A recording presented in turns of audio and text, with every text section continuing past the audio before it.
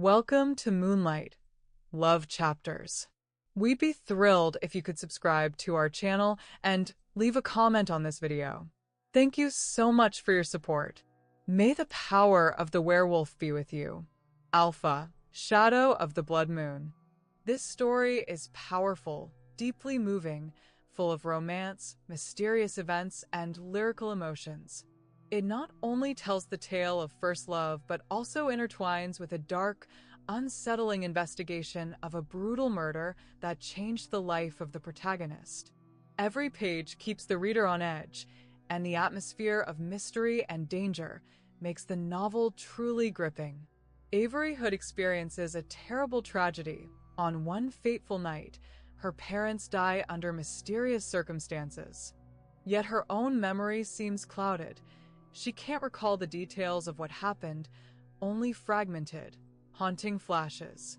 Silver gleams keep flashing before her inner vision, fast, elusive, deadly.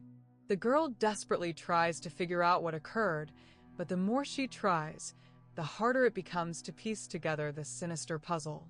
Maybe it's better to just accept what happened and try to move on? But soon, he enters her life. A mysterious stranger named Ben, who recently moved to her town. His beauty is captivating, and his enigma only deepens the attraction. In his eyes, there is a cold silver gleam, as though a complex secret is hidden within them. Still, Avery feels something more for him than just curiosity. A special connection ignites between them, and soon it seems that Ben is the only person she can trust. But is he really who he seems? Or is his appearance tied to the dark secret of that fateful night? Chapter 1. The police found me in blood. It covered everything. Sticky strands of hair clung to my face, my eyelashes were glued together, and the skin between my toes felt foreign from the dried film. My clothes, soaked in this horror, had already dried, but they were removed from me, and I would never see them again. Even days later, I continued to find dried brown flakes under my nails. Every time they fell, I desperately tried to catch them, as though I could hold on to them, absorb them, as if I could bring my parents back. But I didn't remember what happened to them. I didn't remember how I found their bodies. I didn't remember how I collapsed beside them, staying with them all night, while a majestic, foreign moon shone over the forest. I didn't even remember the moment when they found me. Ron said it was his deputy, Sharp. He was patrolling the outskirts of the forest where people lived, and called him. When Ron arrived, he saw Sharp in tears, and me. I was just sitting next to my dead parents, motionless, not blinking. Later, at the hospital, I overheard Ron confessing to Renee that, at first, he thought I was also dead. I didn't move, didn't make a sound. I only held my parents' cold, stiff hands. He said I was trying to hold on to them, as if I could bring them back. As if I could bring them back to life. But I couldn't. My parents were dead, and no one knew how it happened. Ron was sure that I had seen something, heard something. He asked questions, but I didn't answer. I didn't move, didn't eat, didn't walk. The darkness inside me grew, consumed everything. I truly felt as if I were dead, but I was alive. And Renee made me leave the hospital and go to the funeral. I stood by the grave, watching 2 wooden coffins slowly lower into the ground. I knew who was in them. Even without seeing the bodies, I knew. I only remembered one thing. When Ron put me in the car, I saw the plastic mounds on the ground. I screamed. In the hospital, I hadn't heard sirens, hadn't noticed the noise. Only silence.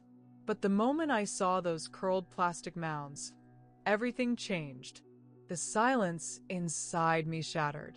Now they were in the ground, and Renee was planting saplings. Little sprouts that would someday grow into trees, like in the forest.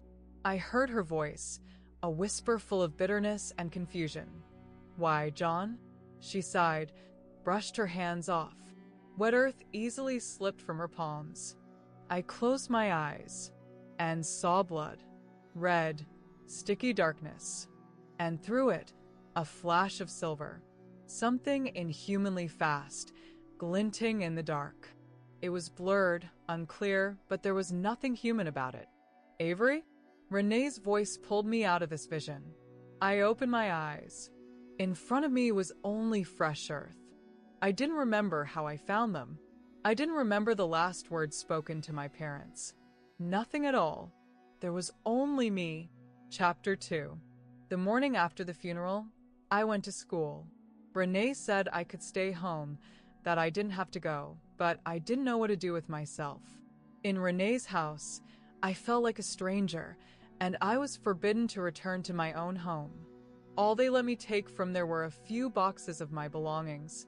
The house was still a crime scene, and Ron absolutely forbid me to go there. "But you're the sheriff," I had said to him then, back at the hospital, when Renee was signing the papers for my discharge. Ron sighed heavily, as if the question was the hardest one for him. "I know," he replied, "but you can't go there. It's too soon." "And when can I?" I asked. He just shook his head and didn't say anything more. So I was left with two options. Either sit all day in Renee's house, where everything felt cold and foreign, or go to school. I chose the latter. After all, the people I went to school with felt closer to me than Renee. I knew them, their faces, their habits. Besides, I couldn't shake the thought of what Renee had whispered to my father at the funeral. There was anger in her voice, some deep, burning hatred, and I couldn't forget it. School seemed like the easier option. Although, it seemed like I should expect something else. Whispers behind my back, wary glances, strange questions. Maybe that was happening, but I didn't notice anything. I just didn't want to sit in a foreign house, in a guest room with blue wallpaper that seemed too bright, too cheerful for a place where a girl without parents now lived. During the first 3 lessons, I sat at the back, as always, observing the other students. My dad didn't think much of the Woodlake school system. He had studied here and believed it hadn't given him anything. He was so sure of this that before entering college in Chicago, he took a bus there and spent days in the library catching up on the knowledge he lacked. "I had to learn on my own," he often said. "I don't want you to have to do the same." So I spent my whole childhood being taught at home. My mom taught me at the kitchen table. She was a good teacher, and when I eventually went to school in high school, I quickly realized that she had taught me better than the local teachers. For example, in literature class, we were studying Julius Caesar, but the class discussion was shallow. The teacher only talked about Brutus, his betrayal, and his motives. No one asked about Caesar himself, what drove him, or his determination. Mom would have definitely asked. She always made me think, analyze. She loved discussing books with me, and I loved sharing my thoughts with her. It was my mom who convinced my dad to let me go to school. He agreed only after her business started to bring in a steady income. She made canned fruit, and one day a famous singer mentioned in an interview that she kept her figure by eating only these cans and rice crackers. After that, sales soared and we had money. That year, I went to school. At first, I was filled with excitement. I wanted to socialize, make friends, meet guys. Live like ordinary teenagers. I didn't like that my parents and I almost never left the forest. I didn't want to be like the Tontos family, who avoided the city entirely. Their daughter, Jane, was my complete opposite. She could talk about the forest for hours, but didn't know a single actor or musician I mentioned. But when I went to school, reality turned out to be different. The boys who seemed interesting from a distance were shallow up close. They only joked, talked about what they didn't like, and quickly lost interest if I didn't meet their expectations. The girls simply ignored me. They had known each other since childhood. They went to kindergarten together, to birthdays, sleepovers. Their world had been formed long before I entered it, and I simply wasn't part of it. The only person I somewhat interacted with was Kirsta. Once, everyone loved her. She was a star in middle school. But then her mom died, and her dad married his secretary just 3 months later. After that, Kirsta became an outcast, and by the time I arrived at school, she had already grown accustomed to loneliness. She talked to me, but we didn't become real friends. There was just no one else for either of us. But the day I returned to school after the funeral, Kirsta turned away as soon as she saw me. I immediately understood why. Before, I was just a quiet girl, the one who lived in the forest. Now, I was the girl found next to the bodies of my parents, the girl covered in blood, yet without a single scratch, the girl who should know something, but doesn't. I had to have lunch alone. I absent-mindedly poked at my chicken nuggets, remembering how my mom used to make me sandwiches. She baked the bread herself, heavy, dense, nothing like regular bread. I didn't like it back then, but now I missed even that. I missed her, and my dad. She never really talked about her parents. I suddenly heard a familiar voice. I looked up.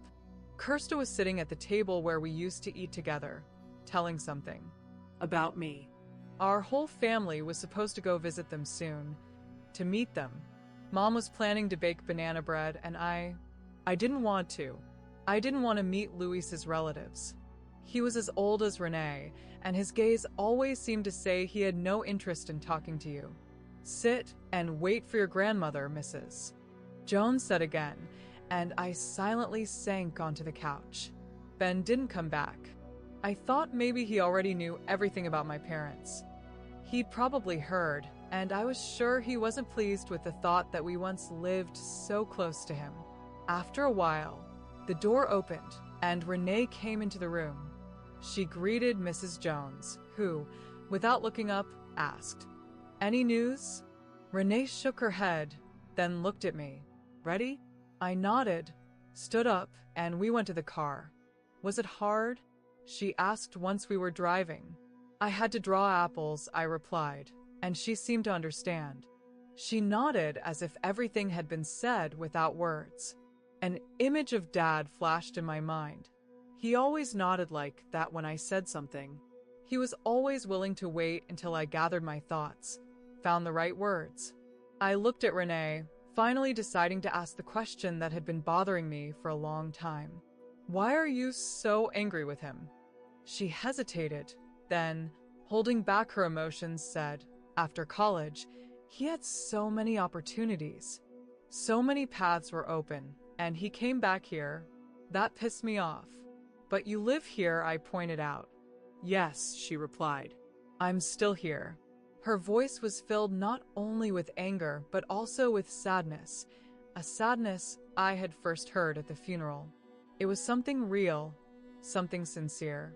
I turned to the window, feeling that sadness drifting away, while ahead of us was the road leading into the forest, toward our home, toward those memories that once were my whole life.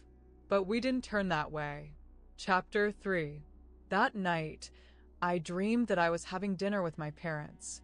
Mom had placed chicken and pastry on the table, with a golden, crispy crust that beautifully covered the edges of the pots. Dad, as always, picked all the carrots and smirked when Mom quietly said, "But I love it." She took a piece straight from his plate, nudging him gently with her elbow. I grimaced. I felt a little awkward when they were so openly affectionate with each other, but at the same time, I was proud of it. I never saw such closeness between other parents as I did between them. "And chocolate cake," Mom said.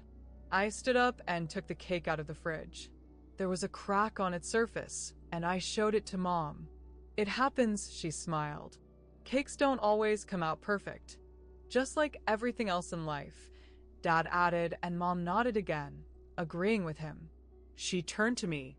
"Avery, can you bring a knife? We'll cut it, and you can pick a piece." I went to the knife rack, and at that moment, the lights went out. "Dad, the lights are out again," I said, leaning over for the flashlight. The power went out often, since our houses in the woods were connected to the same line, and every time we had to wait until it was restored.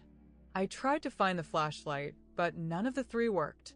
My hand slid into emptiness, and I tried to grab the table to keep from falling. But there was no table. There was nothing but emptiness around me. Mom? Dad? I called, but all I heard was silence. I didn't hear their footsteps, didn't feel their presence. At some point, I realized I was no longer in my kitchen. I was outside. There were trees around me, their branches whispering in the dark. I could smell the forest, pine, and earth. The air was sharp and piercing. What happened? Why am I not home? When did this happen? I looked around, but the house was gone. Everything had disappeared, leaving only an abyss of darkness. Dad, Mom. I tried to scream, but I could barely speak those words, and they dissolved in the darkness. And suddenly something rolled to my feet. I stepped back, but at that moment I noticed I was standing by the house. I recognized these trees, knew the little hills, the path I used to walk every day. And then the light in the windows. I saw my shadow on the wall, but something sticky appeared on my hand. I looked down and saw a chocolate stain on my finger. Panic suddenly seized me. Had I broken the rules? Did I try the cake before it was cut?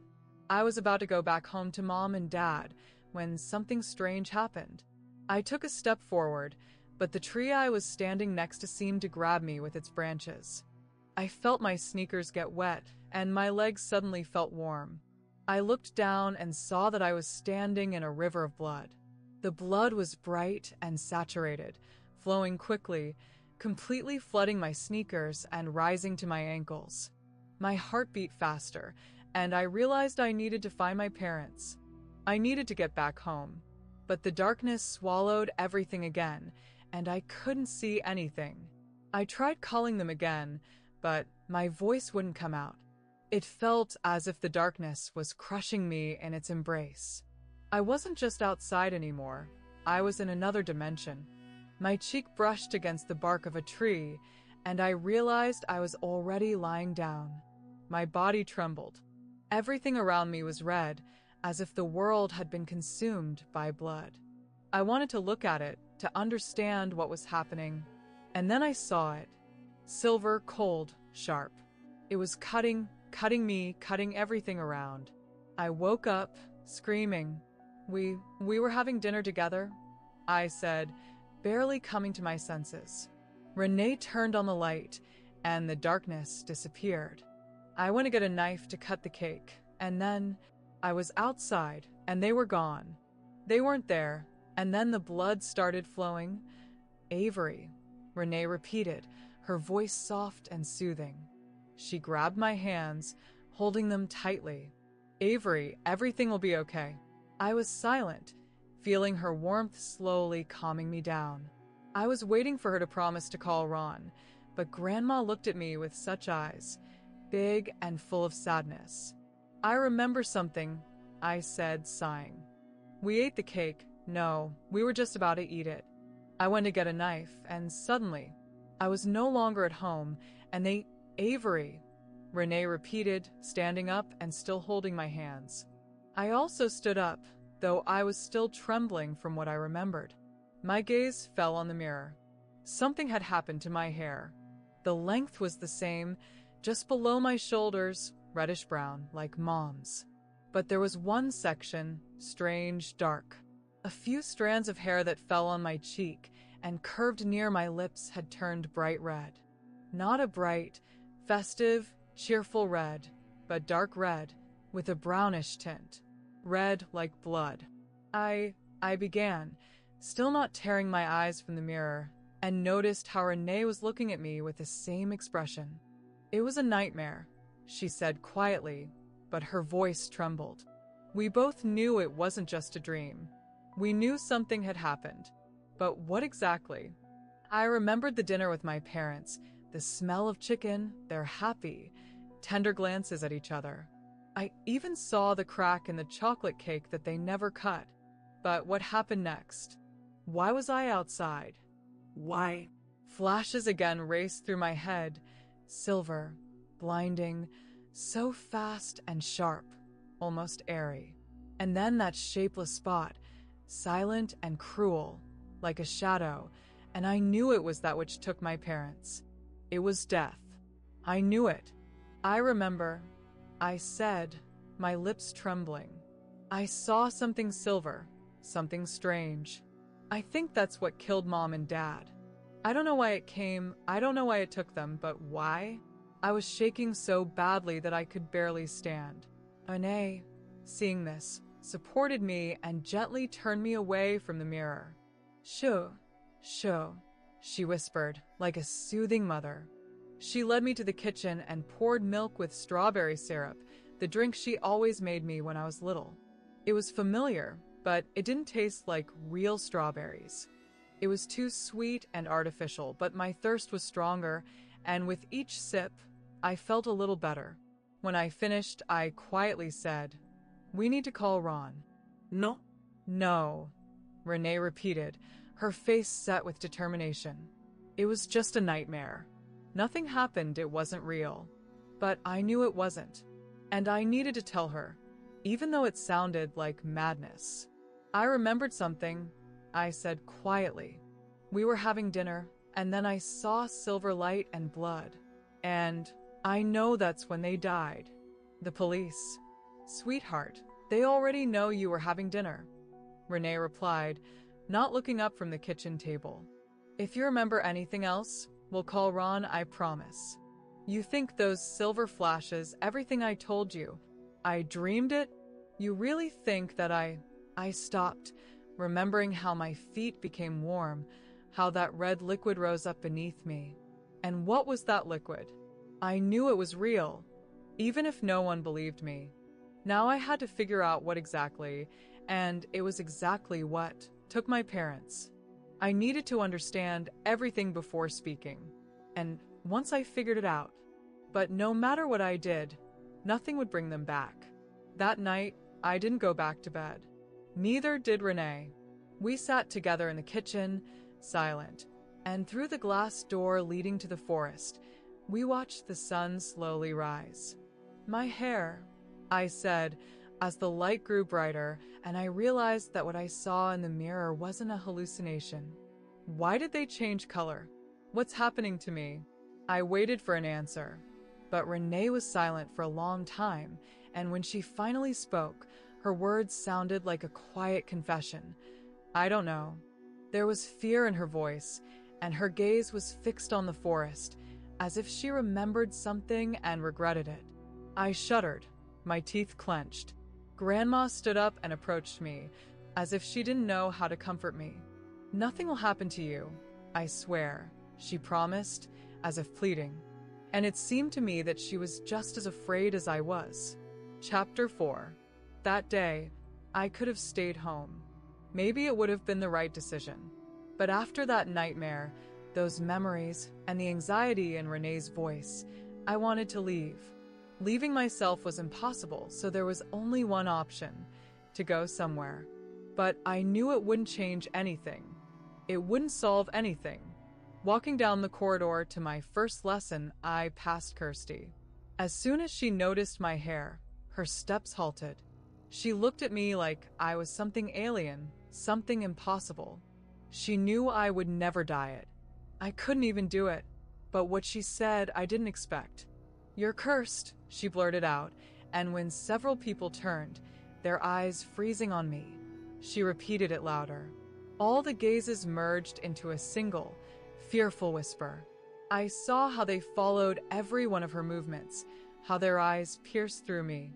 They believed her, showing it in every way, waiting for explanations. Kirsty, glowing with attention, enjoyed every moment. And that's when it got worse. I began to believe her. I felt myself becoming cursed. Something in that nightmare, what happened that night, changed me. It took my parents, and now this bloody red strand of hair was falling across my face. I tucked it behind my ear, feeling the cold heaviness of silver flashes in my memory. I needed to know what killed my parents, what left me here, alone, different, broken, lost. And now this mark, this mistake on my head, was part of me. I went to the bathroom and stopped in front of the mirror, staring at my hair. A few girls came in, glanced at me, and turned away in silence. Cursed. The day dragged on like frozen water, and when it was time for art class, I noticed him, Ben, the new guy who was there yesterday too. When I entered the classroom, his easel stood next to mine. No one spoke about him because no one spoke to me at all, but I noticed how the girls were watching him. He was still wearing moccasins, just like that day, and despite this, he didn't look strange. They fit him naturally, like they were part of him, not an odd detail. He didn't raise his eyes, staring at the blank sheet of paper, as if trying to hide something, to not say anything. But as soon as I approached, his body tensed, his hands clenched into fists, and I realized he had heard about me. He saw in me everything the others already saw. The girl whose parents are dead, the girl whose memories stop at the moment they died. The girl with bloody hair. He moved to the other side of the classroom, to the farthest corner, to his easel, but just then the teacher began the lesson and everyone grabbed their brushes. He stopped, and our eyes met. A moment that lasted an eternity. There was something special in his eyes, as if he couldn't help but look, as if it was important. Then he turned away, pressing his lips, and said quietly, almost invisibly, "You loved them." I realized he was talking about my parents, and it struck me strangely that he spoke at all. His voice was as beautiful as he was, filled with some kind of sadness, as if there was something much deeper hidden in it. "Yes," I replied, feeling how his word hit me. And he continued, "When my parents died, my grandfather, he turned gray overnight from grief. I know what it's like to lose everything you had, your whole life." At that moment, I didn't want anyone to notice my hair, the bloody strand falling across my face.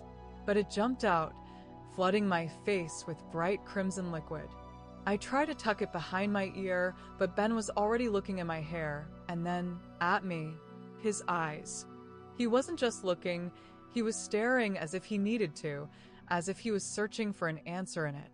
"Silver." "Your eyes," I whispered, feeling how time slowed, how the whole world around me disappeared. I turned away, to hide my feelings, to not let myself be consumed by this sensation. But I heard someone laugh and a voice ring out, "Ben, maybe you should stand here?" I understood. I had to leave. Run. But all that remained in my head were his eyes. Those silver eyes. I quickly gathered myself, throwing a glance his way. But when our eyes met again, I realized they weren't silver. They were just brown, ordinary brown eyes. I ran to the office, to Renee, who had come to pick me up. While waiting for her, I couldn't stop asking myself, had I gone crazy? And why did Ben talk to me? And why did his eyes suddenly become like I saw them? Chapter 5. We were driving in the car and Renee, as if casually, said, "I think maybe we should add a porch to the house." The road was long and winding, through the city, through the main street of Woodlake, where everything looked like a postcard, neatly paved sidewalks, old houses, past the police station, and the only tree standing as a memory of the first settlers. I remembered how my dad used to write about it every year on City Day, and how we all, with Mom, sat on a picnic among the vendors and old friends, while Dad kept avoiding Renee, only to return to her later with ridiculous words. He would say, "I don't know if we'll see the Tontos this year. They usually don't come to events like this." "Luis?" "No, I don't think he'll be here either." Mom would quietly whisper, "He could at least say hello. She's not going to be around forever, John. I know you love her." I could see Dad exhale and walk away from her, heading toward a group of children who were poking their fingers at the old memorial tree. He was like that, always talking about the importance of everything around, about how the tree grew over the years, how this place used to be just empty fields. Then Renee approached us, and Mom automatically put on her smiling mask. "Hello, Renee," she said. "What's the treat you brought for the picnic?" "Apple pie," Renee answered, smiling at me. I knew Mom wouldn't be happy to be alone with Renee, but I figured she'd manage. As for me, I didn't know what to do with Grandma. When I was little, I adored her house. It was a real home, 2 stories, with clean white walls. Everything in it was so neat and straight, not like our house. There, the walls were different, crooked, made of old boards, and there were huge windows that looked straight into the forest. When I was little, I used to wake up early in the morning through those windows, and the sunlight, rising from that side, always woke me up. But Renee's house was completely different, and every time I came to her, it felt like I was in another world. It was clean and simple, and outside the windows, there was so much space that it felt like I could breathe easier. And then Renee would always treat me to pizza from the little restaurant in our town, Bessie's. Once, they let me stay the night at her place, and for the first time, I took a shower that seemed like the whole ocean. The water pressure was so strong that I felt like I was under a waterfall. "Grandma, I really liked your shower," I said while she was making pancakes in the morning. "It's like the sea."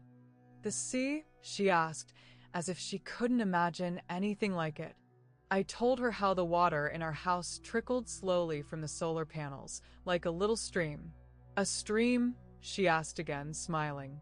"That's just like your father." "Eat, sweetie, don't worry." When Dad came to pick me up, it caused an argument. He said, "Mom, I'm not depriving Avery of anything. We have a bath and a shower. We just don't waste water like you do." "I didn't say you're depriving her, John," Mom said. "I just think it wouldn't hurt to think that a kid should live a bit more normally. Not everyone can live in the forest. Not everyone can be like you." "Like what, Mom?" Dad asked quietly. "Isolated," Grandma said with a heavy sigh, her gaze focused as if she was talking about something eternal, something you can never forget. "I understand that the forest is beautiful. I know what you feel, but no, you don't understand," Dad interrupted her. His words were sharp, like a lightning strike. Grandma held back her reply, biting her lip, and then turned her gaze to me. Her eyes gently lingered on my face, and she said, "Look at this girl. You have such huge eyes, Avery. Come here, kiss me goodbye." I approached, kissed her, and we continued visiting her. But each time, the same thing happened. Dad and Renee argued, and over time, I didn't look forward to when my parents would say, "Let's go visit Grandma." I hated seeing him get nervous when we drove up to her house. And how Mom would tense up when they had dinner together, how Grandma would ask if I was having fun, as if anyone could have fun when everyone in the house was shouting at each other. Then, when I was 10 years old, Dad stopped talking to Renee. One evening, Ron Jericho, the sheriff of our town, came over and talked to Dad for a long time. They walked around the house. I saw them from the window, sitting at my homework, focused on the fraction problems Mom had given me.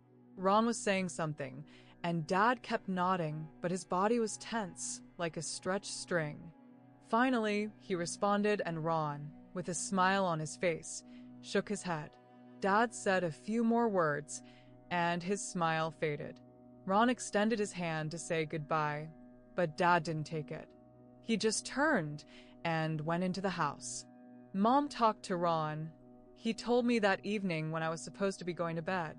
She said I should live in the city. And here he comes, suggesting I talk to his friend Steve to have him buy our house with the land. I can't believe she went along with it. "John," Mom said quietly. She talked to Ron, but you don't know for sure what she said to him. And this Steve, he's still a bold one. It wasn't Ron's idea. I'm sure of it.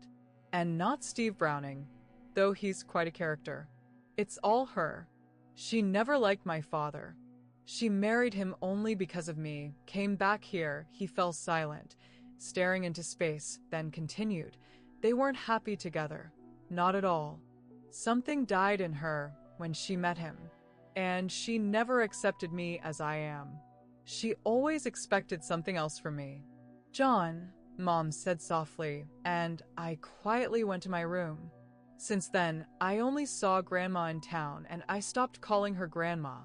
Every time she met with Dad, there was tension in the air, an icy silence. I started calling her Renee, like Mom did, as if she were just one of the adults I knew. "Hey, I'm your grandmother," she said, surprised, when we met in town, and I addressed her by name for the first time. I shook my head, angrily and scared, and she just sighed, quietly saying, "All right then." She never brought it up again, and I almost stopped thinking about her. Sometimes I wondered how she was. Now I just greeted her like I would any other person, and it felt easy, like passing by her house. But then that night came, and I ended up at Renee's. She was my grandmother, and at the same time, a completely stranger. "Well, what do you think?" she asked, smiling at me. "How about the porch idea? I already sketched the plan and ordered the boards. I'll attach it right by the kitchen, so the exit will be through a sliding door." "Who's going to build it?" I asked, not hiding my surprise. "I am," Renee replied, as if it were the most obvious thing in the world. "Avery, I can build." We turned into the forest. I recognized the turn. I knew it like the back of my hand because it was the road to my house. It was empty, as always, and only we drove on it, occasionally passing by Luis. The sun played on the asphalt, and suddenly I saw him. Ben. I almost raised my hand, about to wave, but stopped myself in time. We were still too far, and he couldn't see me. But he kept looking at our car, and I suddenly felt that he knew whose car it was, and that he had seen me. "What are you looking at?" Renee asked, noticing my attention. I shook my head, trying to shake off the strange feeling. "I'll take you home as soon as Ron gives the go-ahead," she promised, but I was still wondering why Grandma never came to our place. Why she avoided the forest, even when there was no conflict between her and Dad. I opened my mouth to ask, but at that moment, I saw my hair in the mirror. It was glowing, red strands like fire, bright and bloody. I swallowed, tucked the hair behind my ear, and when we arrived at Renee's, I went to my guest room, grabbed scissors, and without thinking, I cut the strands off. Just cut them, without looking at them, as if they had never been there. Chapter 6. During dinner, Renee probably noticed that I had cut my hair, but she didn't say a word. Instead, she showed me the porch plans. "I didn't know you loved the forest so much," I remarked, looking at the diagram. "The porch will be right among the trees." Renee smiled. Her smile was bittersweet. "You really doubted?" she replied. And at that moment, I remembered all those years of silence when I tried to pretend she was nobody to me. I realized that I had hurt her with that silence. I had probably always known it, but in a world that made sense to me, with Mom, with Dad, with my usual people, it was easy to ignore those feelings. Now I stood in front of her, completely confused. "It'll help you if you want," I said, and her smile became real. It reminded me of Dad, and my eyes welled up. I quickly blinked and returned to the drawings. I imagined myself on that porch, now that I was living in her house. Now this was my life. But at that moment, a deep longing for my parents overwhelmed me.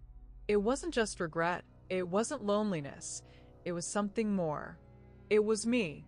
That feeling filled me, and I quietly said I was tired and was going to sleep. But in reality, I lay in the dark, uneasy, alone. Suddenly, in a half-sleep, I heard her voice, or was it a memory? "Avery, come outside." I sat up, almost not believing it was real, but still closed my eyes and thought about her, about Mom. About that night, when the darkness overshadowed all my memories. I heard nothing again. Everything disappeared back into the emptiness. I turned over with irritation, but then I got up, opened the window. The sounds of the night, familiar and calming, filled the silence. From a distance, I heard a faint wolf's howl. It was so familiar, sometimes so loud it woke me up at night.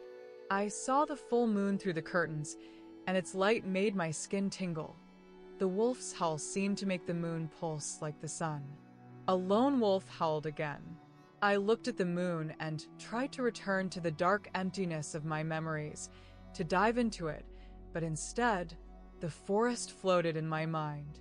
Our forest, which I could no longer return to. I wasn't even allowed to go home. The wolf howled again, its cry long and full of sadness. I stood up, got dressed, went downstairs, and stepped into the night. The cold and the moisture from the grass seeped through my sneakers. When I walked further from the streetlights, the stars became brighter, almost like at home. I looked at the dark forest, and without a second thought, I walked into it, into the place I longed for so much. Chapter 7. It was noticeably cooler in the forest than in Rennes Yard. Under the canopy of trees, a dense darkness reigned, but it didn't bother me. I knew it would be like this. The forest was my familiar world. I lowered myself to the ground, leaning against an old tree, and lifted my gaze to the sky. The stars sparkled, and the Milky Way, like a glowing trail, stretched across the heavens. As a child, I was afraid of only one thing: that one day they would take me there, to those glowing dots, that they would steal me from the forest, from the world that held me so tightly. But now I wanted those stars to swallow me, to carry me up, away. I dreamed of seeing Mom and Dad again. I turned away from the sky and shifted my gaze to the trees. My home was close by. The path wasn't long. I could have reached it in just a few steps. But I knew there was no one at home. I closed my eyes, sensing the smell of blood in the air, and before me appeared a silvery light, so bright, so unusual. And in that moment, the wolf howled again. The sound was closer, and I, startled, opened my eyes wide. There were strange rumors about wolves in Woodlake. The town lived off these legends, and some of them were especially vivid. One of them was about how the first settlers made a pact with the wolves. The legend said that the wolves weren't just beasts, they could take human form and were something between humans and animals. At night, when Ron's great-great-grandfather was the sheriff, it was easier to blame these creatures for crimes than to search for the truth. As my father said, the truth is never as interesting as the myth.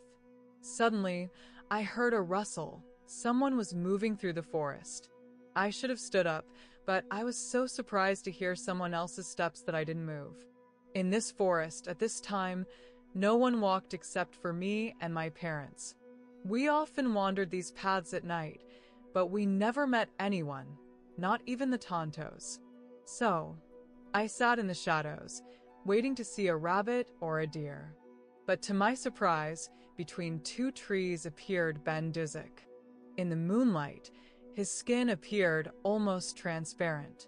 The moonlight made him even more beautiful, and I could hardly believe that he had become even more attractive, although that seemed impossible. And there I was, sitting pressed against the tree, in an old t-shirt, sweatpants, and worn-out sneakers. I didn't want him to see me. Not like this. I needed to be alone. But I couldn't take my eyes off him. Not because of his appearance, but because he clearly knew the forest as well as I did. He moved smoothly, carefully parting the branches that I would have surely brushed against. Then he stopped and turned toward me. The darkness enveloped everything around. The moon wasn't full, and my hair was dark, as if hidden in the shadows.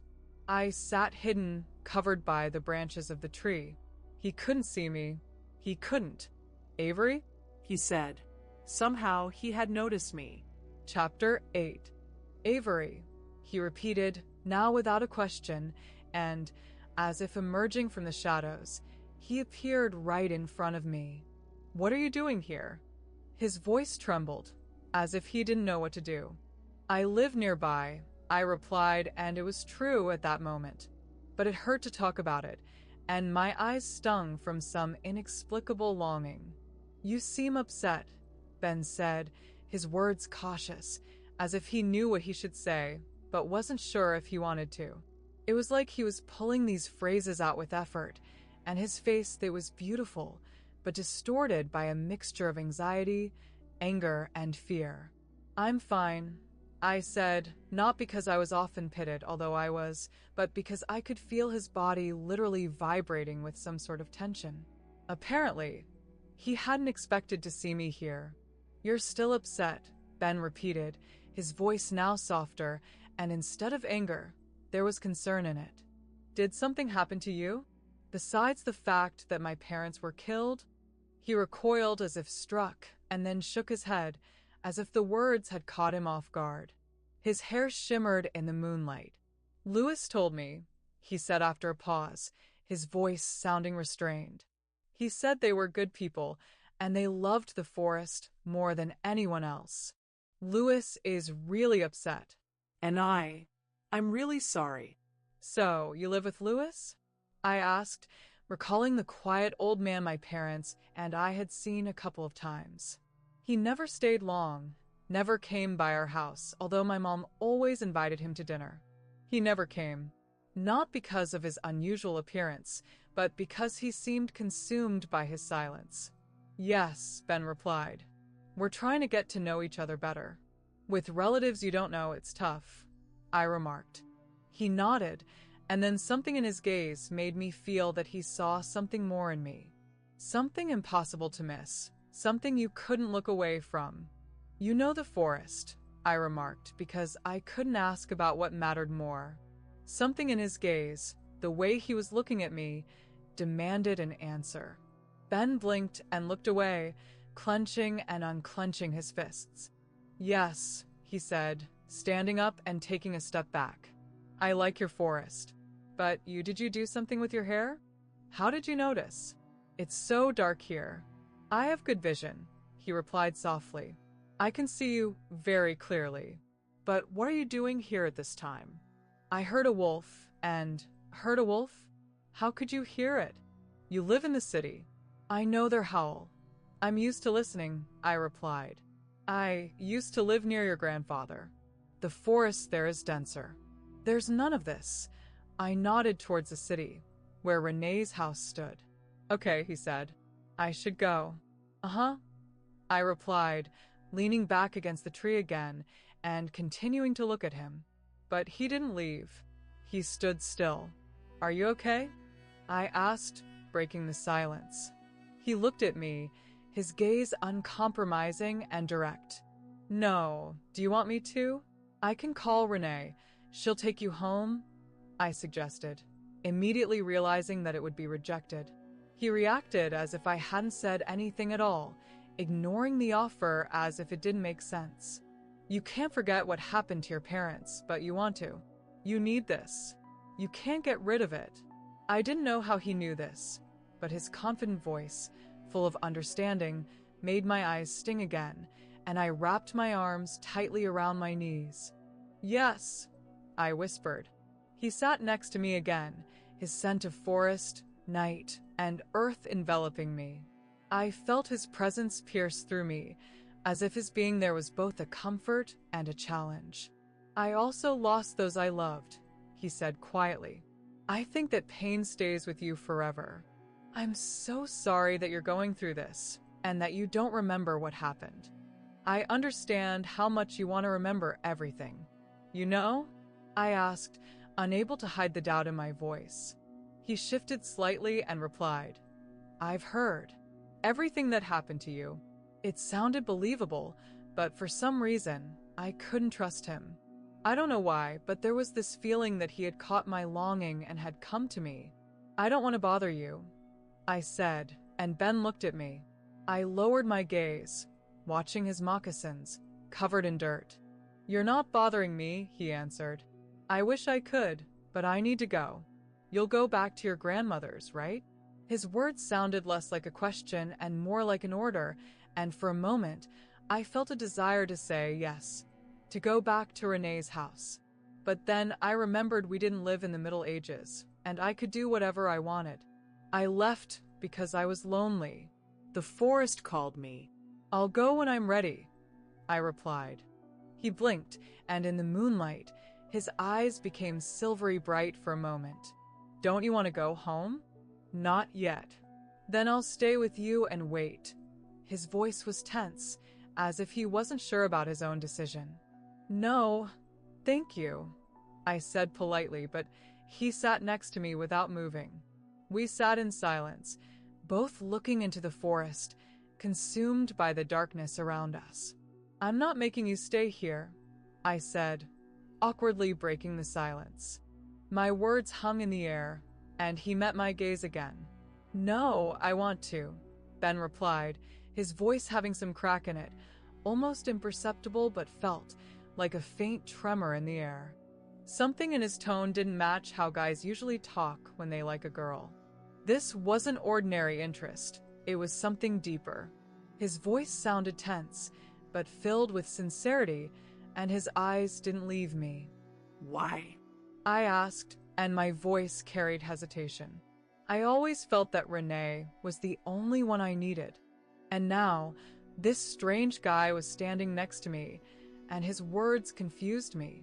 Avery, he whispered, shifting closer to me so that I could feel his breath, like a light touch on my lips. His lips were pressed together, and the muscles in his jaw twitched, as if he was holding something back, something he didn't want to show. I felt my heart race, and suddenly I was overwhelmed by the feeling that this wasn't right, that it wasn't how it should be. It scared me. I'll go home, I said, standing up and deciding to retreat. It was hard to breathe in his presence. A guy like Ben couldn't want to kiss me. I was sure this was just a strange and slightly sad dream that would disappear as soon as I woke up in Renee's guest room. Avery, he repeated, and this wasn't a dream. He was here. Real. So close that I could feel his presence with my whole body. And I realized that this was not a fantasy. He stepped even closer, and it seemed like the world around us grew quieter. You have to be careful in the forest, he said, his voice still sounding like a warning. He was so close that I could feel his warmth, his tension. And in the next second, as if it never happened, he was gone. He melted into the trees, leaving me alone. A second and he was gone. And only silence, only the cold of the forest remained. I stood there alone and suddenly realized this wasn't a dream, and I couldn't understand why I felt so empty. In a dream, everything would have been simpler, more natural.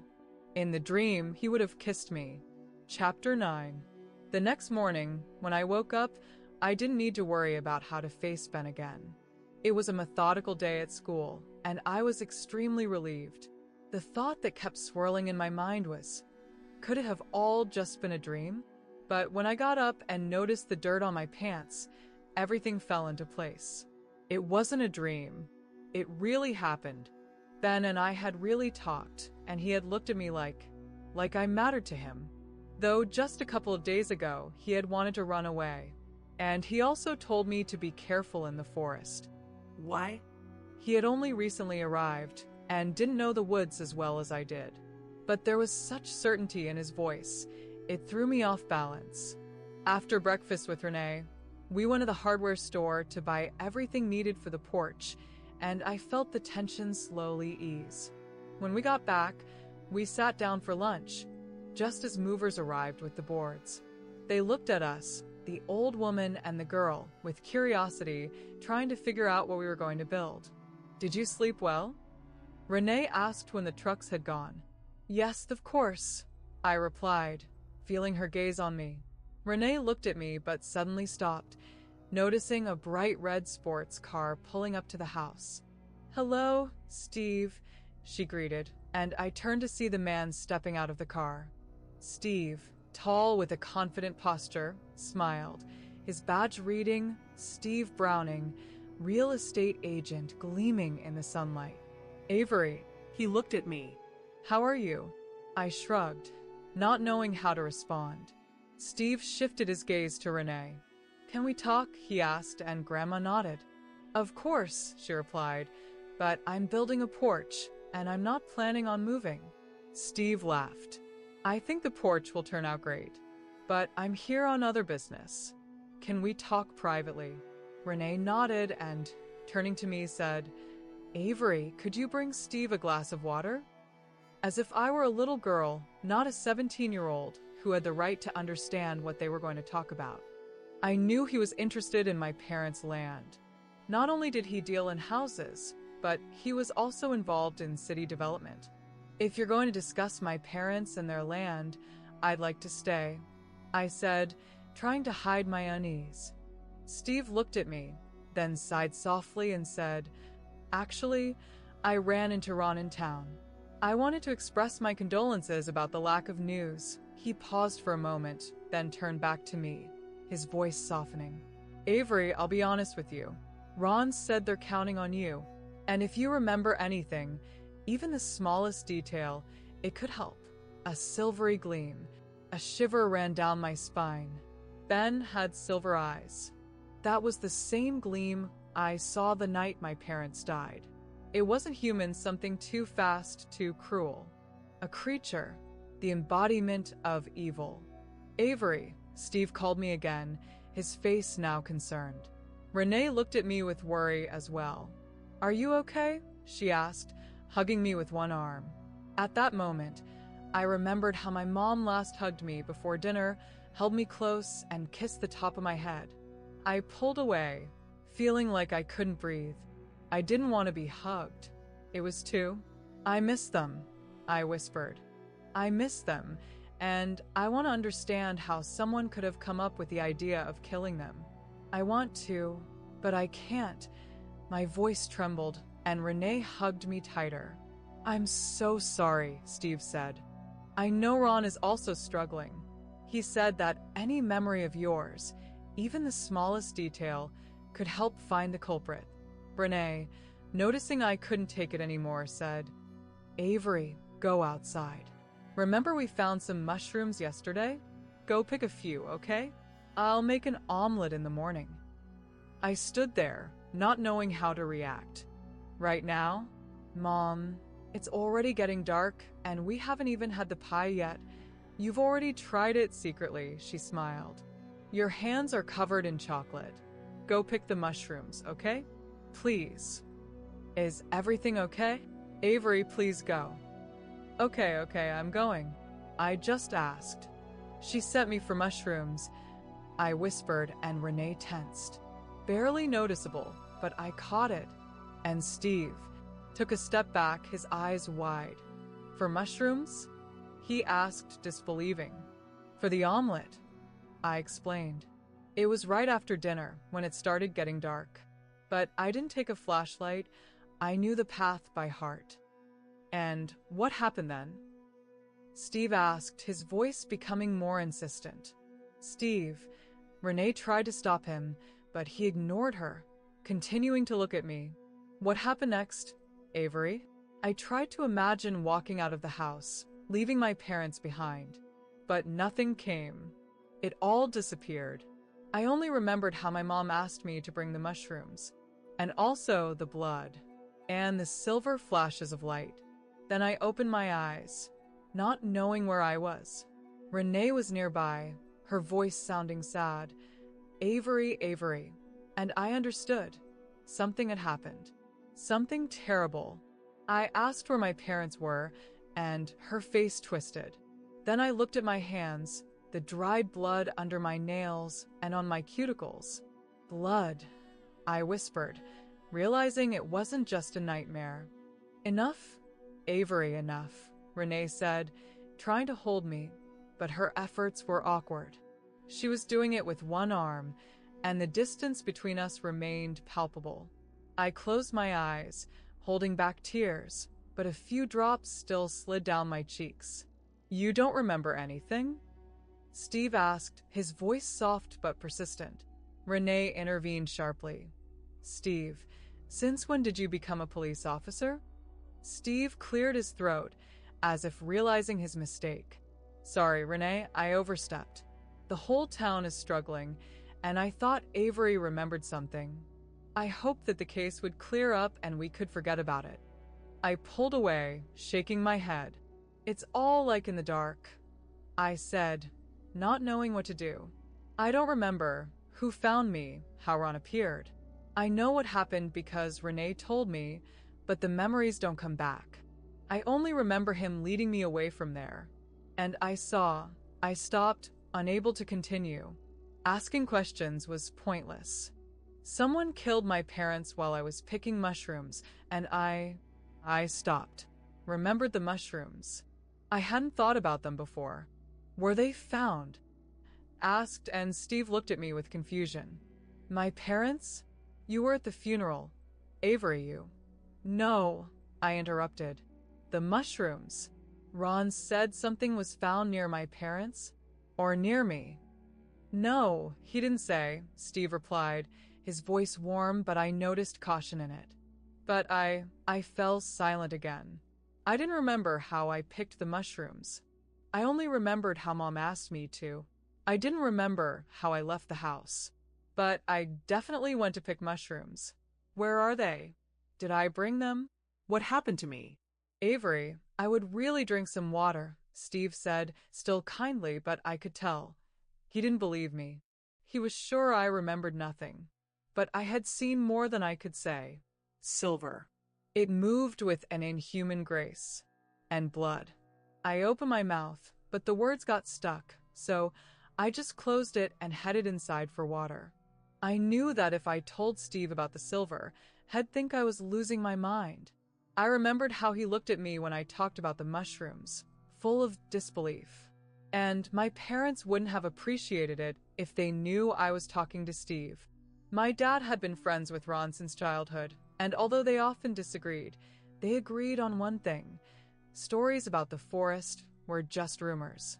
But Steve often said, God knows what's going on in that forest. It's time to explore it. I knew my dad only tolerated him for Ron's sake.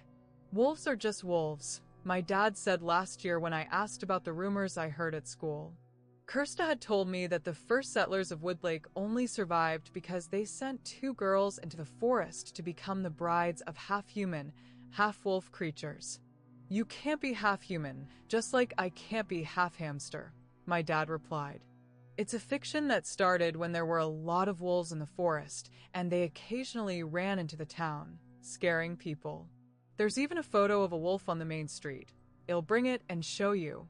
In the kitchen, I filled a glass of water from the tap and carefully looked at it. It was as clear as all of Renee's glasses. At our house, everything was different.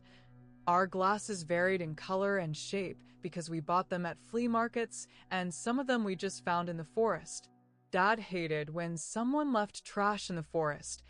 It angered him more than this ancient fable about wolves, as he called it. He really showed me that photo just as he promised. A wolf on the main street of our town, an old shot, yellowed with frayed edges. There was nothing scary in the photo. He probably got lost and wandered into town, and people got scared, started making up stories, and that's how this legend was born. He looks scared, I said, staring at the photo. Avery, wolves aren't people, my dad repeated again. You know that well. He was just confused. I looked at the photo and felt that the wolf wasn't just confused. He was in panic, his eyes filled with terror. But I didn't say this to my dad. I didn't tell Steve what I had seen either, because he wouldn't believe me. I had to remember everything on my own. So, standing in the kitchen with a glass of water, I focused. But not the way I had before, not trying to force myself to remember the night. I just thought about it. About Mom, about Dad, about our life. I remembered little things that used to seem insignificant, but they were what gave me a sense of safety and love. And then, I remembered Mom's voice when she sent me to pick mushrooms. I concentrated on that moment, on that memory. I imagined myself in her house. And when she told me, nothing. Emptiness. No, I had to keep going. What happened next? I probably put on shoes and went outside.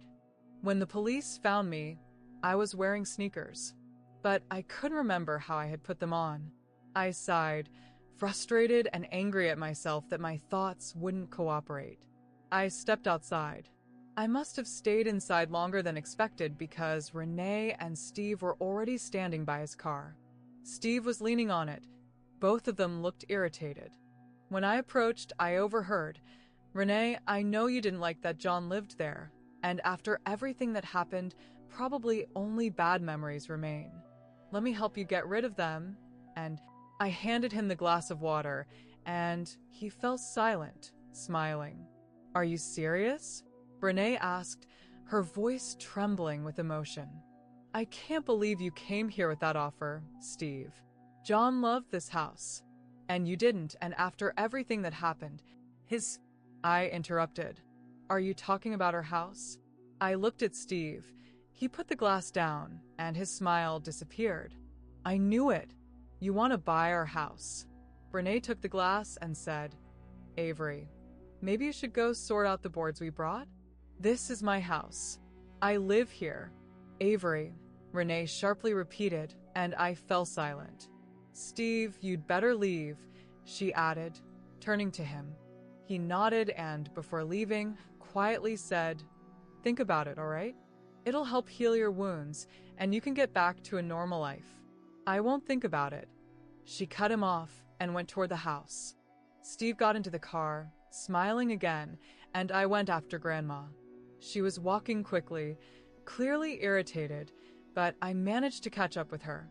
"Steve wants to buy my house. Where are the plans?" "Renee, does Steve want to buy the house?" "Grandma," Renee said in a trembling voice. "You used to call me Grandma. We were family, but now—" She shook her head desperately. "Every time you call me by my name, I feel like a stranger. Please answer me," I insisted. I needed to know this. I could feel she was struggling, but I couldn't call her Grandma anymore. My parents and I had become a different family, and that rift had long since played its part. "Yes, he wants to buy the house, the land, everything that belonged to your father," she said slowly. "The house and land? Dad's favorite forest, Mom's garden? Everything?" I raised my voice. "You can't decide their fate." "Actually, I can," Renee calmly replied. "You're 17, and I'm your guardian. I'm your only relative now. You—" I whispered, shaking all over, and Renee hurried to grab my hands. I refused, she said. "Avery, I will never sell the house or the land." "But you hate them," I whispered. She flinched. "There's no hatred in me, Avery. I live here too," she explained. "The forest. I love it, just not the way your father did. I can't live in it like he did." She fell silent, looking at the trees, then closed her eyes for a moment. I thought she was in pain. When she opened her eyes, she looked at me. "Many years ago, I made a choice, and in the end, I got your grandfather, this life, and your father. And I don't regret it. No matter how I feel about the forest now, I won't sell its land. Avery, he loved that forest so much. Do you really think I don't know that?" I looked at her. Renee's eyes were blue like Dad's, and they reflected the same sadness I had seen in his eyes. "He always said he lost his mother because she didn't love him." "You loved him," I whispered. Renee quietly answered, "Of course, I loved him, Avery." And, without turning around, she walked away. She entered the kitchen, and the sliding door closed behind her. She sat at the table and looked out the window, but her gaze wasn't on me. It was on the trees. I stayed outside. I didn't look at the forest. I sat on the grass, and as I felt the hot sun, my thoughts scattered in my head. I suddenly realized that there was someone who understood just how lost I was, just how alone I felt. And that person was Renee, my grandmother. Chapter 10. "Do you want some more salad?" Renee asked during dinner, but I just shook my head, continuing to pick the greens from my plate. The mushrooms in the salad were strange, spongy, tasteless, nothing like the ones Mom used to bring from the forest. She would add them to dishes to give them a special flavor. No matter how much I wanted to get closer to Renee, something felt off. She was nothing like Mom and Dad. She didn't know them, at least not the way I did. I knew she missed them too, that she was grieving the loss. But she hadn't lived with them. She had lost a son and a daughter-in-law, but not her entire world. Let's start right now, Renee said, pushing her plate away. I looked at her in surprise. In talking about the porch, she explained if we don't eat, right? I glanced at her plate. She had chopped the chicken into small pieces, but the salad was almost untouched. Let's go, she said, and there was something in her eyes that I hadn't noticed before. They were just like Dad's, full of hope, of belief that things could change. I had always thought that Renee hadn't given Dad anything, but now I understood that wasn't the case. Okay, I said, standing up. We went out through the large sliding door from the kitchen onto the green lawn that stretched all the way to the forest. And we started digging holes. I hadn't expected that. I thought to build something, you needed to hammer nails into boards. But no. I asked why we were digging, and Renee calmly explained. How else will the porch stand? We need supports. Well-dig posts to attach the boards to. Look at the blueprints. I glanced at them. The holes weren't shown on the blueprints, but Renee gave me a strange tool I had already seen. Your dad had one of these, I exclaimed, remembering how he had built the extension, the glazed terrace he never finished. I corrected myself, and a sadness trembled in my voice as I realized he would never finish the terrace. It would remain with 3 walls, no roof. Mom and I had even picked out wallpaper and paint, but we never got to use them. Not like that, Renee said, coming over to me and placing her hands on mine. She guided my movements, showing me how to dig properly. Like this.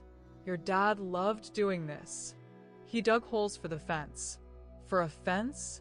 I asked, looking around. But you don't have a fence. Not anymore, she replied.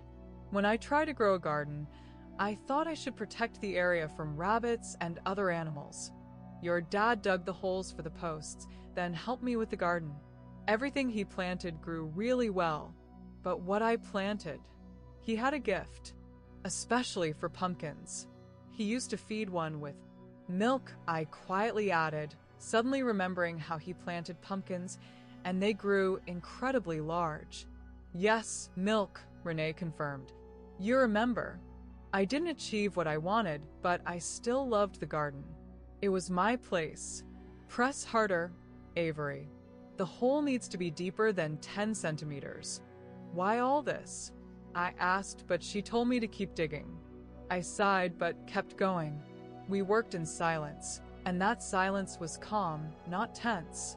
I watched Renee, noticing how carefully she dug, trying not to damage anything. She was like Dad. And it made me sad I hadn't noticed that before. Why are you still here? I asked. In what sense?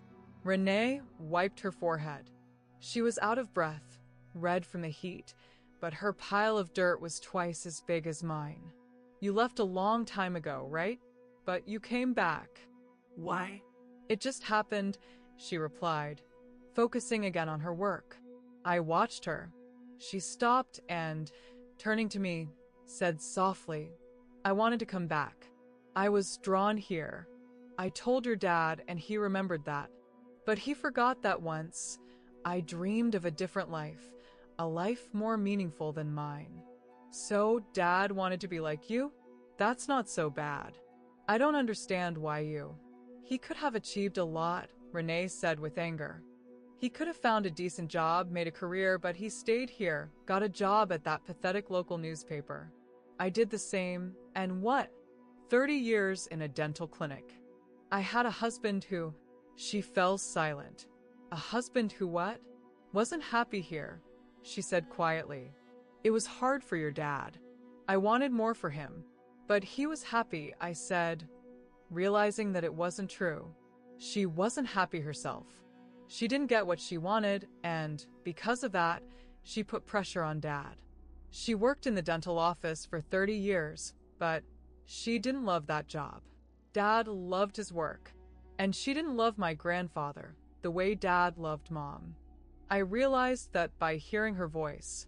I thought again about her house, the photos that only showed Mom, Dad, and me. There were no pictures of her, no pictures of Grandpa, who died when Dad was in college. And Dad and Grandpa, did they get along? Of course, Renee replied. Why such questions? You don't have any photos of him. And Dad never talked about him. I think he never talked about me either, Renee said quietly. Gary was a good father. She didn't say. He was a good husband. And you? I fell silent, uncertain. Were you happy? Of course, Renee said. I wanted to get married. I wanted children. A normal life. And I had that. There's nothing wrong with it. Being like everyone else. The last word she said a little louder, as if trying to convince herself of that. And what happened to the garden? I asked. I didn't get what I wanted, Renee said, tilting her head. The corners of her mouth turned down. I guess that's enough for today, she added after a pause. I didn't argue. I thought the same. Chapter 11. I thought I wouldn't fall asleep, but sleep came unexpectedly. Digging the holes turned out to be not only difficult, but physically exhausting. When I woke up, I instinctively reached for the alarm clock my mom bought me for my birthday, not from a sale, but directly from the store. It could play the sound of the ocean, which I loved listening to while studying history. When you imagine that a storm is raging nearby, the world around seems more real. Even the history textbook is easier to comprehend. But the alarm clock wasn't there. Did I drop it? Push it off the table? Scanning the room, I realized that there was nothing of mine here. I wasn't in my own bed. There was no table, and there were no familiar clocks.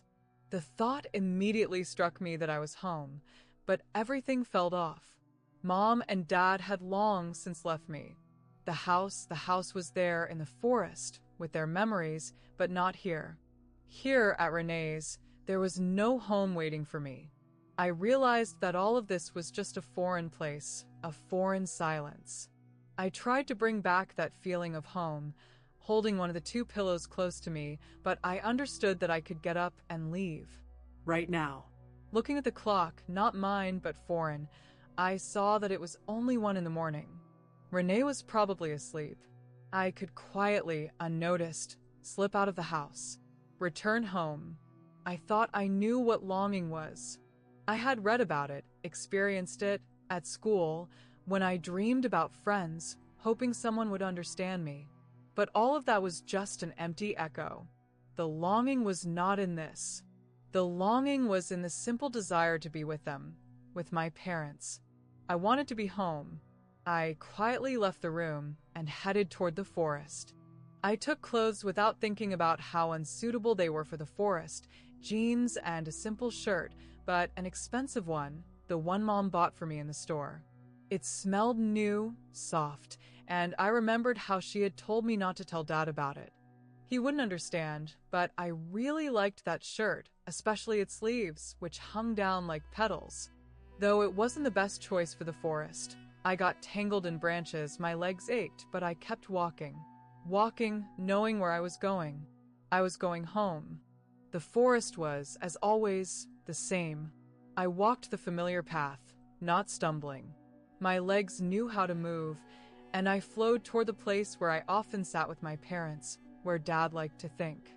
Daddy, I whispered, feeling the branches creaking overhead. It wasn't a beautiful sound. It was like a memory, like a living presence. I saw him in those branches, in those trees. I touched the trunk, the tree where I had once sat with him. Closing my eyes, I felt that he was nearby, that his thoughts remained here. I pressed my forehead against the tree, asking him, "Do you know what happened?" But there was no answer. Only the branches swayed in the moonlight. Remember, I told myself. Far away, among the trees, I reached the house. The plastic sheeting was gone, the ground was dug up, and by the moonlight, I saw that the roots of the trees, like before, had been damaged, turned outward by some invisible force. But where my parents had once lain, there was nothing. No trace. Remember, I tried again and again, but my memory did not respond. Deciding to change my approach, I tried simply letting go of the thoughts, opening myself up, not thinking about that night, but the silence in my head remained. Nothing surfaced. Emptiness. In my soul, only one desire: to enter the house. I did. The door was locked, and the police had done their job, hanging the tape, but I knew where the spare key was, right above the door. I remembered how Dad once nailed a small hook there and showed me how to get it. To do so, I had to stand on a chair near the door to take off my shoes. But now I didn't need the chair. I was no longer that little child who had to learn everything. Everything that had once been difficult was now within my reach. But I knew I would never return home again. I understood that nothing would be the same. Mom and Dad were gone, and I would never see them again. That was a fact I had accepted long ago. And yet, I opened the door, crawled under the tape, and entered. The house didn't have that familiar smell, the smell of food, of homey warmth. Instead, the air was filled with mustiness. But I was home, in this house, for the first time since that terrible night. I walked through the rooms, the kitchen being the first I entered. I saw the dishes in the sink and the red and blue plate Mom had traded for canned goods before they became outrageously expensive reminded me of what was lost. I ran my fingers over the glasses, past the fridge, still working, thanks to Dad's solar panel. I glanced at the milk, juice, bags of prunes. The lights on the network flickered, and I wanted to check the generator, adjust the panel so that the house could last without electricity. But not for long. I closed the fridge and walked to the kitchen table. The napkins, the utensils, everything was different from before. The police had left their notes, and I remembered how we sat here, how Mom had sent me for mushrooms that evening when everything happened. I looked at the napkins again, but they gave no answers. Everything was empty, quiet. Only silence echoed in my head. I went to the living room, and Dad's books, stacked beside Mom's stickers, reminded me of how he always read several books at once. But in the room were the same sticky notes from the police, and I didn't want to see them. I didn't even want to think about them. I tried not to notice. I sat on the couch, touching the spots where Mom and Dad always sat. Here we watched that one channel we could get, where Dad pretended not to care about the latest season of the reality show. And that was all that was left of them, the dents in the couch. I ran my fingers over them, but it wasn't the same. It wasn't them, and I knew that. The house was empty. Silence embraced me, and I understood that I would never see them again. But I didn't leave. I went to my parents' bedroom. I glanced at their bed, at the beams where they hung their clothes. Mom's hung neatly, while Dad's was a mess, as always, which drove Mom crazy. I missed those petty arguments. I reached out to touch the crossbeams. Hope, a hope I hadn't felt in a long time. But nothing changed. I went around the whole house and headed to my room. The alarm clock stopped, but I still picked it up, imagining that it would start working again. In my head, the familiar morning feeling, as if I had just woken up and looked at the time. Then I looked out the window. There was the forest, and I lay back on my bed. It smelled like home. That was all I wanted. Finally, I wasn't going to cry. I didn't want to ruin the moment. I just hugged the pillow tighter, inhaling the scent of freshly laundered bedding, soaked in fabric softener, letting it fill me, take me back in time. My eyes slid around the room, stopping at the empty spaces where my things once were. Now they were with Renee, but their place was here. And my place was here. I wanted to stay in the house. I would manage. I would fix the generator and get the house in order again, so that there could be light once more. Maybe the Tontos know how to do it. I wouldn't change anything. I would just return everything to the way it was. I was finally home, and I wasn't going to leave. But suddenly I heard a sound. Faint, almost inaudible, but definitely not imagined. I knew my house well, and this sound was new, unfamiliar, but there was no fear. I didn't think about it. I only thought about the fact that I was home, that here at least something of my past life, of my parents, remained. and I wanted it so much that I couldn't think about anything else. I got up and went toward the sound.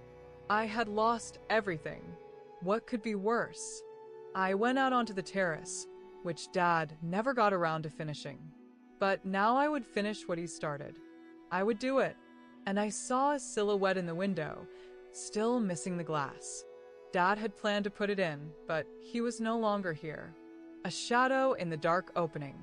It was it. The thing that had taken my parents away. I knew immediately. I don't know how, but I knew. It was it. And it had come. Hard to describe. I didn't remember anything, but if it wanted to take me, I was ready to give in. Maybe that way my memories would return. And maybe I would see my parents again. I stood there, not feeling fear. I said nothing. I just waited. The silhouette shifted slightly, and then I felt the fear. I didn't want to feel it, but it took hold of me. I took a step back. "Avery," said the voice. It was familiar. Ben. I asked, barely believing my own words. Chapter 12.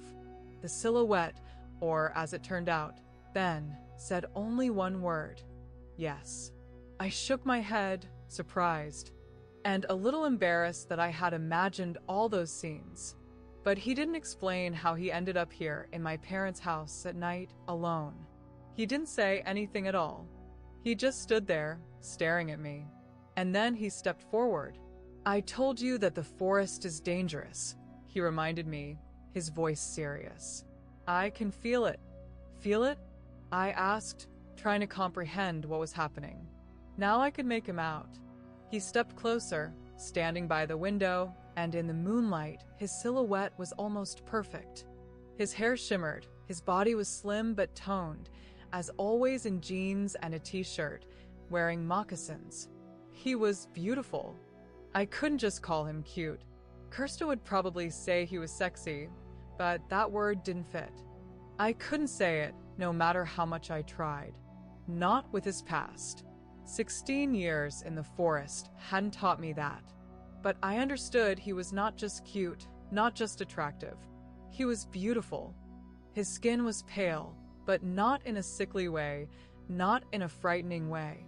He didn't look alien, not from another planet. He was here in front of me, so real, so divine. His skin glowed slightly in the moonlight, and his features seemed carved from something perfect. Sharp cheekbones, nose, lips. When I looked at his lips, something tightened in my stomach, and a warm current ran through my body. "Maybe you should leave," he said, continuing to look at me with his dark eyes. I remembered Rena's house, that bed in the guest room that had now become mine. In the morning, there would be a new day. I would have to go to school. But Renee wasn't my home. I was already home. This was where I belonged. But Ben didn't belong here. "Maybe it's you who should leave," I repeated, not breaking eye contact. "This is still my house. You don't want to go back?" he asked, surprised. "No, I don't," I replied. "You can think what you like, but it's not up to you to tell me what to do or where to go. You still haven't explained what you're doing here. You're in my house, and if you don't explain, I'll call the police." I tried to scare him. We had no connection. The phone had long stopped working, and I knew the power was out. The electricity came from solar panels, meaning the phone had been off, along with all communication. The Tontos had long forgotten about such trivialities. "You really don't plan to return?" Ben asked again, his voice almost confused. It seemed like he was so surprised that I couldn't help but answer. "Don't you understand that this is not your home?" "I know," he said, his voice too serious. "Avery, I came here because..." He fell silent. "You feel it?" I repeated. "Something horrible happened here," he continued, as if he hadn't heard me or didn't want to emphasize what he almost said. "I feel it. And it still isn't. The one who did this won't stop. They aren't going to stop. This isn't the end. You're in danger. That's why I said it's better for you to leave." "And how do you feel all this?" I asked, unable to hide my bewilderment. He turned away, as though waiting for something. I just feel it. Do you understand? He straightened up, standing as if preparing for something. I knew that if he said this to anyone else, they would think he was crazy. But my parents had taught me that the world was much broader than what the eyes could see. In the forest, I had experienced many secrets that were invisible to most. And now, in this house, I stood next to the torn bodies of my parents, as though they meant nothing at all. I didn't know what had happened to them, what exactly happened, what killed them. But why not believe Ben if he could feel it? Maybe he knew something terrible was going on here. Maybe he knew more than he was saying. Do you know who killed my parents? I whispered, swallowing my fear. Or, at least why? He looked at me, his eyes widened. So, you believe me? I nodded. I saw the forest from the inside. Places where people never go. My mom loved watching it, going out and enjoying the birds, the trees, looking deep inside as she could. And she let me do it too. There's something there. Something ancient, powerful. And people never. The forest will stand forever. But Woodlake will not. It's something different. There's a force that's stronger than people. You see it? Yes, I whispered, feeling the tremor in his voice, his gaze fixed on me. What else do you see? Nothing, I answered. I can't remember what happened to my parents. I try, but I can't see anything. Only, I remember blood. I felt my shoes soaking in it. And skin. And silver flashes. Something moved, cutting. And that movement was inhuman. Silver? Like a weapon? A gun, maybe? No. It was too fast and silent, not a gun. The flashes were so bright they overshadowed everything. Something supernatural happened to my parents. A human couldn't do this. What? Ben asked, his voice becoming quiet, calm. In the distance, in the forest, a wolf howled. A lone, prolonged, warning cry. It wasn't afraid of people. Maybe it was them. I softly said, wolves. Wolves? Ben repeated, but his laugh sounded strange, sharp. There was fear in it. Wolves don't attack people. I took a deep breath. Usually no. Ordinary ones don't attack. But I've heard that there are different wolves in the forest. They're like people, but not people. They can... Heard? He interrupted. From your parents? No, I replied. Dad said they were just old tales. So, why do you believe in it? That's, well, crazy. Just because you haven't seen something doesn't mean it's not there, I said. I can't remember what happened, but I remember seeing their bodies when Ron took me. They were torn apart. My voice trembled, but I continued. What happened to them? People can't do that. It's impossible.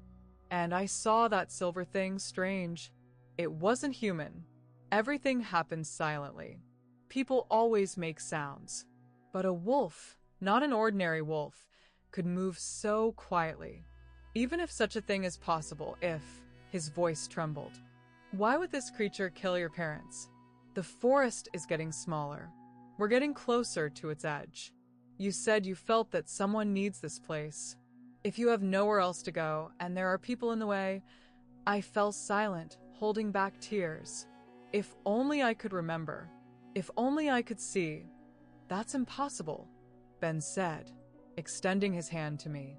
It was strong and warm, and I felt relief. Avery, there were no animal tracks here. Only blood. Only people. My parents. I began. Are they still? Do you feel them here? No, he answered gently. I'm sorry. I know you miss them, but I only understand one thing. Something terrible happened here, and it's not over. But I'll be here. I'll watch over you. I looked up, he was standing so close, and he also looked at me. His lips slightly parted, and his fingers touched my cheek. A long, pale hand. He traced my lower lip with his thumb. Avery, he said, I can't. And at that moment, he kissed me. I felt the resistance inside him. He hesitated, as if he didn't know what to do.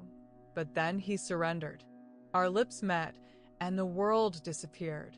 He kissed me as if I were the only girl in the universe, as if this were the only moment that mattered to him.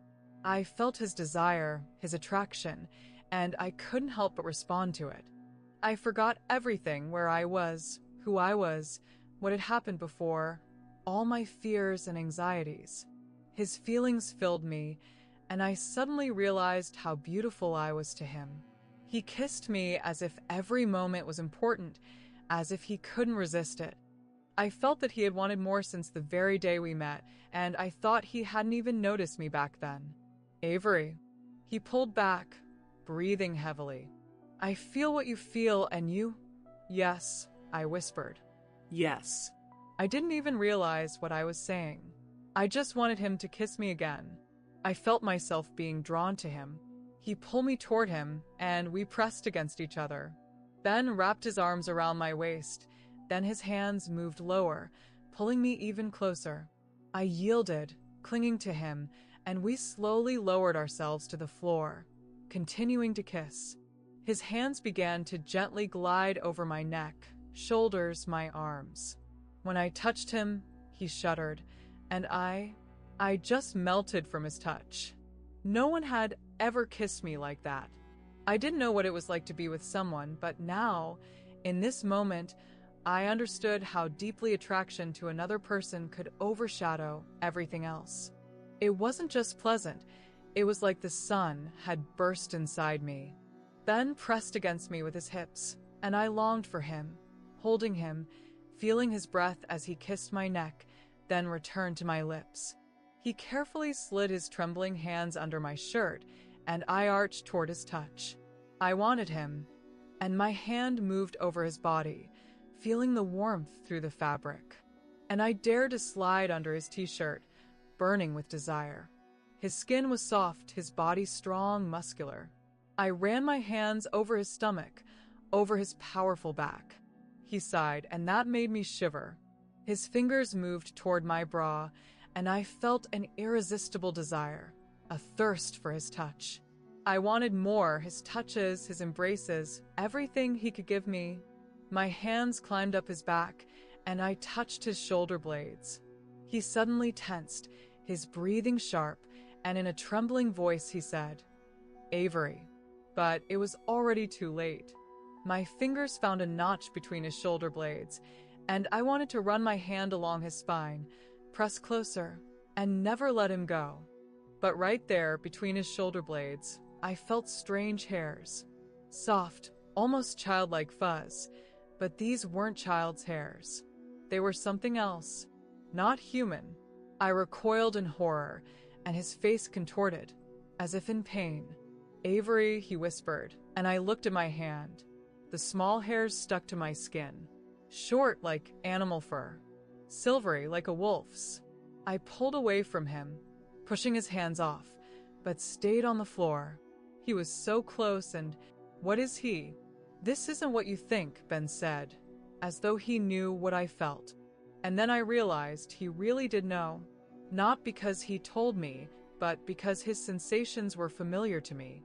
All the pain, the fear, the confusion passed on to me. "It's a rare skin condition," he sighed heavily. "I'll remove these hairs once I've saved up enough money. That's all." I felt his desperation. Fear. Lies. "No," I said. "This isn't a condition. It's something that happens when you become something else." He fell silent and met my gaze, but I saw the light flare in his eyes, silvery, cold. "Avery." He didn't finish, closed his eyes, and breathed out sharply, as if something inside him was resisting. I could swear he was shaking, and something in him was ready to break free. "Go," he whispered. I stood up, but couldn't tear my eyes away from him. I was sure I needed him, but he... "I won't hurt you," he said, as though trying to convince not only me, but also himself. "No way." But I couldn't stay. I turned and ran, because it was terrifying. Because I knew he was scared too, and I couldn't trust his words. Because he didn't even know what was happening to him. I ran through the forest, ignoring the paths that were dear to my parents. I had to get away. I thought of Renee. My body still burned with memories, his lips, his hands, and I wished it were all a lie. But still, I felt myself being drawn to him. I tripped over a root and almost fell. In the distance, a howl echoed. A wolf's. No, I told myself. No. But I didn't believe it as much as I wanted to. I was almost at Renee's house, where it seemed I'd be safe. My hands pushed aside tree branches, and in the moonlight, silver hairs glistened on them as if they were following me, reaching out from the darkness. In the legends I'd heard from Kirsta, it was said that wolves might live secretly among us. And when the town was first being built, these strange creatures demanded women from the people, and they gave them. Girls were handed over to those who lived in the forest, creatures that resembled humans but were, at the same time, foreign to them. Ben never told me what brought him to my parents' house. He felt some kind of danger, warned me, told me to be careful, but what if his warning was about himself? I reached the house, taking every step as quietly as possible, trying not to make a sound, and went back to the guest room. I lay on the bed and closed my eyes, trying to process everything that had happened. How I had been afraid when Ben showed up at our house, and then he made me. No. He didn't make me. His attraction to me was just as strong as mine to him. And despite everything, he tried to convince me to leave. I remembered how, for a moment, I really thought I should, but then I dismissed the thought. And it surprised him. I remembered his kisses, his hands, how I kissed him. I turned onto my side, feeling a single silvery hair left on my finger. It stuck there, a reminder of what had happened, of what I had done, and my chest tightened, not only from realizing who Ben was, but from remembering his touches, his kisses, and wanting them again. I was drawn to him. Chapter 13. I woke up feeling broken, barely having slept. When I finally drifted off to sleep, I dreamed of Ben. We were together again, but it was different this time. His back was smooth, and he smiled at me, whispering, "It's okay, Avery. I'm in control, I swear." I touched him, and he flinched in my hands, whispered my name, and I saw silver. I jerked back and opened my eyes. I couldn't let myself think about it, let alone say that word out loud. "Avery," Renee called me. I got up and my head spun. "Why are you still in bed?" "I don't feel well," I replied, struggling. She came closer, touched me, checking my temperature. I felt her touch, making me tense up. I wanted to say it wasn't about her, but about what was going on in my head, but I knew she wouldn't believe me.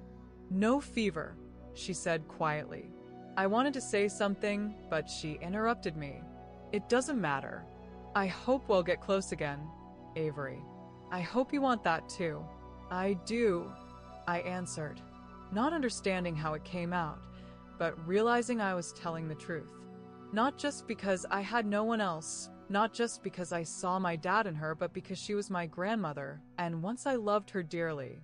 Love doesn't disappear, it stays. My mom used to say that to my dad, and I kept wondering why. They were happy. Now I understood. I looked at Renee and realized her relationship with my dad had fallen apart, and suddenly I thought, maybe that broke her heart? "It'll make you breakfast," she said, getting up. Her voice was calm, but her gaze turned away. "Can you go to school?" "Yes, it's fine," I replied, getting up. That day, I had only one class with Ben, the last one in the schedule. Just one. I would survive.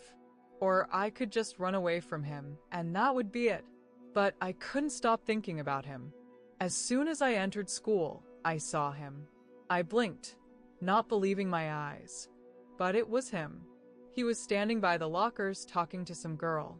She was smiling, trying to get his attention, but he wasn't looking at her. He was looking only at me. He met my gaze, then turned and walked away. The girl didn't even get upset.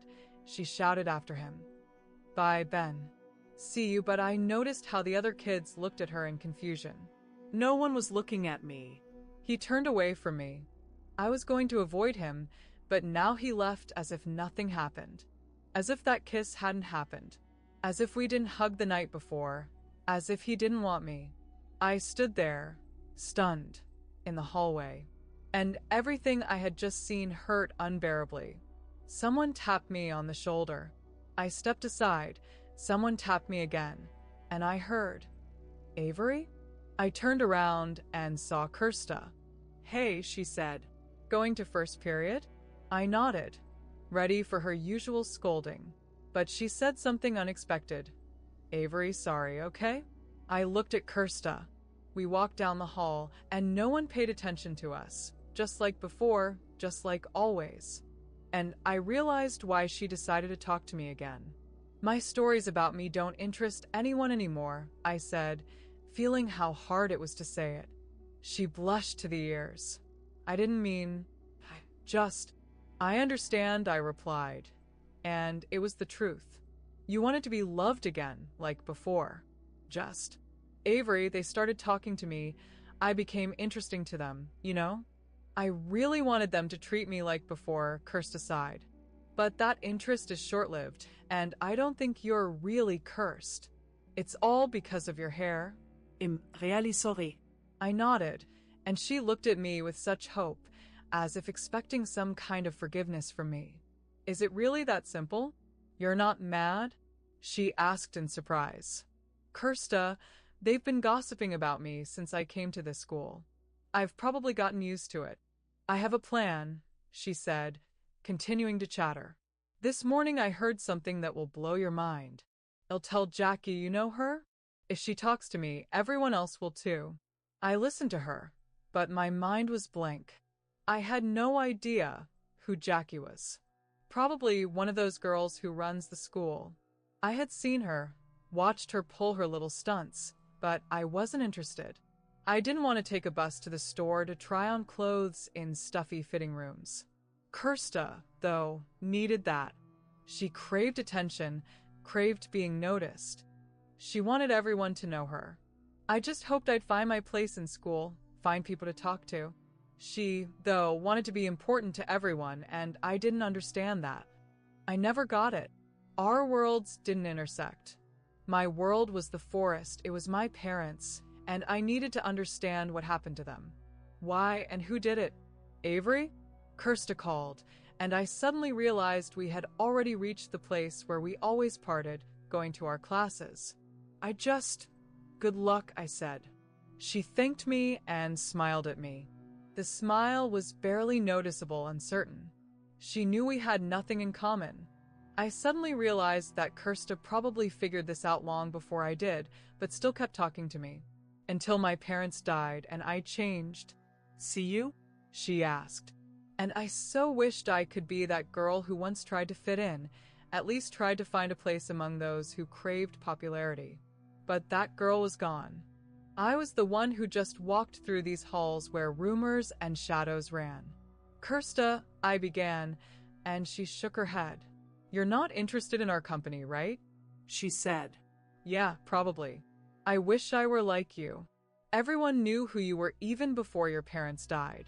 You could just be yourself, without trying to fit in. You could have won everyone over, but you didn't even notice it. And instead, you talked to me. I didn't understand what she was talking about. Win them over? No one noticed me.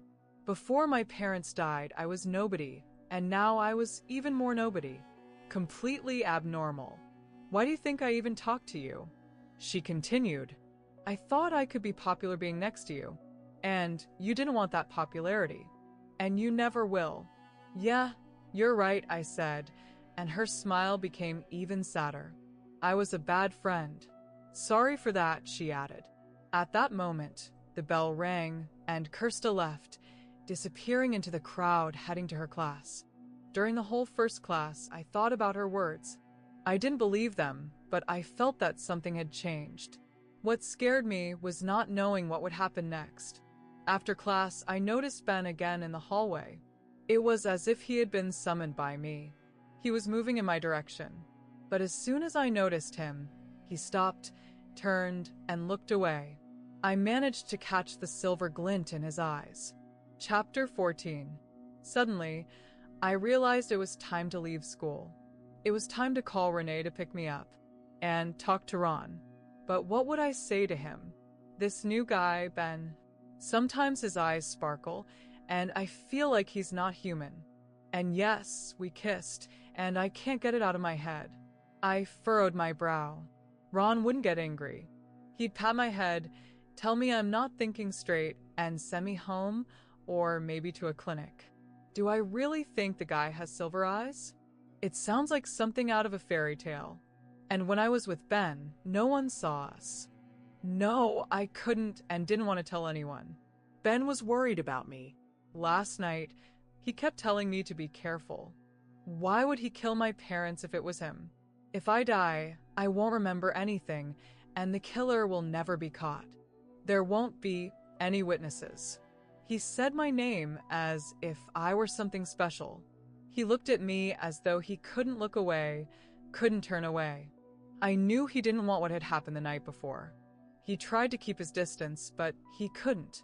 I remembered how he said my name, how he touched me with his lips, and suddenly realized I couldn't focus on my studies for the first time in my life.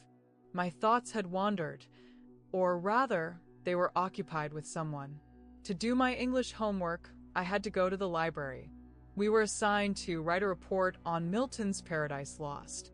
I sat down at the computer and started looking for materials, but I ended up getting distracted by something else.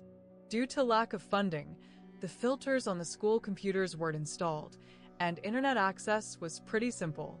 I opened a search engine and typed in the words wolves and Woodlake. My hands were slightly sweating. There were many results, but one of them, when I started reading the description, I was literally on pins and needles. I was sure I wouldn't find anything important, but clicking on the link, I landed on a site dedicated to werewolves. What was written there I already knew.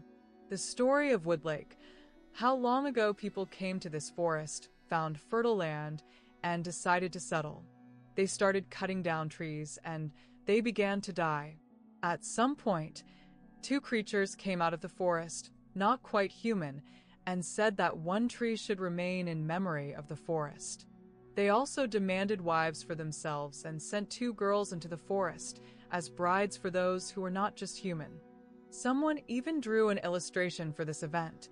Two girls in old-fashioned dresses standing under a tree, holding hands as if supporting each other. The drawing looked like something from a fairy tale book, but one thing about it was strange. They were standing under the tree that grew in the center of our town. My dad loved it, and it always seemed like something sacred to Woodlake. It was taller than all the buildings in the town, even taller than the new houses that had cut down part of the forest. The last paragraph on the site said, although no official reports of encounters with werewolves have been made, Woodlake remains a small town, almost entirely surrounded by forest, where a wolf's howl can be heard every night. There are rumors that extinct species of wolves, such as Dusian australis, inhabit these areas. It is also said that sometimes this howl sounds more like a human scream than an animal's. Ben Dulzik. With trembling hands, I typed Dusian australis into the search engine. Every keystroke sent tremors through my body. When the result finally appeared on the screen, I felt my fingers become damp with sweat. It was information about wolves. There once were wolves called Dyzik, but in the Woodlake area, they had never been. This species had been declared extinct. Declared. Ben, he had recently lost his family just like I had. He moved here from Little Falls, a place I knew nothing about. He lived with his grandfather, Lewis. And now I understood who he really was. I closed the windows on the computer and continued searching. Another word I encountered in ancient legends about those who were half human, half wolf. The very stories my dad used to say were just fiction. I didn't search further. I already knew. Dusian australis. Wolf. I didn't want to believe it, but everything fit together. I lived in a small town surrounded by forests. Yes, there were forests in other places too, but ours was special. And now the forest was melting away, disappearing, while the town kept growing. Soon we'd have shopping malls, cafes, and there would no longer be houses like ours with the Tonto's family, cottages hidden among the trees. But I couldn't forget how Ben and I had been together, how we met. I couldn't forget what I had just read. Instead of leaving school, I stayed. I needed to clear my head, but as soon as I entered the art room, I understood why. Ben. I walked to my easel, knowing I had to walk past him. He sat, staring blankly ahead, his jaw muscles twitching with tension. I know what the last name Dysek means, I whispered. He flinched and then froze, not moving. It's just a common last name. It's just... He saw my face and stopped. Turning to the easel, he added, "Listen, I just moved here. I'm trying to settle in this town." And you? He fell silent. "I know who you are," I said, and his gaze locked onto mine. "I know you know," he replied. I was taken aback by his confidence. I didn't expect that kind of response. "Really?" I exhaled. "I felt you figured it out yesterday," he explained. "And today you're sure." "Avery, I feel what you feel. I catch your deepest emotions. And you feel mine. It shouldn't be this way, but I can't stop it. I'm not like you," I said, my voice trembling. "I'm human and you can't feel that. It's impossible. You might notice something, but feeling someone else's emotions, it's not the same." He looked at me, and the memories of the previous evening instantly returned. I felt like I knew what he wanted. In his eyes, there was only one desire: to kiss me again. And he wasn't afraid of being seen. He wanted that moment to repeat itself over and over, endlessly. I could barely hold myself back, feeling the strong desire pulling me to turn toward him, and in that gesture, I saw what we both knew. The feeling that had formed between us was stronger than both of us. We could become the perfect couple, or destroy each other. But I couldn't allow myself that. I had to find out what happened to my parents. I couldn't accept that their lives had been taken because of the whim of a creature whose darkness was beyond description. This creature needed the forests, but even Ben didn't know why. It was filled with evil, endless evil. I took a step, but not toward him. I walked to the other side of the room, where Kirsta was standing, and began setting up my easel. She noticed how my hands were trembling and silently came over to help me. A desire to talk to her arose in me. After all, she was the one who told me about the legend my father had vehemently denied. Maybe she would understand, but I knew it would be useless. And Ben knew that too. Even from the other corner of the classroom, I could feel his thoughts, like powerful waves of desire. He was burning with it, and I felt my face flush. I turned my gaze to the apples we were drawing. They seemed disconnected from reality, just like everything happening around me. It felt like this lesson lasted an eternity, and when the bell finally rang, I rushed out of the classroom without looking back. People were staring at me, but I didn't pay attention. I couldn't stay for even a second. If I did, I would walk over to Ben. Despite everything I'd learned about him, and even though only a silver flash remained in my memory, it didn't matter when compared to what I felt for him. Even after everything I had read online, my heart told me one thing: Ben was Ben. But before that, my heart was certain that my parents would always be there. I decided not to trust him, so I ran out of school, not even thinking about the things I had left in my locker, not remembering the homework and all the other worries that made up my life. I started looking for Renee's car, but it wasn't anywhere.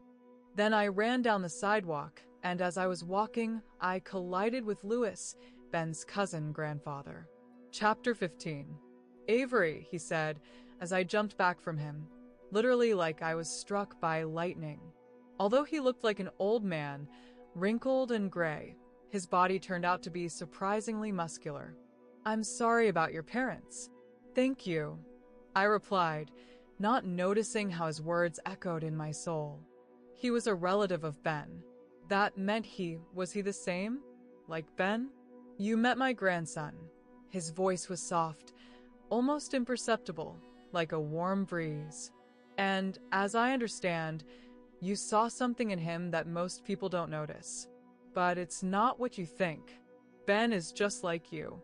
Think about it and you'll understand. His words seemed to wrap around me, making me believe in their truth. Remember, Ben is just like you, like everyone else. No, he's not. I protested, not believing my own words, and Lewis looked at me as if he were looking straight into my soul. His eyes were dark brown, but with a silver gleam that made me shiver. They were the same. You're like Ben, too, aren't you? I asked, not hiding my confusion. Well, Lewis replied, not breaking eye contact. Ben said that if I spoke to you like I do to others, you wouldn't believe me. You've kept the purity of your heart and mind, despite everything you've been told, haven't you? You didn't answer my question. And should I? I looked at him, and he saw the determination in my eyes. No, I finally said.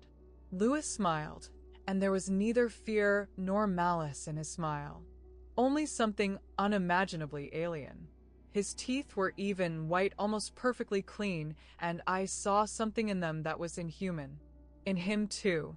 Does Ben have other relatives? I asked, unsure I wanted to hear the answer. Yes, Lewis began, his voice becoming somewhat dull, as if he were thinking about something long forgotten. Now, beings like us are in danger. Ben's father tried to avoid this, but he couldn't. Is he also in danger? He thought not. He hoped everything would stay the same. It's probably better not to continue this conversation. All right, I sighed. And who killed my parents? Lewis fell silent, his expression darkening. It's some evil force, he said at last. An incomprehensible force. But it left its traces. It needs the forest, but not to preserve it. It wants to destroy it. And you? No, Lewis answered, his voice becoming sharper. I can't deal with it. I'm too old and have spent too many years alone. I don't understand this force. But you, Avery, you can. And you must be careful. You see the forest like no one else. It sees you, and you have power. And this force of evil is hunting for that. Power. I almost laughed out of despair. I was only 17, I had lost my parents, and now my entire life was just this bundle of pain. I forced myself not to go to Ben, despite everything I had learned about him, as if I could really change anything. Yes, power, Lewis said. A long time ago, I knew a woman like you, but she didn't want to. Well, I'll stop. Ben is coming. Wait. I jumped to my feet. What power if I really have it? And why couldn't I do anything when my parents died? I don't know. The forest is my home, but its heart doesn't open to me. All I know is that Woodlake Forest is connected to something much older than all the beings living here, and that something lives in you. That doesn't mean anything to me. Sorry, he said. Who you are and who you will become is your decision, and you'll have to make it very soon. But Ben must not be harmed. You can't let him die because of you.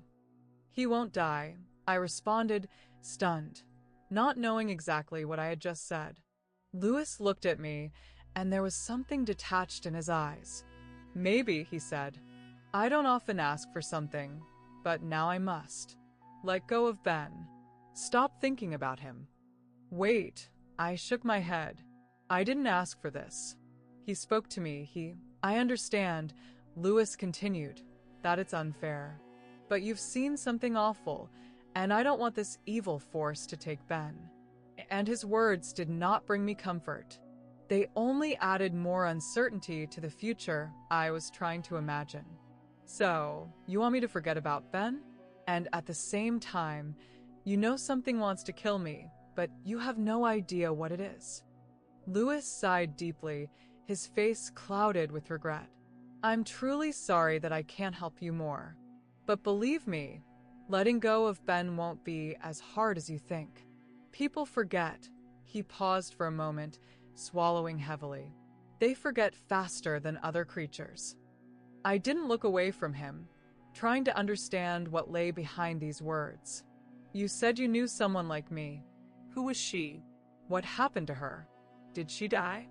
Lewis didn't answer immediately, as though his thoughts were pierced by pain. No, she chose to forget what she saw, what she was. His voice became quieter, heavier.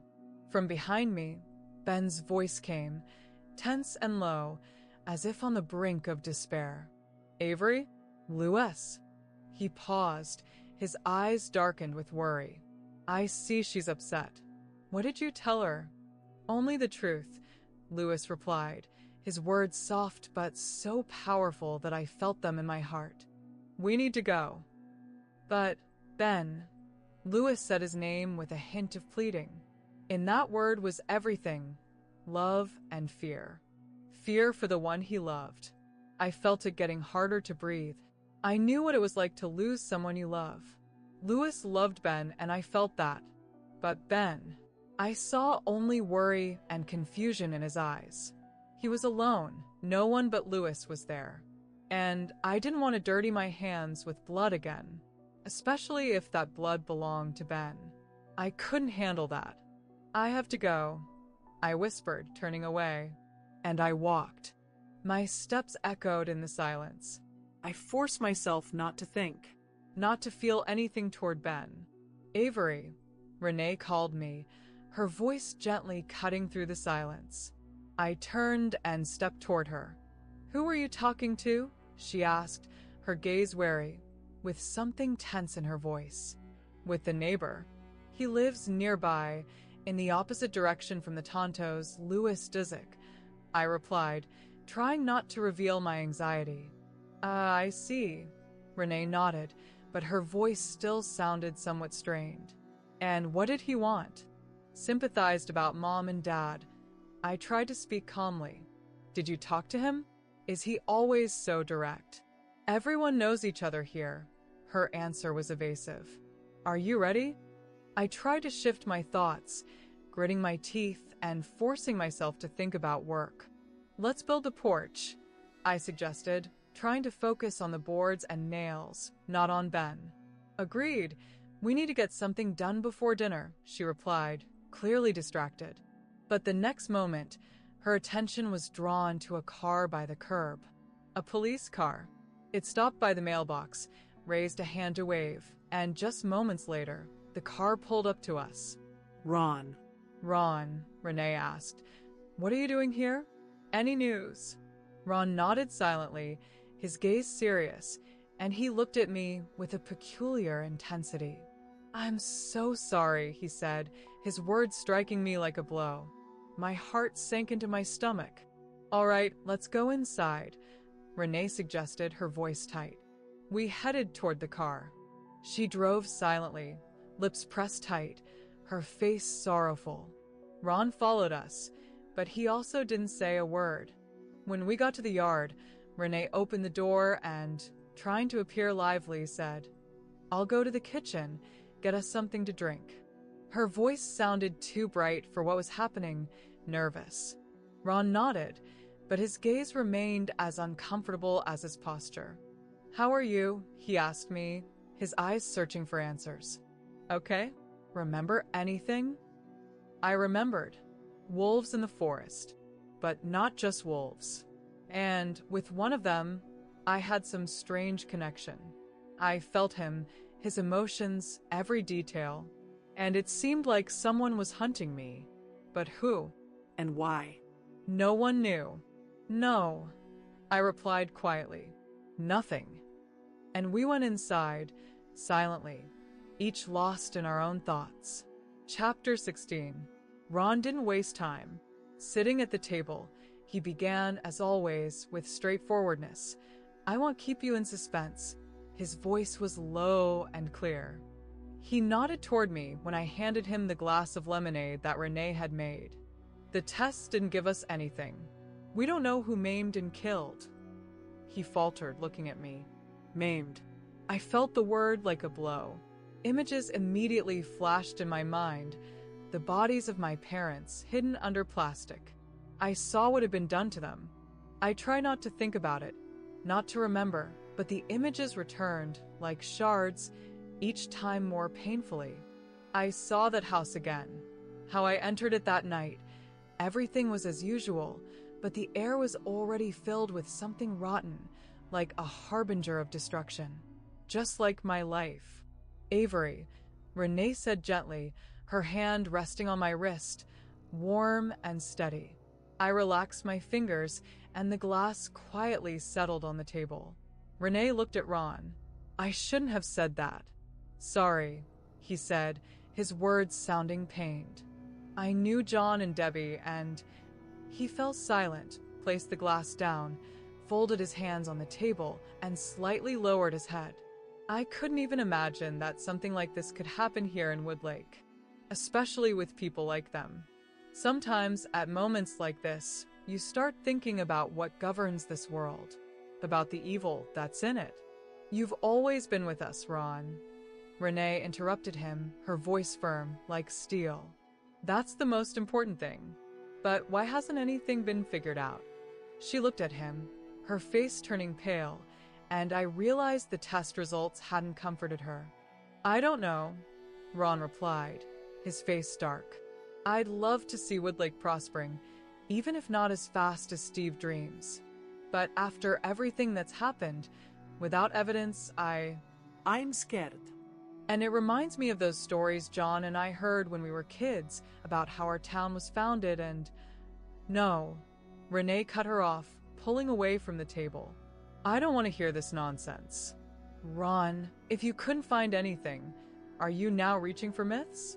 Do you really believe that some mythical creatures killed my son and his wife? Renee, you've lived here your whole life. Ron looked as if he were on the verge of losing patience. You've heard the wolf's howl, and you know it's not always just a sound.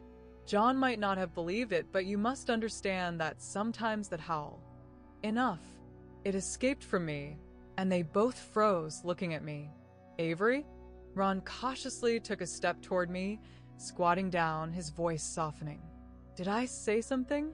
Are you remembering something? You've gone pale, look at your pupils. Renee, look at her.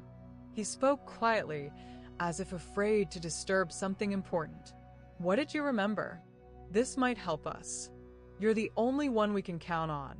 Tell us everything you know. I remembered. Ben. His face, his silhouette, his back, and that little triangle hidden on it. This was not just a random encounter. It was something deeper, something unexplainable. He was part of the forest, part of something larger that I would never understand. I went home, I whispered, and Renee let out a sharp cry, leaning against the table, as if she couldn't bear the weight of these words. When? Ron asked, his voice tense. Some time ago. I answered, feeling my heart beat faster. Why? Ron sighed, taking off his hat and running his hand through his hair. That's a crime scene. It could be dangerous there. I remained silent, looking down, unable to say another word. I understood that Ron was upset. He had brought my things from home, sat with me in the hospital when I was terrified out of my mind. And always, when I couldn't remember anything and everyone was pressuring me, he would say, "Let her rest." A few days ago, she really went out at night, Renee said softly. Avery, why didn't you tell me where you were going? I remembered Ben, his warnings about how important it was to be careful in the forest. And Lewis, who had said that I had a power that evil was hunting. I shrugged, but a chill ran down my spine. I can't believe this, Ron said, weakly smiling, but his voice carried sadness. You went there alone? Why didn't you ask Grandma to take you? Or call me? You can't take risks. We still don't know who killed your parents. You haven't gone there since, have you? I shook my head. That was true, but I didn't want to talk about what I had seen. Who I had seen. Renee. Ron stood up and turned to Grandma. He approached her and whispered something. I didn't hear, but I didn't miss anything important. Renee quietly responded, "The house? The administration wants to demolish it?" How? The land belonged to John, not the city. And what does Steve have to do with this? I know how this sounds, Ron said, but John is gone, and the house isn't in the best condition. You know how he lived. Renee, there's a chance the house will collapse, and someone will get hurt. And the murder happened recently, people are scared. And yes, Steve supports this idea. No, I protested, standing up, trembling. They can't demolish the house. It's my house, and I have nothing else. Renee, don't let them. It's not about taking your house away. Ron calmly turned his gaze to me. But the administration might deem it dangerous. And it's true. It poses a threat. But I'll find out who'll handle it. I promise they'll bring you everything you need. He looked at Renee again. That's not what I wanted to say. You understand that it pains me to think about what happened. I don't want you to suffer. But without the house, you'll only have to pay the land tax. If you sell it, Avery won't have to worry about college. Maybe you should think about it. No, Renee said firmly, pushing herself away from the table. Tell the administration I don't agree with demolishing the house. And tell Steve I won't sell it. My son loved this forest, and Steve is cutting it down for his benefit. John wouldn't forgive me for that. And neither will I. John would probably want Avery to never want for anything. I'll take care of Avery, she replied, her voice firm.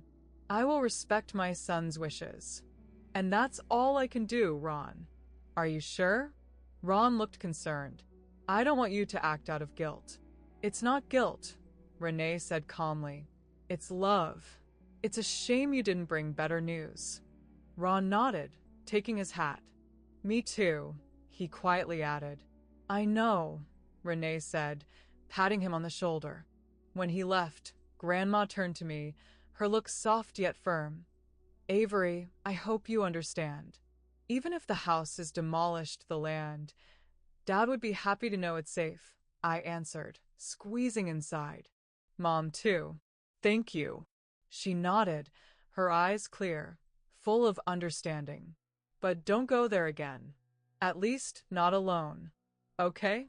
Your dad was a great builder, but I know, I said, remembering the crack on the wall in my bedroom, and the unfinished terrace. Everything I had, and everything I've lost now. Chapter 17. The next day, Ben didn't come to school, and I was grateful for that. I needed time to focus. When he's around, my thoughts slip away, I can't concentrate, and I can't plan how to save the house. However, his absence didn't bring me peace either. I kept wondering why he wasn't there, what was going on with him, if he was okay. I began to believe what Ben and Louise had said, that there was a special connection between us.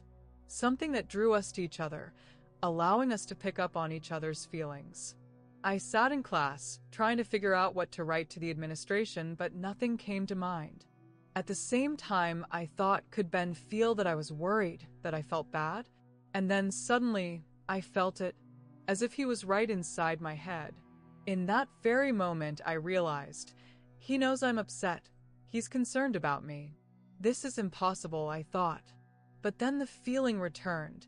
That feeling that shouldn't exist, but it was there without a doubt, it was there. During lunch, I went to the library, deciding that instead of eating, I would search for information about mind reading. All I found were articles claiming that people could supposedly transfer their thoughts to one another. Some even claimed they could see what the other was doing. But it wasn't like that for me. I couldn't read his thoughts, and he couldn't read mine.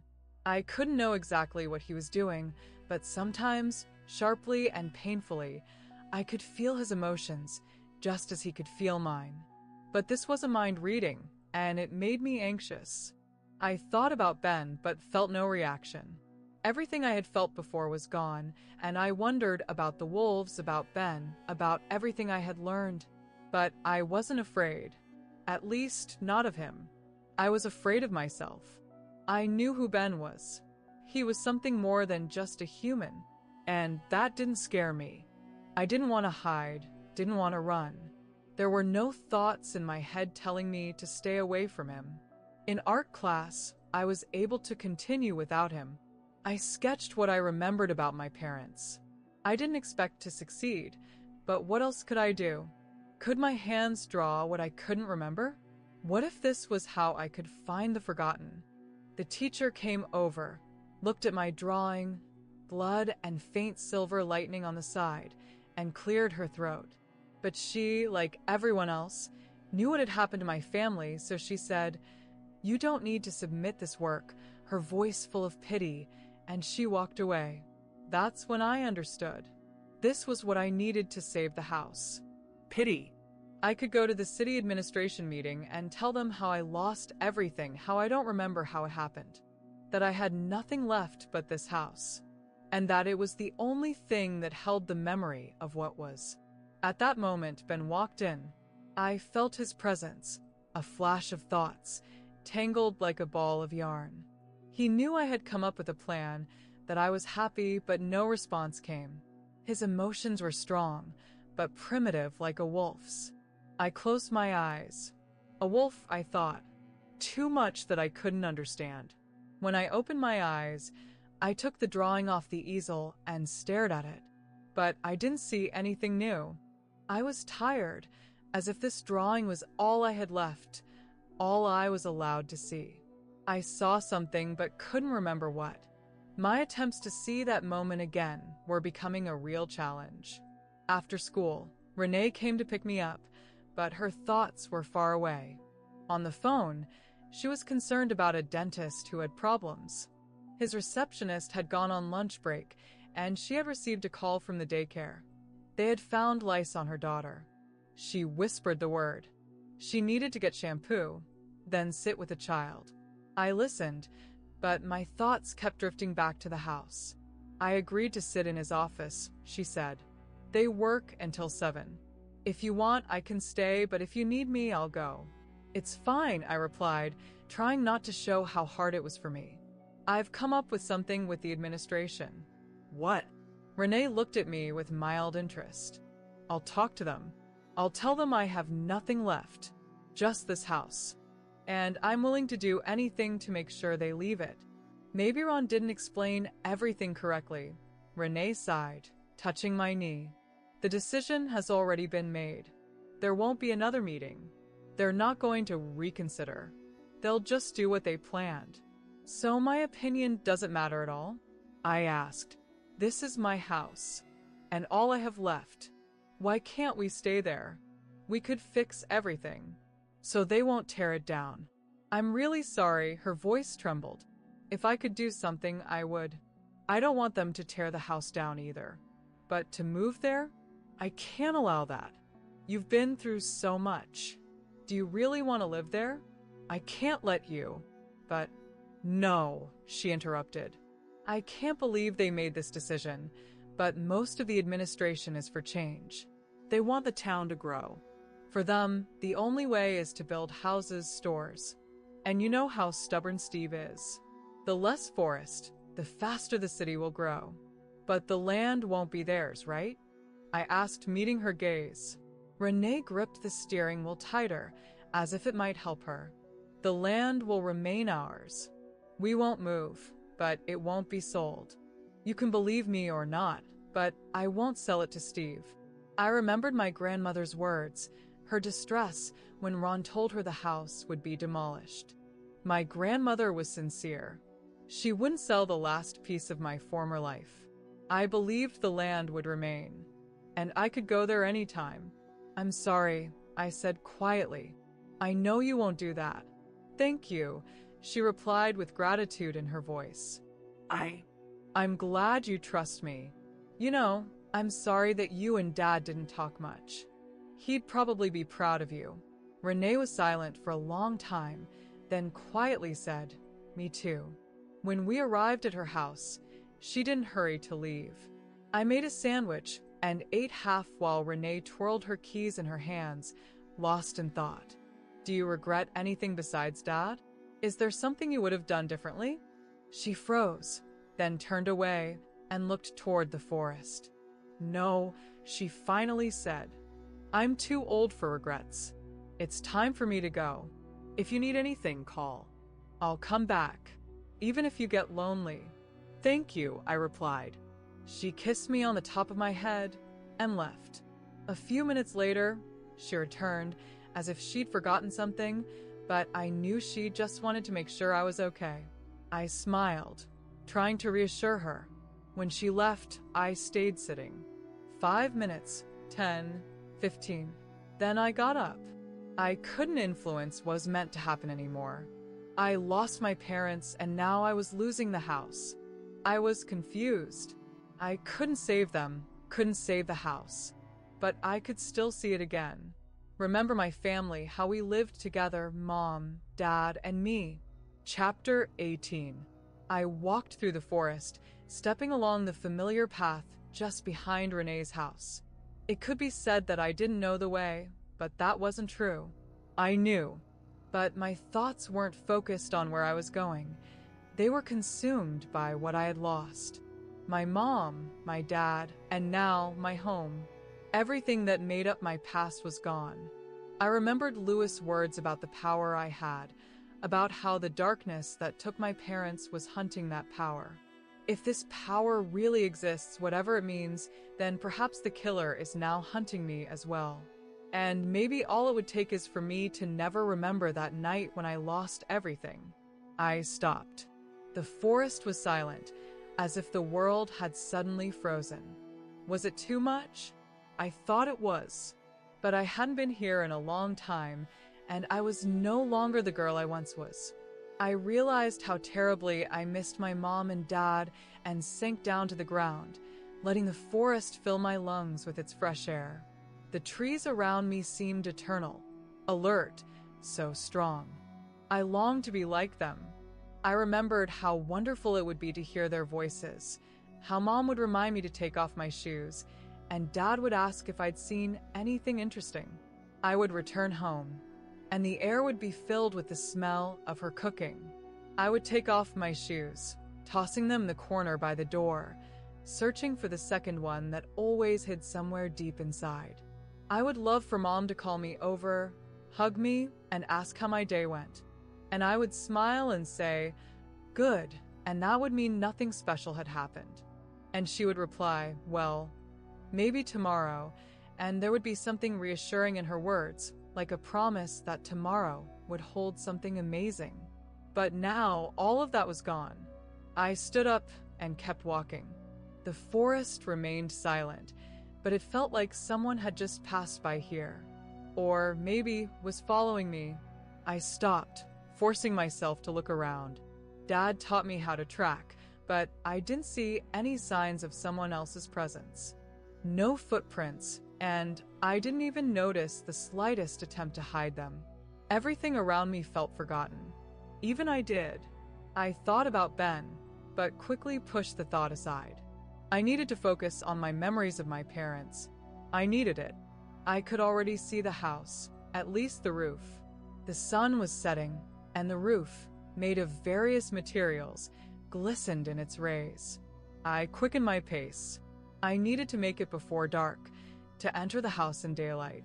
I would open the pantry, take out my mom's mix of nuts and dried fruit, which I never liked, and eat it at the kitchen table.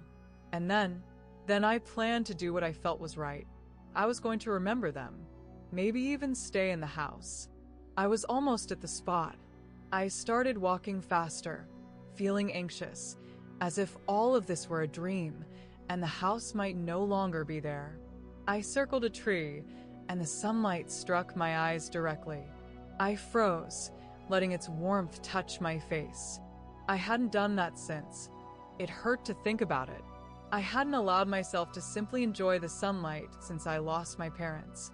I thought about the forest, how it had always drawn me here, as if it were a part of me. But now, even though I was in it, I didn't feel that connection. Not like before. Not as my mom and dad had taught me. I closed my eyes, and the forest seemed to come alive in the silence. I listened to it, trying to remember how much it had given me. The wind picked up again, and I heard the creaking, groaning, and shifting of the tree branches as the airflow changed. It was a deep, muffled sound, the same one I had once heard walking with Dad when a branch fell from a tree. But today, that sound was stronger, like something was wrong. More tense, more unsettling. I opened my eyes and saw the tree falling. It was falling straight toward me. It seemed alive, healthy, but despite its power, it wasn't just dangerous. It was a real monster. A branch hitting me would be one thing, but if the trunk touched me, I wouldn't survive. The tree was crashing toward me with a loud roar. I managed to see its leaves. They were green, fresh, full of life. But if that's the case, why was it falling? I felt a powerful blow, and, like in slow motion, I was thrown into the air. The tree crashed with a loud crack, and the ground beneath me shook. Landing, I felt its tremor permeate every cell of my body. In horror, I looked up and saw Ben. He stood there, breathing heavily, his eyes burning. I couldn't look away from him. It's the tree. I gasped, unable to turn toward it, unable to watch it fall. Someone sawed it, Ben said sharply, his voice filled with fury. Someone came here, killed the tree, leaving it like this to fall on whoever passed by. It was planned, Avery. Someone tried to kill you. Chapter 19. Kill me? I repeated, trying to comprehend his words. Ben, why? But his gaze, clenched fists, and trembling hands, shaking with tension, silenced me. He was angrier than I had ever seen him, but behind that anger, I sensed deep fear. Fear for me. And I felt it. Because of the land, I whispered faintly. Yes, he confirmed, his voice as firm as stone. He reached out, helping me up. I remembered what happened the night before. I could feel his emotions, just as he could feel mine. And I knew that if I accepted his hand, everything would change. I knew how he would react, what it would mean for both of us. And I took it. He pulled me up with such force that, when I stood, we were so close that we could have touched. Our bodies were just a few millimeters apart, and I could feel his breath, his tension. We could kiss. He looked at me, his eyes still burning with excitement, with rage. He was ready to protect me, and I wanted to calm him. I wanted him to understand that I was fine. My feelings for him had grown so strong that I could barely contain them. I longed for his touch. I felt his desire. I knew he wanted it too. I could feel it on every level. In that moment, despite all the tension, I suddenly asked, "How old are you?" 17, he said without blinking. "Did you turn 17 recently?" My voice trembled. 6 months ago. Why? You're 2 months younger than me? But you should be older, right? A few hundred years older. He looked at me with a smile, but it wasn't quite playful. I age just like you, he said. Right now, I'm 17, soon 18, then 19. Avery, I'm not going to live forever. You saw what's on my back. It appears when I'm about to transform. Or I've just done it. He stepped closer, shortening the distance between us to the minimum. His breath was deep, restrained, and it seemed like he couldn't believe it himself. He took off his shirt, and I couldn't help but gasp, caught off guard by his appearance. When he turned, I felt warmth and tenderness spread through my body. He blushed slightly, his cheeks turning red, but his body was perfect. And his back, it looked ordinary, just like anyone's. I wanted to touch him. It was stronger than just desire, it was a need. He felt it, and his breathing grew heavier. He sighed, his face turning even redder, and he hurriedly put his shirt back on. "I'll take you to your grandmother," he said, as I still couldn't take my eyes off him. "Because it's dangerous here?" He looked at the fallen tree, and I didn't need words. His gaze said it all. I looked back at him, still unable to believe someone could do this. How did they know I would pass through the forest? Trees sometimes fall, he said, still not taking his eyes off the tree. But not like this, I disagreed, not accepting his explanation. He walked toward the tree, and I followed him. He extended his hand to help. I looked at his hand, then at him. We kissed. We were drawn to each other, but it wasn't just about that. It was about trust. It was about how open I felt with him, more than ever before. I took his hand again. His skin was warm, and his palms were firm, as if he had worked with wood for a long time, or run through the forest like a wolf. He led me to the tree trunk. I immediately understood what had happened. Someone had sawed it, leaving the tree at an angle so it would fall when someone passed by. I ran my hand over the rough-cut stump and noticed the neat rings, each one ready to grow. Trees like this grow slowly. It could have lived for many more years, perhaps even centuries. But now it was gone. Why did this happen? I whispered, unable to comprehend what I was seeing. It was almost completely cut down. It was ready to fall. All that was needed was for someone to pass by, Ben said, his voice serious. Who knew you were coming this way? No one, I answered confidently. Are you sure? Yes. I'm certain I didn't tell anyone. Ben closed his eyes and shook his head. Whoever did this knows you. Someone knew you were coming here because it's important to you. The town council voted to demolish the house, and I wanted to see it before that, I said, looking toward the house, which was almost in sight. I took a step toward it, but Ben wouldn't let me go any further. You can't go there, he said, grabbing my hand. If someone cut down the tree to kill you, there might be something waiting in the house too. The risk is too high. No, I have to. Yes, he said, softer now. Who in the town wants the house to disappear?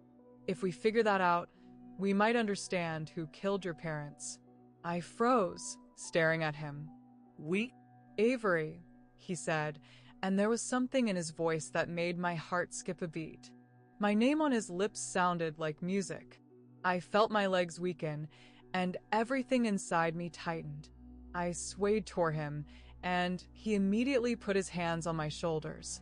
His touch was light but tangible, and I could feel it, his desire, his care. Don't, Ben exhaled, his voice full of pain. Who knew about the house? I already told you, everyone, I answered, surprised that Ben didn't understand how quickly rumors spread here. Then I remembered he had just moved here. Very recently, but for some reason, it felt like I had known him my whole life, like I had been waiting for him. Everyone knows? The town is small. Secrets don't stay hidden for long, I explained. Almost none. I came here to get home. So, I'm going. I took another step toward the house. If you do that, you'll die, Ben shouted, grabbing my arm. I feel like there's something terrible in that house. Like what? Something that wants to hurt you. There's something there. But you don't know that for sure, I protested, feeling how his words hit me. You just feel it, right? You could be wrong. Just because there was something awful there doesn't mean the danger still exists. You're right, he whispered quietly, then said something I completely didn't expect. I froze, staring at him, time seeming to stand still in my mind. I thought my family was safe, he began, closing his eyes for a moment, then opening them again and looking at me with an indescribable expression. We lived in a very similar town, only up north, near the Canadian border. My father was part of the pack, but when he met my mother and I was born, he chose to live with his family. We settled in the woods. The town, Little Falls, was nearby, but no one knew who we were. My dad was happy we were safe, and I never asked why. He paused, his voice sounding weary. One night I went out to shift. I was thinking about my family, about my mom, my dad, my little sisters, and I felt that everything was fine. But when I came back in the morning, they were dead. They were killed. Killed. I could barely utter these words. Yes, he answered, his voice trembling with pain. There are people like them, hunters. They consider anything different from them evil. and they found us. We lived in seclusion, just the 5 of us, but that didn't matter to them. They tracked my family, wiped everyone out, even the younger sisters. Killed them all. Avery, even though we never did anything wrong. Not once. And you moved here, to Lewis, I whispered, and he nodded. He was the only one my father kept in contact with. The hunters, my father was afraid of them. I thought his fears were exaggerated, but I was terribly wrong. Very wrong. I'm so sorry, I said, touching his shoulder. I felt the depth of his loss. His soul was burning with fury, the bitterness of his loss, and regret for not being able to prevent it. Everything inside him was simple, not quite human, but I felt it. I could feel it, and I was afraid that I could become part of this. But I needed to understand what had happened, to think clearly. And how did you know the tree would fall? I asked, removing my hand. I didn't know, he said, his gaze tense. But I saw it falling toward you, and now I'm sure you shouldn't go home. Someone is hunting you, and I'm sure of it. You've been watching me? No, he replied, but I was in the forest. I was running. I looked him over, not seeing a drop of sweat on his clothes. His moccasins were slightly soiled, but that was from pushing me under the falling tree. My father always came back from the woods in a sweat, covered in leaves and branches. And Ben? He looked like he had just changed clothes. You were running? I asked again, and he met my gaze. I immediately realized he wasn't running in Ben's body. He was someone else, not human. But the back, there was no mark, I said, pointing to his back where the scar used to be. I shifted earlier, he explained. I went back and headed to Lewis. I promised him I would try not to think about you because you feel what I feel, and vice versa, and that shouldn't be. So this can be stopped. I asked, my voice cracking, my eyes stinging from tears. I knew it was silly to be surprised and upset, but I couldn't hold it back. I don't know, Ben admitted. Lewis asked me to try, but I don't want this to stop. I realized that today. I felt your emotions the moment I saw you. I've never felt anything like it. I've never felt this with anyone, even with those like me. So you've been with others like... I couldn't bring myself to say it aloud. I didn't even want to think about it. Although deep down I wasn't surprised. I was jealous. Ben and others like him? The thought made my chest ache. He nodded. Yes. There was a small pack in Little Falls when they were gone. But you, Avery, the moment I saw you, I wanted to be with you, to be near you. I felt his words sink in, how they warmed me, chased away the fear. I felt relief. The tree hadn't hit me. I was standing here, with him, talking. He hadn't turned away, as Lewis had warned. I felt everything he felt, and it was amazing. I didn't care who he was. The main thing was that he was with me, and I was with him. Suddenly, Ben gasped, and in his voice, I heard not only pain but something else. That feeling, like a shadow had flickered somewhere nearby. I felt a chill run down my spine.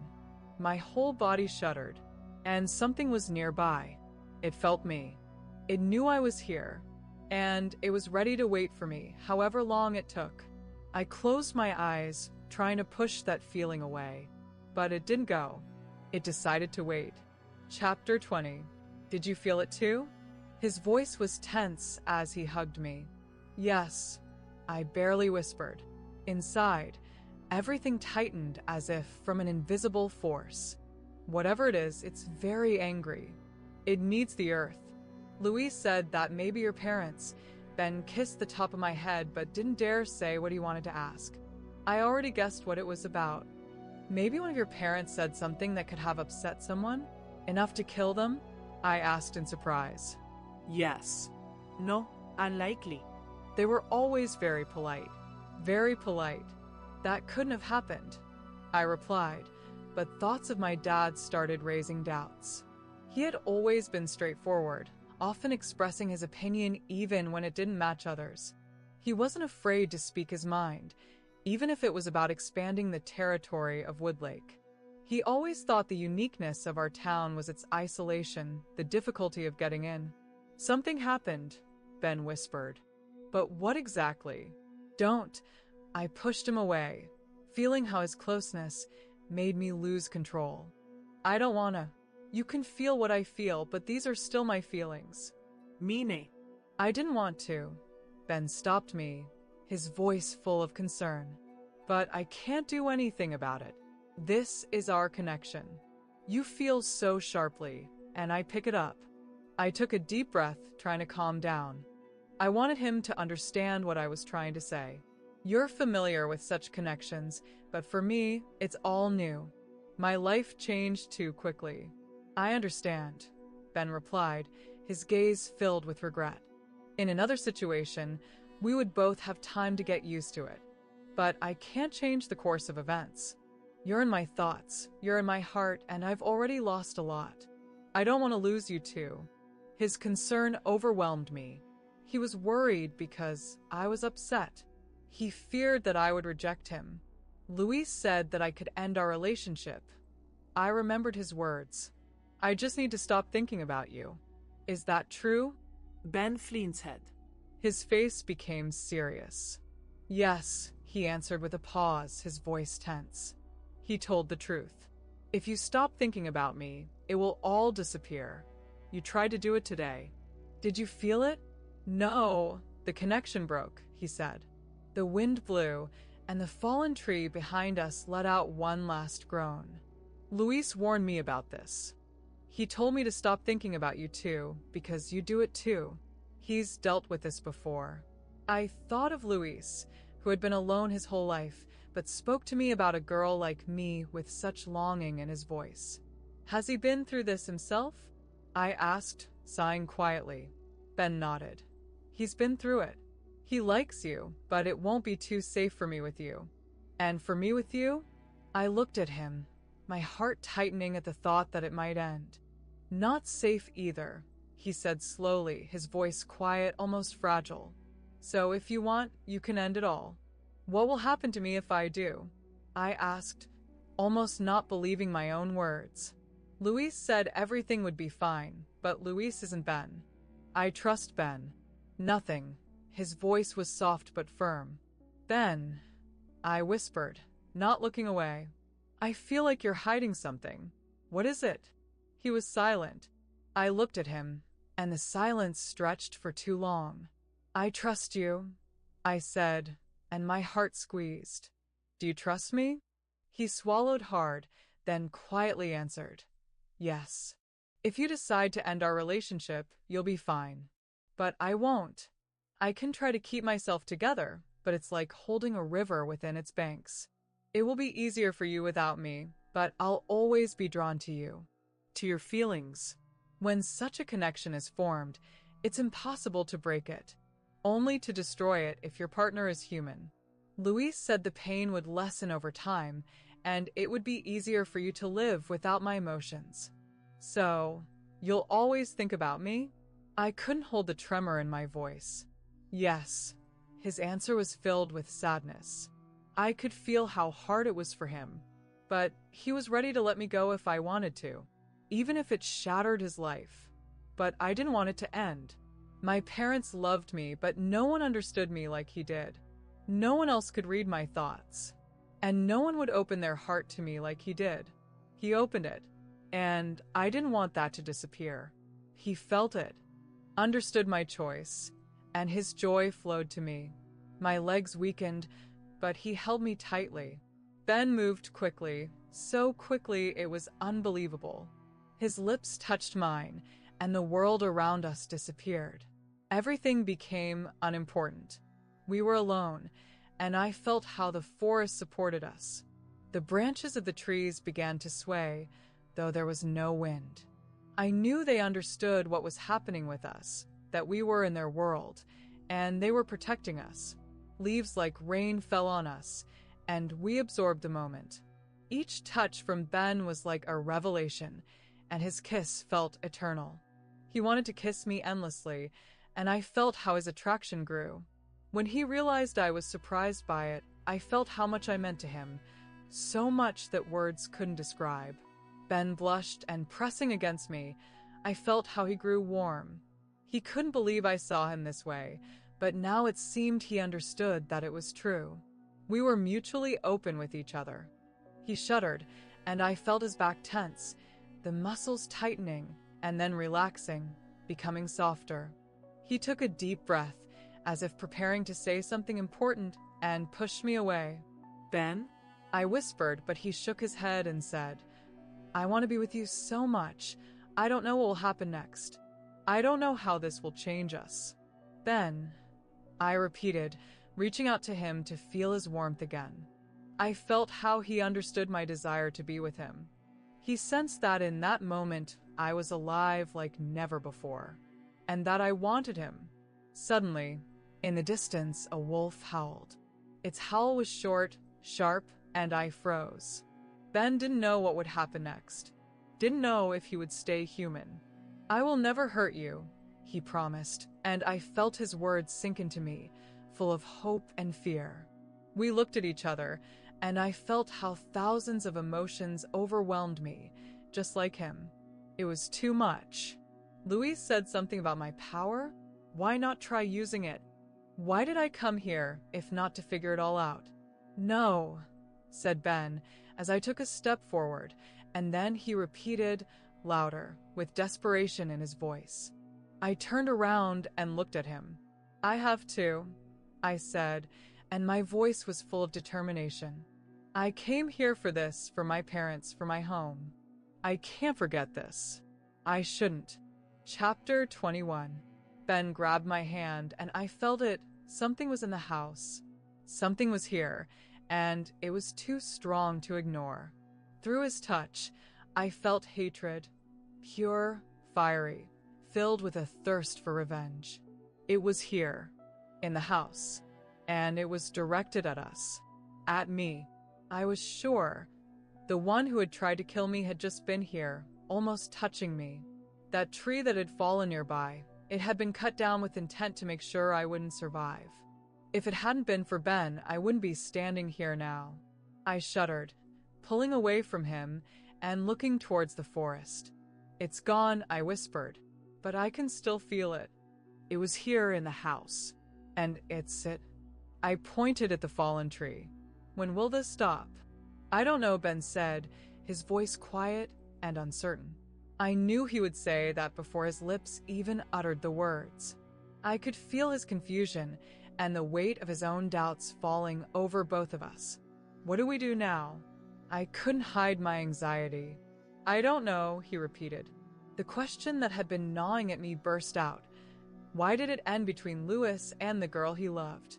Ben fell silent, and in his eyes, I saw him struggling with what he wanted to say, but couldn't. I realized he knew the story, but he didn't want to bring it up. What happened? I asked insistently. He sighed, then answered. She saw him, he said finally, his voice heavy. She came to him, and he was not human, I continued. Ben closed his eyes, and his gaze became distant, like he was reliving that moment. He nodded. Show me, I asked. His silence was almost painful. He quickly opened his eyes, and I saw fear in them. I can't. Why? I didn't understand what was stopping him. Suddenly, in the distance, a wolf's howl rang out, long, hollow, eerie. Avery, Ben said, his voice trembling. This part of me, it can't be near you. I can't control myself. If I transform, can you hurt me? His words burned, and I felt my heart tighten. He swallowed hard and looked at me with so much pain that I felt it physically. I'll do everything I can not to hurt you, he said, but his words couldn't hide the anxiety in the air. It wasn't an answer. It was a struggle, hidden behind his gaze. I felt that he wasn't saying everything. There was something missing, something inhuman, something that longed to take over him now. Leave, he said, his body starting to twitch, and a silver flash flickered in his eyes. They were no longer human. His body began to contort, its outline shimmering. "Leave," he repeated, his voice pleading.